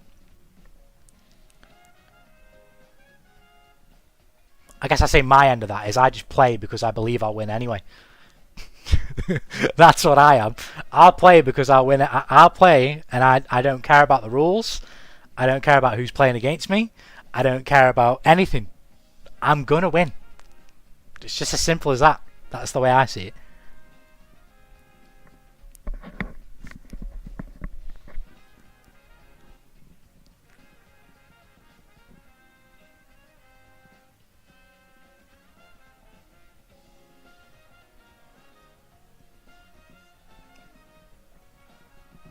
The only way to summarise this in one sentence is, I plan for losing, you think that you're going to win? Basically, I guess you could say that. I mean, to be even more specific, I know that I'm going to win. There's no other existence of which I'll tolerate. There is no other existence on this earth that I will tolerate other than the one of which I decide I want. I have decided I want. If I don't have it, then I'm done playing the game. I'm good.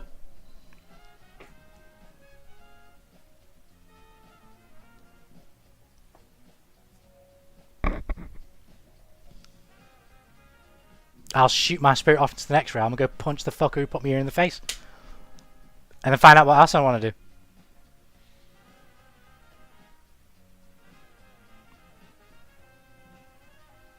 Maybe it's the same thing, I don't know.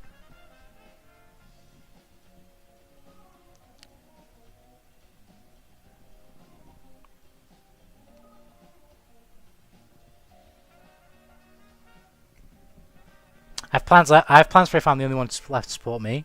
I start to exercise so I can support myself when I'm 70. I don't drink so I don't get problems with it. I plan for losing. Yeah, I get you, I get you.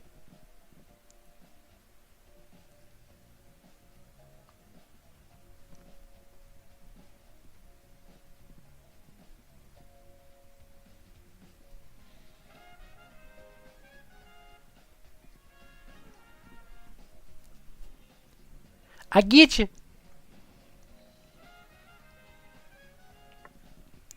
Thanks for letting you go to bed. I gotta go myself. See you next. No problem, homie Slice. Nice chin wagging with you as always. I don't want to go to bed too late, so I'll probably write for only an hour instead of 2. Just to fucking try and get this scene done. But yeah, I will see you in the next one. Have a good homie Slice, and I'll see you when I see you. Oh my god, the chat's on the screen now. I don't know why it appeared, but it did. I guess it did. It just came back. Right, okay, whatever. Fuck you then, chat. I'm burping. Right, see you in the next one.